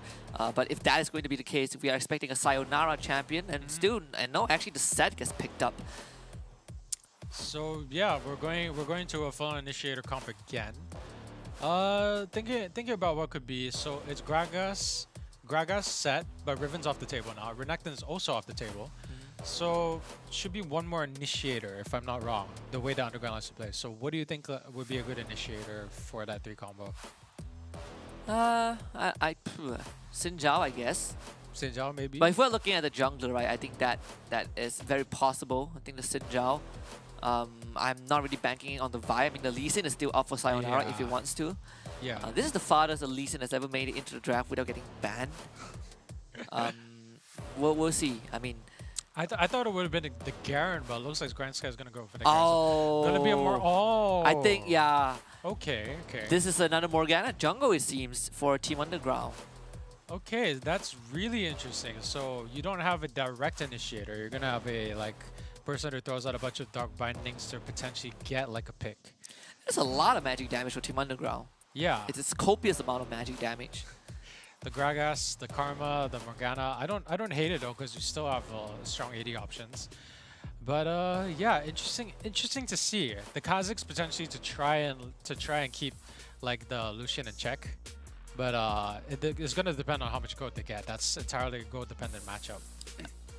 And now with the draft set, I feel like when we look at Grand Sky Esports draft, it does feel a bit it feels better compared to game 1, right? In fact, coming into this, it feels like a more robust draft. It's very strong jungler, the solo laners are great. The Senna Nasus, a very stable bottom lane. But when we compare it to Team Underground, what are your thoughts on that? So I feel like it's gonna be key in like the very early stages. So looking at it, Senna Nasus, they, like you said, they're really good. The Senna is gonna be provide a lot of healing, gonna get a lot of like long range initiation for the Nasus, and Nasus can potentially scale up really well with the backing of the Senna, because top lane Nasus doesn't have that like backup, and like in that sort of way he suffers. But having him in the Dragon lane gives him more opportunities to get where he needs to go, together with the support of a good support. But there's a fight that is up against a Lucian and going to be up against the Karma. That's going to be a lot of fire. There's going to be a lot of piercing light, and like you could potentially get chunked down and forced to recall a lot before, if things don't go your way. Don't play a lot more conservatively, and that's going to be that key moment. And then that's going to be like the Morgana potentially walking out from the bush and throwing like a dart binding out of nowhere. Yeah, it's going to be a scary thought if you're a Grand Sky Esports supporter right now. I mean, they are on their backs are against the wall. You know, they are at the edge of the plank. Team Underground just needs to give it one more push, and Grand Sky Esports will be out. Game number 2 between UDG and GS kicking off right now. A very interesting approach from UDG this time. Sayonara with the jungle Morgana. We've seen it from them. We've seen it from Nigma Galaxy. We've seen it from Grand Sky. So I wouldn't necessarily say it's a surprise, but you know, the fact that they're running this Karma mid that you called, and the Gragas support definitely fits what UDG is trying to go for. It's going to be a lot more annoying for Grand Sky because they have a lot of front facers. So you have the Nasus, you have the Kazakhs, you have the Garen, and those 3 need to be up in your face. Morgana is going to be nullifying a lot of that initiation, a lot of that in your face sort of mentality with the Nasus and the Garen especially. And if you get a good dart binding on the Kazakhs as well, then Kazakhs is pretty much disabled because that thing lasts forever. I think we talked about it lasting forever. So that's a lot of this. That's potentially a lot of disabling, but like I feel like Kazakhs is still going to be a good pick against like the fact that they're squishier. Gets a few good early kills, gets really fed, can potentially jump on a Lucian who's already used his dash, jump on a Morgana, jump on a Karma. So it's going to be up to the set, going to be up to Carl, going to be up to Orthros to sort of keep things like flowing in their direction. So it's either way. Well, good news for Grand Sky is that Bambi will not really suffer having his lane shoved in, right? Thanks to him being a Garen, but you know, for Zileaf, he's equally as undeterred. You know, you have that Morgana nearby as well, and one good thing about Morgana jungle is you just power clear the whole jungle. The Tormented Shadow just completely destroys the camps. Never did I think that a Morgana jungle would be one of the fastest clears in WildRift, but I'm forced to become a believer now just looking at it right about here. And it's pretty interesting how fast that goes. Like, that sword really burns through them like butter. It surely does. I mean, it's gonna hit level 5. You off of this are a ult. Morgana jungle believer, yeah. I am. I believe in the power of that. Oh boy, flash. Oh. So shackles. Even with the flash, Taunty's not gonna make it out of range in time. And UDG looking for the first burn. Carl just guarantees it, but Sayonara burns him down with the red buff. Too little, too late. Flash, no boots. There's no way you're gonna be able to get out of that.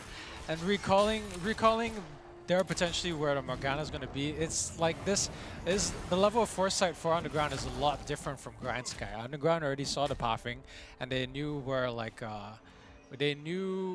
Chinese was as the Camille last game. But it looks like Overstayed is welcome here. No way, Sayonara, no way. Oh my no lord! No, it's pretty close. Okay, so 2 mistakes out here. Two people decided to overstay and recall in the bad position. So. Interesting to see how that works.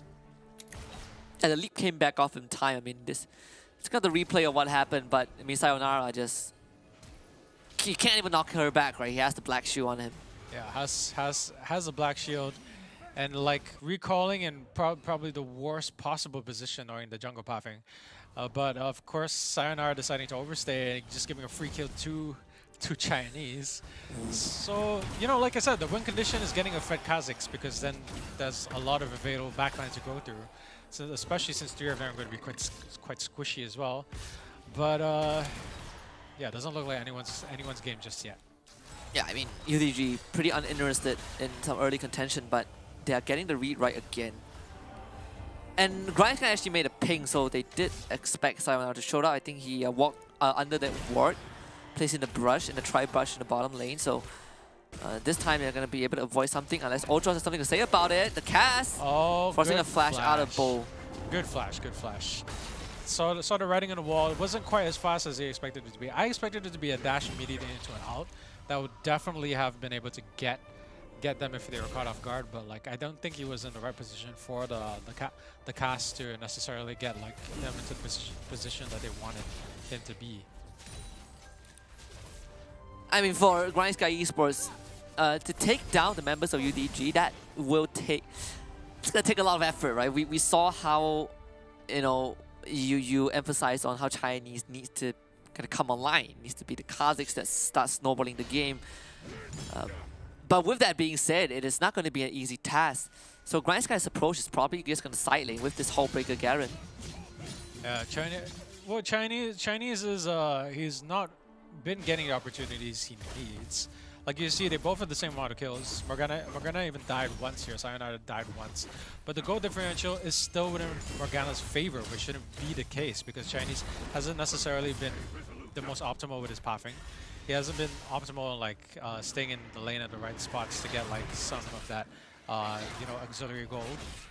He is potentially going to be able to get the Rift here for free because, you know, Bambi is around.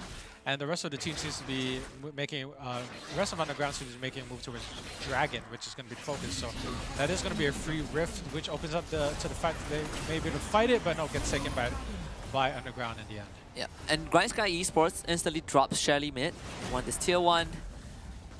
Should be able to get it though, like one siphoning strike, one cane. Yeah, SGP, this is what you should be doing. You should be putting on the Rift as soon as the Dragon gets contested because that's where their pressure is going to be.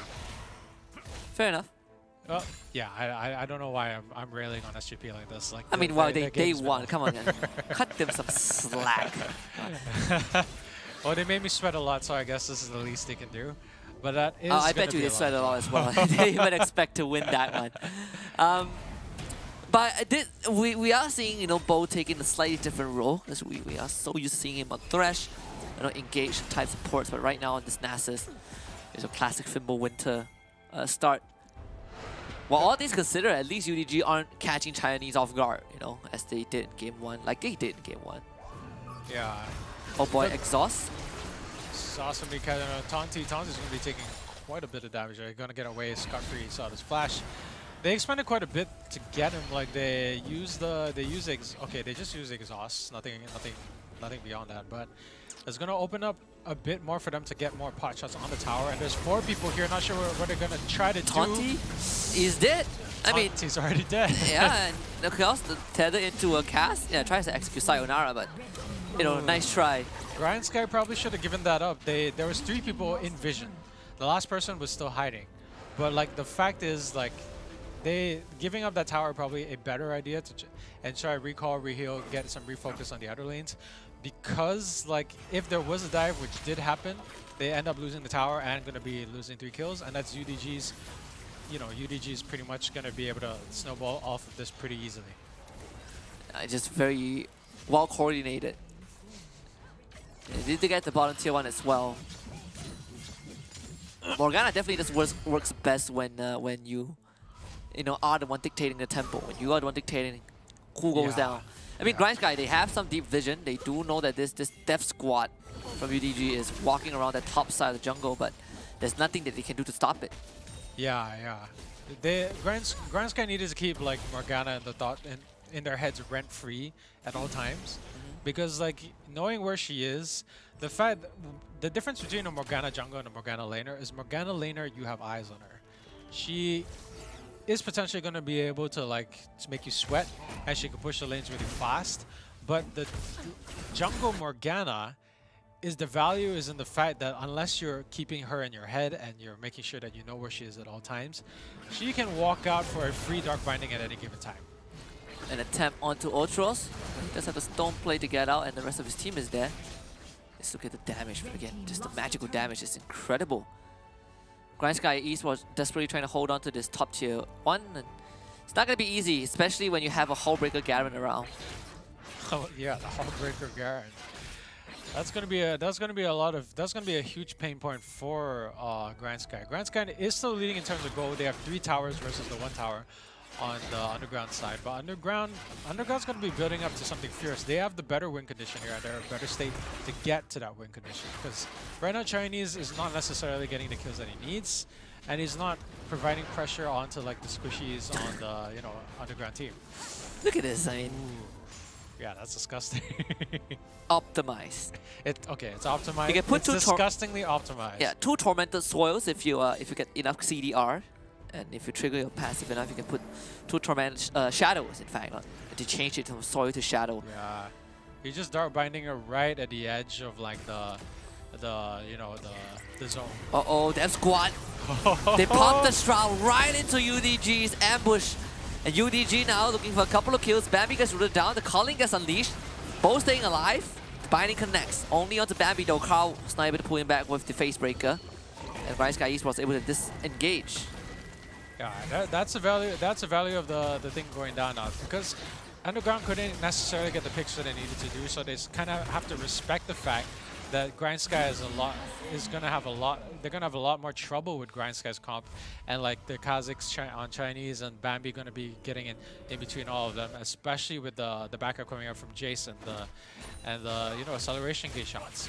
So they had to respect that. They had to back off. They didn't necessarily lose enough members, but they knew that they would be on the back foot if they decided to fight for the Rift. So they decided to refocus their efforts on getting the macro down and moving towards Dragon. I do like all of these pokes from UDG. Looking to contest this Dragon. He's on the binding, but it's Bo. Snassus with the Fimble Winter is very, very hard to crack through, so it's going to take a while before UDG finds an opening. A 3-man root. Bo now getting tethered up as well. We actually also connect the Chinese thanks to the empowered tether. Now Bo pops that ultimate straight to the backline. It's going to be Bambi who executes Zilliam, but we get a good showstopper. Lara 1 gets the cleanup onto Tanti. A 1-for-1 trade for both teams, and Grind Sky Esports still thinking about contesting this one, but UDG will start off the Dragon. Tanti not being where he's supposed to be. Way too close for comfort there. I'm getting caught out where he shouldn't be. Here we go. Dash onto Bo. Bambi comes in, gets bopped by the belly and the body slam. A cast to separate the battle line. Chinese flashes away. Ultra trying to go for a chase. Bambi already lost. Chinese going for some of a juke, but Lara 1 has already found a double. And UDG wins that long extended skirmish. Ooh, I feel like Chinese could afford to wait a little bit longer before going in there. I guess needed to engage there with the force push, that force engage coming from underground. Underground just absolutely steamrolling them and catching Tanti off guard here. That's gonna be a fire drake for them. not too behind in gold for Grand Sky. Still kind of a chance to get back in there, but it's just a matter of 2 turrets needing to be taken down on the underground side, and it's going to be completely equalized. So win condition is not there, and Chinese is not getting the kills that he's trying to get into right here. And this all started with, again, Lara 1 is the aggressiveness, right? You have the black shoe to get rid of the Wither, and the rest is history. Good response from UDG. Look at that explosive cast. That was really good. That sort of separated them into 2, and then pushed kept one side free to be taken out by the rest of the team, and then that was pretty much game over for Grand Sky. Grand Sky completely not taking into account the fact that the explosive cast was still in rotation there when picking that fight, and Chinese getting caught out early. That's a death sentence. Chinese needs to be in the back line. Chinese, if he doesn't even get into the fight for an entire minute or 30 seconds, that would have been really good already, because that's pretty much what Kha'Zix does. Kha'Zix just remains gone until things ramp up. A lot of backliners have been hurt, and there's a chance for him to sort of go in with an isolation proc and stuff like that. All things considered, this is a pretty close game. I mean, the goal difference is inconsequential. UDG setting up a death brush though. Oh, this one is going to be important. This is gonna be quite a few pushes coming down here. So it looks like Taunty is gonna try and get the slow push going onto the Baron lane, because he sees the writing on the wall. He sees that Baron's up. He doesn't want to give it to them for free. There's gonna be a lot of vision control. Gonna try and bait it out. Looks like they know that there's barely any vision in there. They didn't catch out 1 ward, so I guess they already know that Grand Sky knows that they were waiting for a bait. So they decided to change tactics, but they were just waiting in that brush to try and catch them off guard, because they didn't think there was any vision in there. And yeah, for UDG, they got to deal with the side lanes, because we saw the Hullbreaker purchased by Bambi, and yeah, he's doing so much damage to those strike lane structures, right? And now he has pulled the attention of Carl away. UDG is still adamant in getting some things done. Oh boy, Chinese leaps in, almost gets hit by the body slam, and the root also misses from tactical. Yeah, that 1 ward, that was what cost them. They thought they managed to clear most of the wards. They used the sweepers towards the small brush, that small little brush in the bush, and that little area by the Baron, but they missed 1 ward. Grand Sky knew this. They saw that it was a bait. They saw that they were waiting in the brushes. Immediately sent Bambi down to start pushing and potentially getting a turret off from the Dragon lane.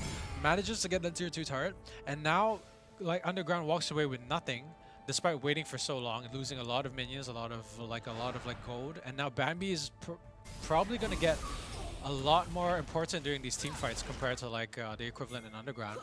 And yeah, Underground's gonna have to make those plays a lot more decisively than they did before.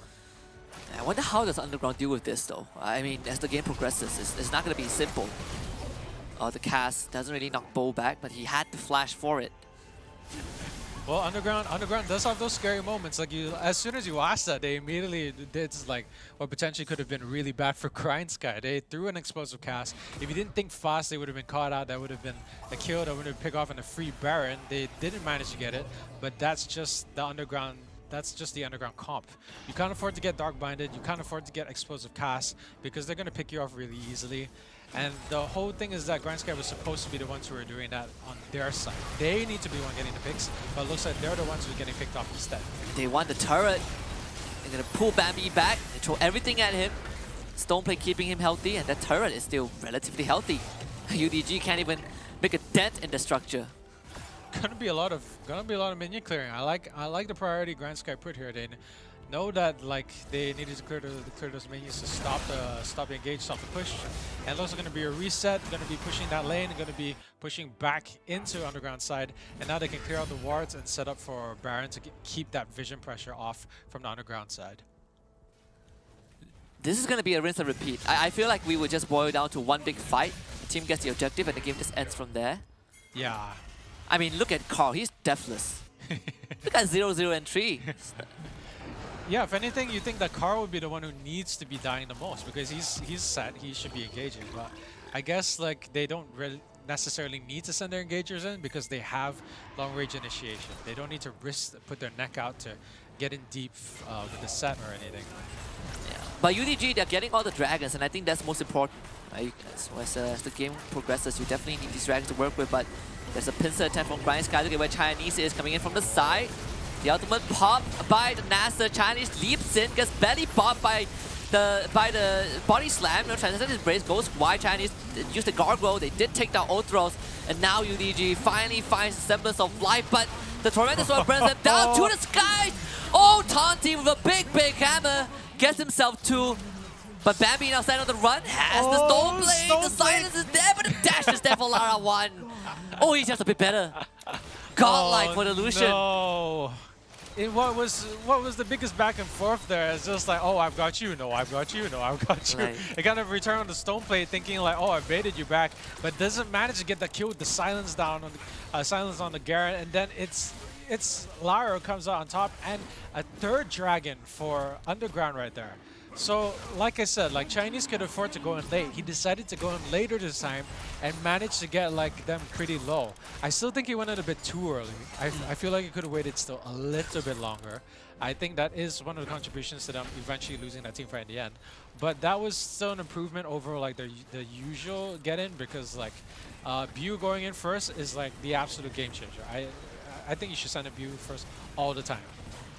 Yeah, I mean, this is as close as it could have been, right? Chinese survived for the longest time, and we see the Spirit Fire and the Shock Blast just decimating the ranks of UDG and Taunty. This could have been the play of the game if Lara 1 wasn't still alive. That slither of health, the dash over the wall, heals back up with the Blade of the Rune King, survives that prompt, and now we go back to live feed because UDG are not done just yet. They've got an assassin in their side. Sayonara says bye-bye. But watch out for the backline. Chinese in and out, and that is how you want to play if you want Grind Sky. Just dip in and out the shadows. But you forgot about Lara 1, who is legendary on this Lucian, and now they want to look for more UDG on the chase. Grind Sky Esports forced to disengage, and UDG finally cracks this mid-tier 1.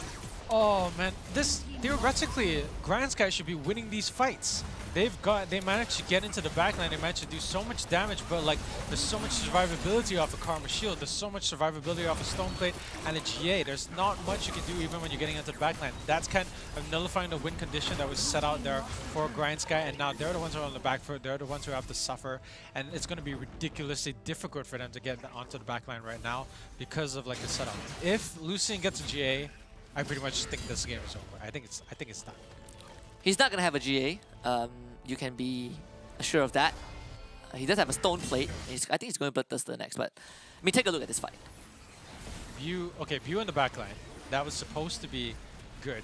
Bambi getting off a good ulti there to try to sort of like keep them away from it. But like the fact that Orthros stayed along for so long and then manages to chunk them down because like Lara was with impunity just doing so much damage. They were full health at the start of that fight. They were no health towards the middle of that fight. Also, he bought the Vamp Scepter to stay alive until he can afford a GA. Oh, Lara won. Yeah. Well, it looks like Lucian did go for that GA. Yeah. Like, Elder Drake. Alright, this is it. We've seen a coin flip that led to Fennel losing. Sure as heck, don't hope that UG doesn't go for it, right? I do not think that the same thing is going to happen here just because of the fact that the GA has been set. And unless, you know, Chinese goes in really late with a really chunked down team with Bu and the rest softening them up. Chinese, he's in? Nope, He's already in. Early. They couldn't stun him. Oh boy, Chinese. Not like this. The exact opposite. There's of the what calling. it He's buying time with the stasis. They want to win this one. Now UDG forced to fight the Elder Drake at 6,000 health. They've already got rid of Taunty, and now the full force of Grind Sky Esports power into the pit. Chinese is still alive. He's going to leap back in. Does he get the dragon? No, he doesn't get it. Oh, Sayonara, so good. And Team Underground have effectively grounded Grind Sky Esports. They will not fly today. They will not soar. And Underground finds the touchdown in the series 2-0. And UDG, they're heading to the top 4. Oh man, it doesn't matter how long you peck at the ground, you're never going to make a dent in it because that is Team Underground going to be winning that series with a completely convincing win, 2 wins.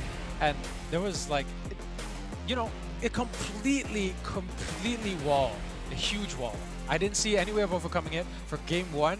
I saw a glimmer of hope in game 2, but they decisively stomped that out, you know? Yeah. And a lot of people, you know, the biggest gravity, the biggest enemy for those who fly up in the sky is gravity, and Team Underground has demonstrated that.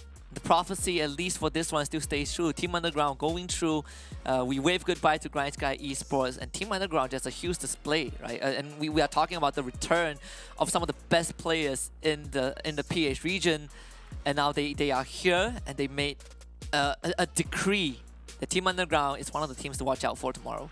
Yeah, that was impeccable in terms of the draft, in terms of the way that they responded to a lot of the aggression. Chinese going in too early, and the fact is that once they did manage to get the GAs, that's it. Chinese not going to be able to do anything. The backline is going to remain strong for all of eternity. And here's mistake number one. Tanti recalling in a place that was very easy for Sayonara, despite the fact that, you know, the timing there, that's 2 minutes. That's 2 minutes. That's when the jungle is expected to gank after clearing out most of the camps. Why are you recalling in the river, and why was this allowed to happen? You see Bambi going in early, which is what he's supposed to do, but Chinese getting caught out, pushed out by the explosive cast, and that was already the end of it. He didn't die here, but the rest of his team has already been chunked off, kept away from the dragon. That's 3 dragons in total for like Underground. Like at that point, you might as well just throw in the tower and just say no. There's nothing we can do. You've got so many buffs and from so many sources, and your backline's already really hard to kill. See, look, Karma Shields, a lot of Bio coming out, and this is supposed to be their win. This is where they're supposed to come back and win this, but Lara's barely unscathed. And look at this, right? Like, if only Lara went down, that would have been so much different. I think I know what healed him up. It wasn't the Vamp Scepter. Triumph.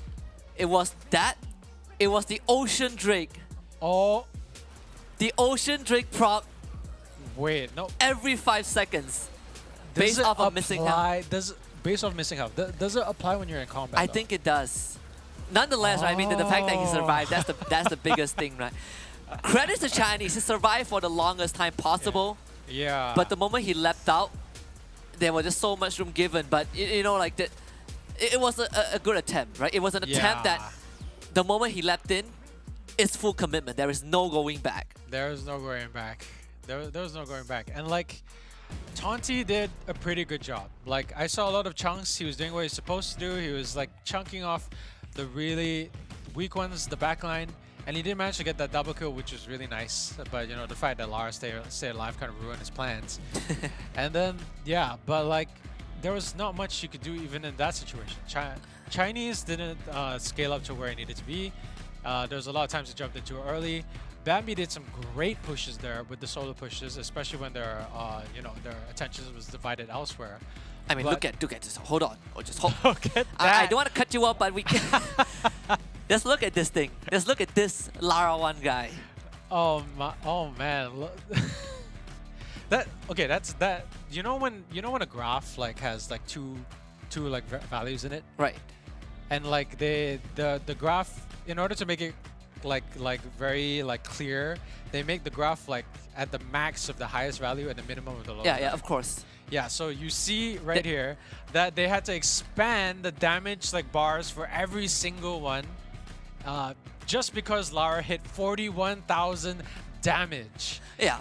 And everyone in Grind Sky, they just look really bad in comparison because like their bars are so far lower, much lower, not even half. We're not even talking half for most of them. Bew did a lot of damage, but like Lara was absolutely stomping away. They didn't even manage to kill him. That was the win condition. Kill Lara, kill the backline. Yeah. Well, we see, you know, Team Underground. This was a back and forth game, right? At one point, it was even in terms of net worth. Grind Sky Esports, you know, they had lesser kills overall, you know, but they were keeping up with Team Underground. But again, it's just that dragon fight. In fact, all of the deciding moments have happened at the Dragon Pit. We've seen that SGP win off the back of a dragon. We've seen Fennel play a lot of dragon plays, getting a lot of those kills off a dragon. We've seen Underground absolutely dominate dragons, and that was that deciding factor in like pretty much most of these games here. Yeah. But to be fair, the way they play dragons is impeccable. They made sure that like even though they're starting the dragon, the people starting the dragons were the frontliners. They had Lara at the back, and then they had like, you know, they had like the Karma standing in between Lara during the key moments, the shield ready, everything was ready. No cooldowns. Yeah. And now we have an interview coming up with the Dragon Laner and possibly the craziest solution play we've seen, Lara1 from Team Underground. What's up, my man? You guys made it to top 4. Thank you so much. Congratulations, first of all, on that achievement. We talked to a lot of different teams. Just bring the crew in. We talked to a lot of different teams prior to this series, and we did ask them, if Grind Sky is gonna make it, if UDG is gonna make it. And everyone believed that your team will make it, and I just want to hear it from you, the demon of Team Underground. How does it feel to be in top 4 right now? I'm so excited because I want this win for my team. This is kind of like a grudge match, right? Against Grind Sky Esports. like you guys have been looking forward to this for a long time, and you guys delivered a crushing 2-0, just stellar Lucian performance. But coming into this, other than the fact that you guys really want to beat Grind Sky, what was the expectation? What was the mood of the team, before the series starts? I think chill.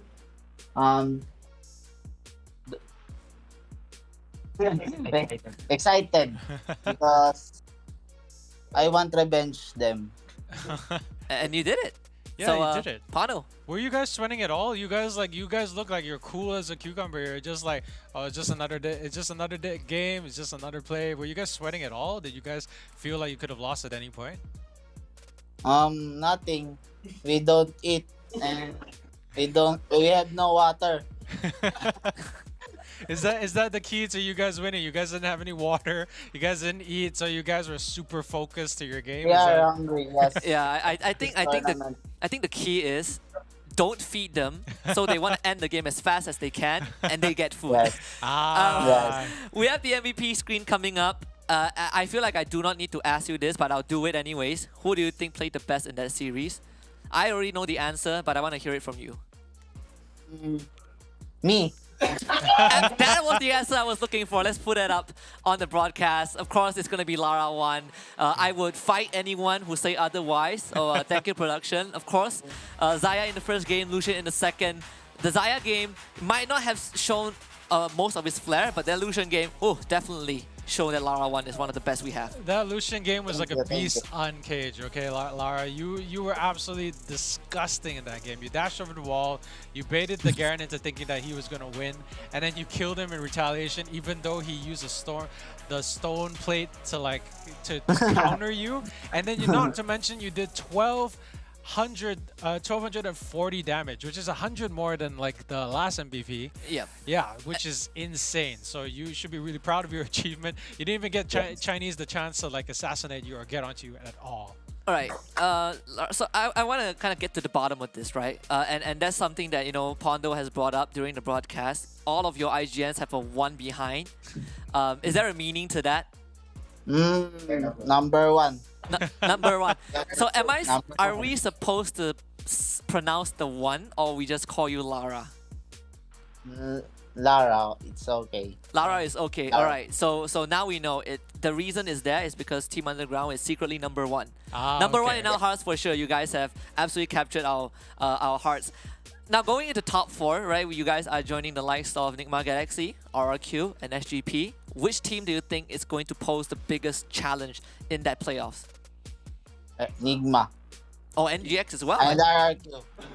And NRQ. Well, Okay. you're supposed to pick one, Lara. Come on. I. RRQ. RQ? RRQ.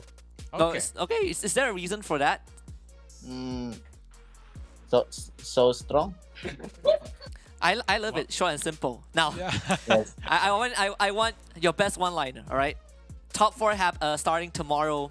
Any fighting words from you and the rest of the crew for the rest of the teams out there? Be ready. All right. He sounds like a villain from Yeah, Bond film. It's insane. Yeah, It's just like- like be ready. Joker will be proud of you, Lara. But in all seriousness, congratulations once more to you and the rest of Team Underground for qualifying. We'll see you guys tomorrow. Go enjoy your food. Eat well, sleep well. We'll see you guys for more games. Thank you. Yeah. Well, yeah, Lara's the definition of why use many word when few word do trick, That I think he's the persona of that. Yeah, his Why say so much, right? Just one liners, short, simple. Yeah, pretty much Straight to the just point. tells you everything you need to know. It's just be ready. Be ready. Oh boy, we're getting off the broadcast. Oh, I feel threatened, and I'm not even living in the same country.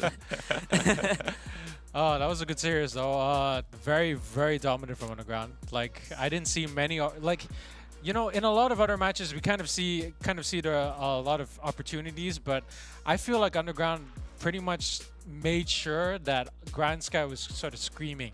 There's nothing they could have done. Yeah, Like- and I think, you know, now we kind of understand why the other Filipino teams, of course, except for Grind Sky, say that Underground would win. And this says it all, right? The 4 teams that have qualified into the top 4 tomorrow, everyone expected all 4 of them to be from the PH region, but evidently that was not the case. Nigma Galaxy and RRQ were the first 2 to make it, and today SGP overcame Fennel to qualify, and Team Underground destroyed Grind Sky Esports to secure the last slot. Oh, well, it's quite the Cinderella story here for SGP. SGP is going to be the only Singaporean region to represent in this qualifiers, but I'm a bit worried for them. But I do think they have what it takes. They just need to look through those VODs, get those polish up, and then I can't wait to see them like make a dent in that qualifiers with the other teams, because there's going to be so much competition in that. Yeah, they are the definition of a for-fun team. It has been like that for a long time, but they finally now start to treat some of those games like scrims and seriously. I know I said it as if they don't take it seriously at all, but trust me, they definitely do. And now, if we say the beast uncaged for Team Underground, I say it's the beast uncaged for SGP. Tomorrow, they face up against RRQ for their first series, and for Team Underground, it's time to fight Nigma Galaxy. Time to find Nigma Galaxy, time to show them who's the boss, time to show them that they've got the potential, because they're from the old crew who have been dominant before and are going to dominate again. And SGP, you know, they have something to prove. I think it's a good thing that they said they weren't playing seriously, because that means they just have untapped potential. Oh yes. Yes, that means if they tried, they could potentially be the best. So SGP, watching you here, Sounds like the most like Asian parenting thing. Like if you just try. look, B grade is not allowed. If you get B, you're out of the house. If you're not a doctor, you're out of the house. But like, I'm not gonna give the Asian viewers PTSD right now, because we all know what that's like.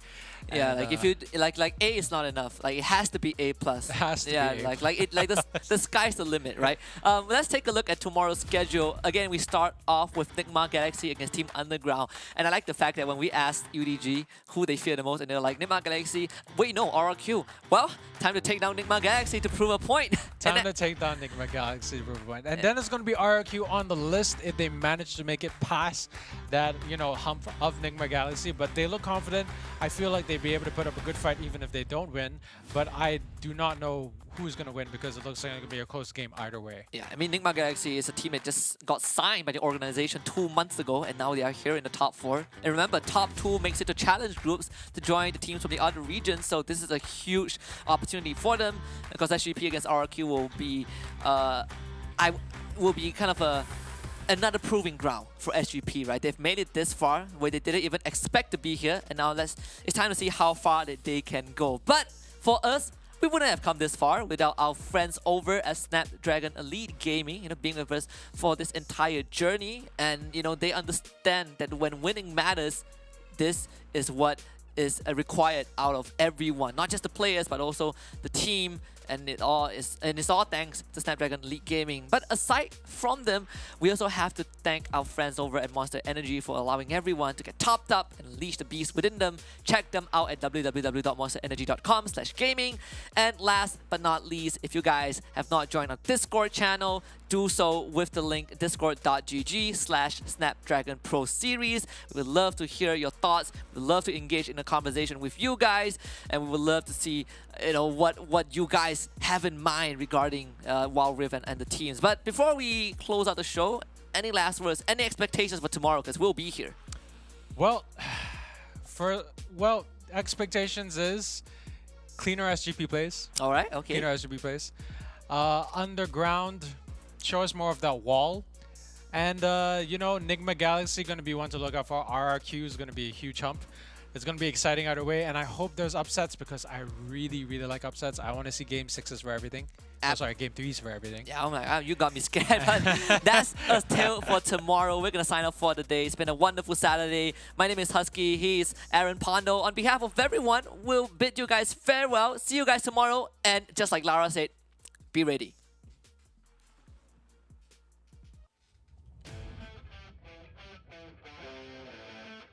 Shows up again. And JK, despite the stone plate, is not going to survive for any time longer. Flashes away, but still goes down to burn damage. And Feno starts working on that bot here too. WJ gets a good light binding, but it's going to give his life for it because Kami's just going to jump in. Vendetta shows up with a flash body slam. Final Spark also out. Feno storm with the Arisen to finally take him down. Raven tries to go for the flash blade collar, but a bit out of range. The angle also not there, and Feno now pounces for the re-engage. The flash from Calm for a double key strike, and Feno wants to finish this right here, right now. Vendetta with a body slam to buy some time. SSK wants Calm, but Calm is unkillable in game 1, and Feno gets the ace. Oh, Use that shroud just to sneak through the barrel, but Domain has already gotten it. SSK, he's in. He's just gonna go for the cease and desist, Dawning Shadow to give him, you know, some shield for now. WJ Righteous Glory goes for the fling on the Risen though. They will just pile onto him, but he has a stone plate, and look at that shield. WJ loses his life. Vendetta is out of the fight. SSK is trapped, and Danny finishes off the kill, and the Risen comes back for round 2. The body slam to buy a bit of time, and Feno pounces on SGP. Everyone falls. Jinkai sent on the run. Raven also out of the fight. They do finish off a Risen, but it's only a support, and that guy has done his job. Meanwhile, Domain just no respect. PDG, they're getting all the dragons, and I think that's most important. So as the game progresses, we definitely need these dragons to work with, but there's a pincer attempt from Brian Sky. Look at where Chinese is coming in from the side. The ultimate pop by the NASA. Chinese leaps in, gets belly popped by the body slam. No, transition embrace goes wide. Chinese use the gargoyle. They did take down Ultros, and now UDG finally finds semblance of life, but the Tormented Sword brings them down to the sky. Oh, Taunty with a big hammer gets himself 2. But Bambi now standing on the run, has the Stone Blade, the silence is there, but the dash is there for Lara 1. Oh, he's just a bit better. Chinese, he's in. Nope, he's already in. He couldn't stun him. Oh boy, Chinese. Not like this. The exact opposite. There's the calling, he's buying time with the stasis. They want to win this one. Now UDG forced to fight the Elder Drake at 6,000 health. They've already got rid of Tanti, and now the full force of Grind Sky Esports power into the pit. Chinese is still alive. He's going to leap back in. Does he get the dragon? No, he doesn't get it. Oh, Sayonara, so good. And The Snapdragon Pro Series is brought to you by Snapdragon Elite Gaming and Monster Energy.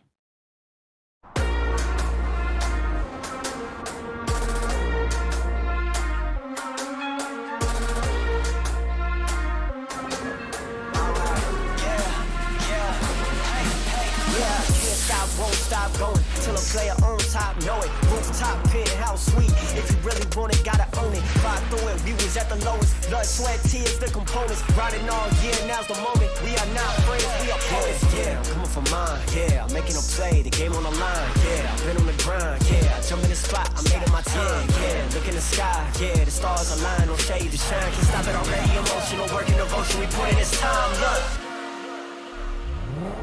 you want.